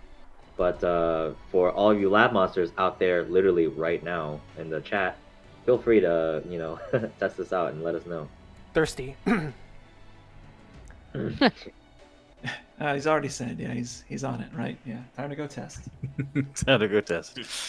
Yeah, Kyle just brought up another interesting synergy as well. Is if you malice a unit right in front of KG, it's gonna appear again. So feel free to take another damage. Oh goodness. Oh, I Alright. like that. All right, I was already out. Now I'm out twice. I'll see you guys in like 3-4 seasons. It's like, see you next year. Yeah, Ugh. the wording about it when a unit appears, right? So then you throw out legendary Chris, and it summons the cards out, and it could still drop a card in front of it, and then you're still taking that damage. You're like, I got to block, but I don't want to place the card. But it's like when it appears, not when played. So that's tricky. So that would trigger on things like Super Tyrant Transformation or Gore Magala Level Up because they become a different unit. Oh goodness. That's spicy. I like that a lot. I'm a purple player now. No! Purple player he is. Well, I will be the purple player eater. I will bring down the vengeance of my people upon all of you. Ooh, this is really interesting. I'm just thinking of some all types of plays you could do with this. This is gonna be fun. Yeah, I'm definitely interested to see what this reveal is going to get the Discord saying after this. I know they've been patiently waiting for Thunder Brew to come today, but surprise, it's not Thunder Brew. Yeah, I think we're all curious what the hell Thunder Brew is. I really wanted to see Thunder Brew, and I thought it was so funny because you did it on Thirsty's stream, and it's a brew, and I wanted to see what the Thunder Brew was. So, Like, really, I mean, I ran into a comment just to double check what the Thunder Brew was, and it's a healing drink or a shieldish drink. I'm like trying to figure out what could it really be. Well, I don't think we'll have to wait long. We'll find out before the expansion launches for sure. You're being reminded by Thirsty Games that this does die to murderous spikes. not if we ascend it. Correct. Yeah, not if you send it. Heck yeah, I'm definitely in there. And like Luke said, you know how the team is trying to kind of splash different flavors onto other colors.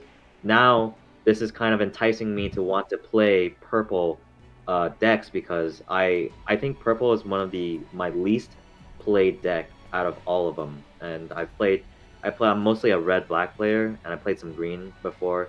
And I did start out with Morgan a long time ago, like when Darkness Illusion was really broken. But I just really haven't touched this color since, and I'm not saying that purple is not interesting. It's just my play style is not. It doesn't really call out to me with purple, and now there's a lot of these different flavors. Now I want to play purple. Now I feel like I'm an everything color. I'm all colors of the rainbow kind of player. So I'm really interested in playing all of it. I mean, I don't think there's much of a better compliment you can ask for a card and expansion, right? Like, it just gets you hyped to see what this does and things you haven't tried before. So to me, what's plus. Heck yeah. It's super awesome. And I just noticed that it is Tribe Human. I really, really want to see more of these commies and spirits because so far we haven't seen too much of it, of these tribes. True. So, we've only seen, I want to say about 18 cards now, around there, maybe, combined with what we showed on the stream and what's on the website and what Japan and North America have been teasing on Twitter. So, there's plenty more cards in the expansion. So hopefully, we'll get a lot of Kami and Spirit to even out, because obviously the other tribes vastly outnumber the two of those because they're so new. Right. Yes, he says, I'm going to put glare of contempt on him. Stop. And hard tank? And heart tank it. And heart tank. Let's heart tank it. Yo, Thirsty is a Wait. trooper. Just I'm hard tanking definitely- all day. He's a green specialist. But if I start dungeoning this man right here, enjoy. I'm gonna keep dungeoning him too. I don't know. I feel like it'd be better if you just gave him attack instead of giving him tension. Yeah, I don't know about dungeon. Why not both? I just love dungeon, man. Let me live. Nah, dude. Wrath Awoken. That's how you do it.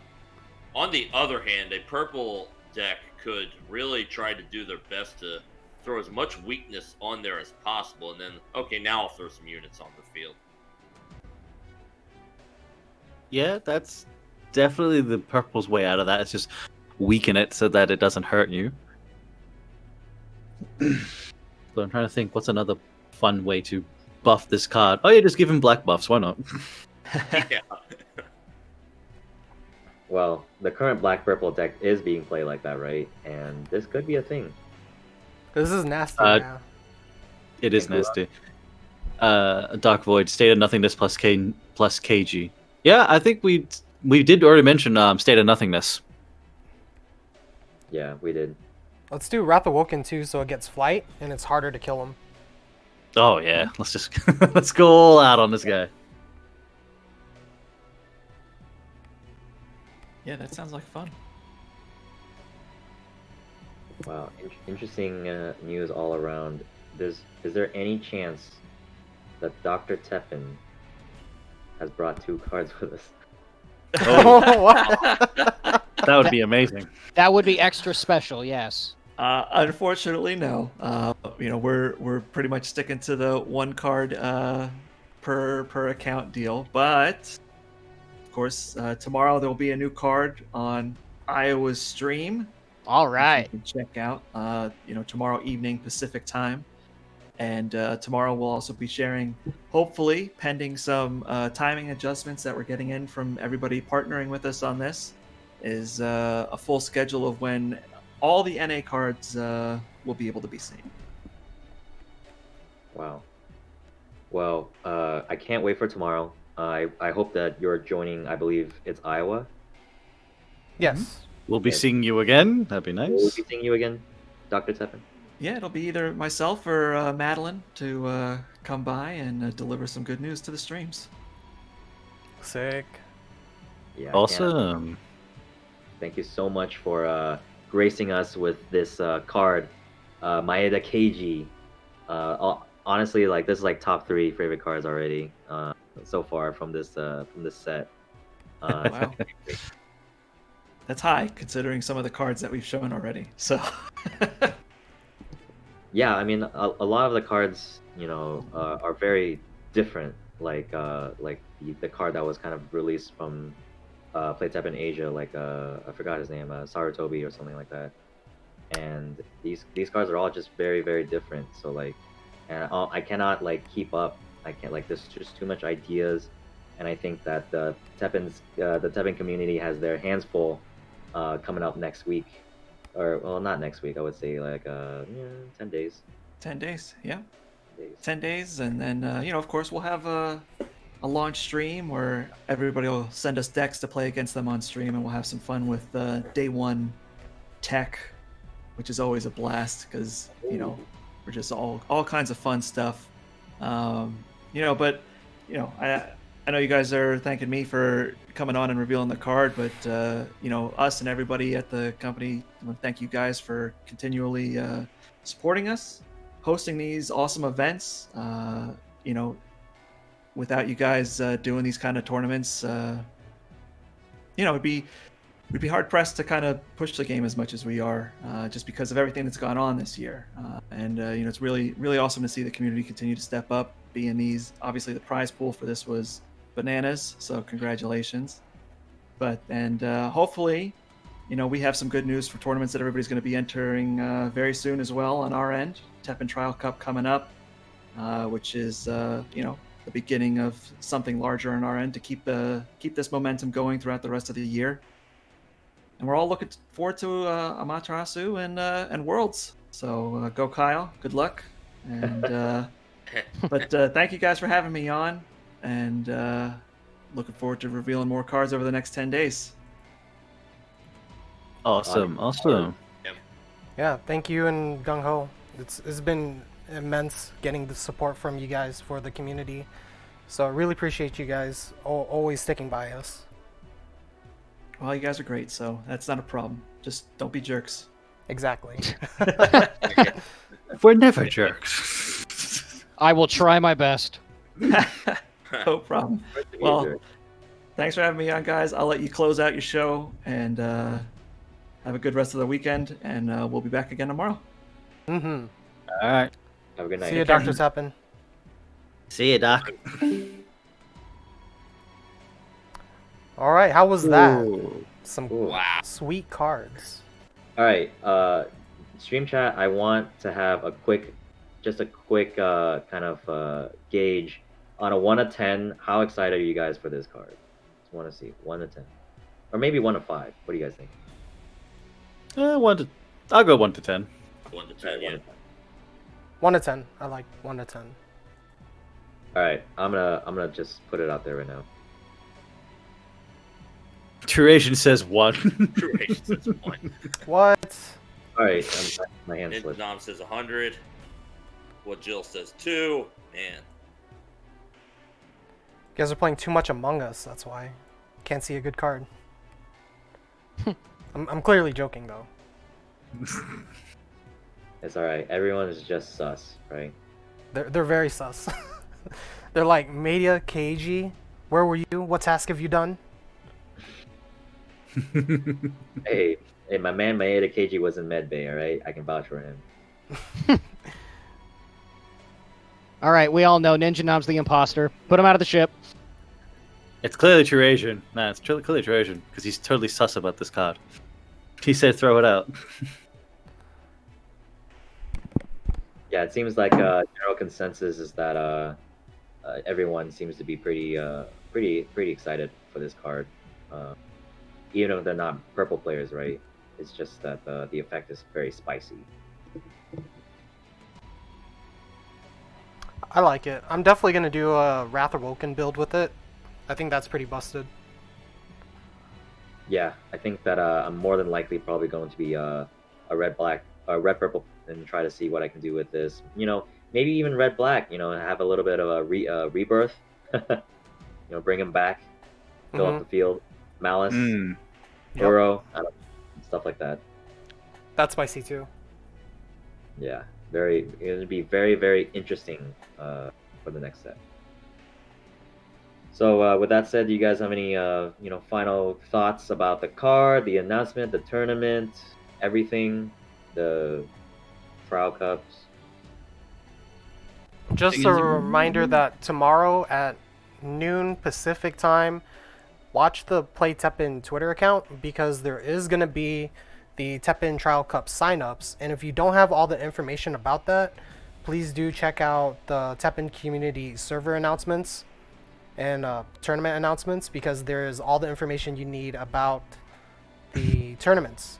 In fact, I will paste it into the chat. 1 second.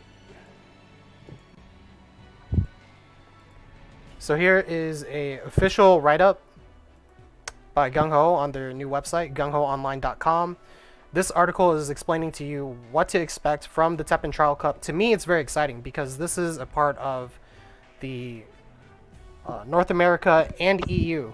So again, North America and EU tournament scene. So this is very huge. This is official. This is tournament supported. All the good stuff. This is going to be one of the first. Not only is there going to be, monetary prizes, you can also win a very special emblem.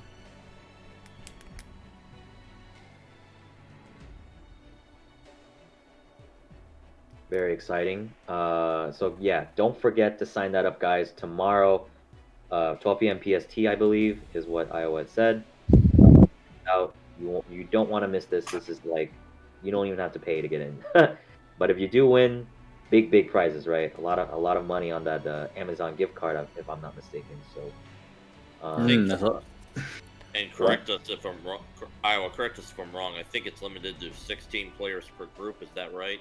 Correct. So there are a Yeah. total of 6 groups. There's 3 groups for North America, where you have champions and A ranks. There's also B and C ranks, and then there's D, E, and F ranks. So those are the 3 groups. They separate you by skill level, and you can win monetary prizes. You can win the special emblem. This is for North America and EU.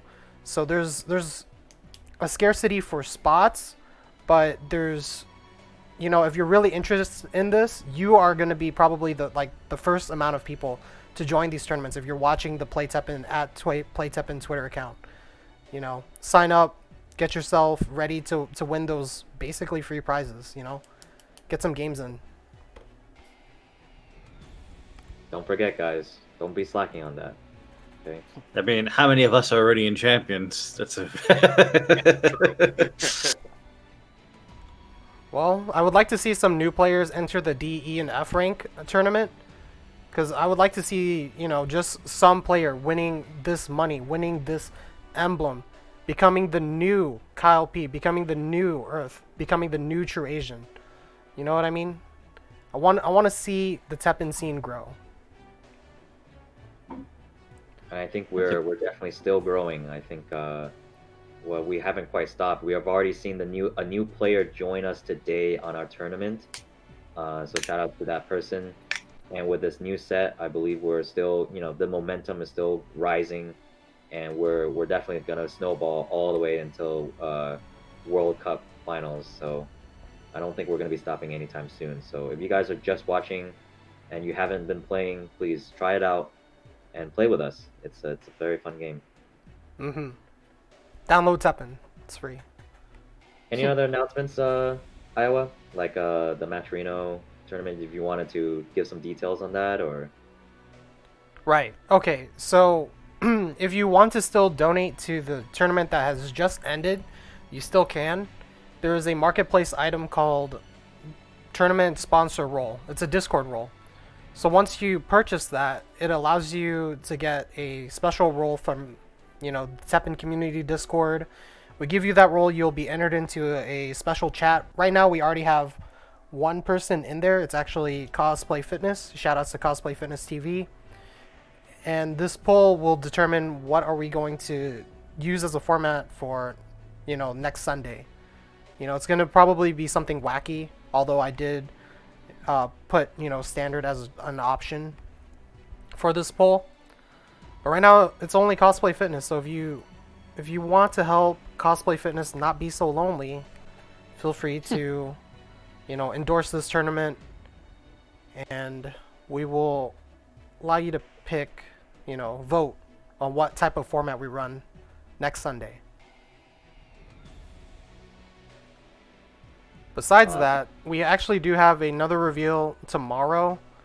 So the plan is we're going to do it on the EX podcast, and usually it's on Mallet Moogle stream, but I've asked the guys if I could restream it. So me and Mallet will be streaming at the same time.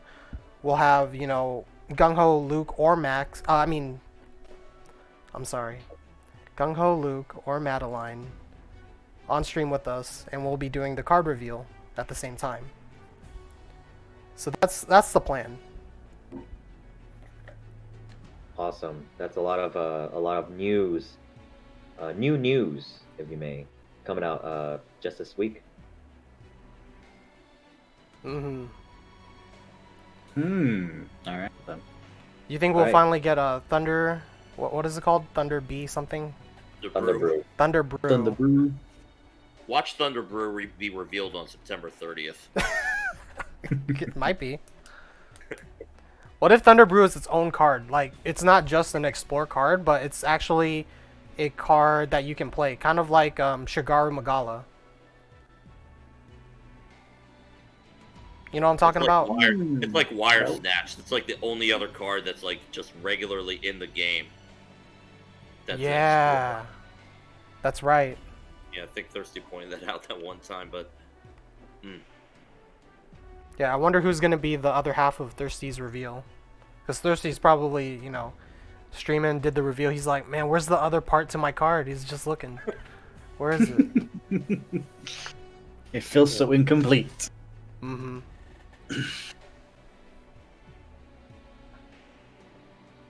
Yeah. Thank you for the announcements, Iowa. I think that we're definitely going to be looking forward to this week. So if you guys had already forgot, of course, please check out Play TEPPEN on Twitter tomorrow at 12 p.m. Sign up for the trial cups. Sign into or just tune into the EX podcast tomorrow.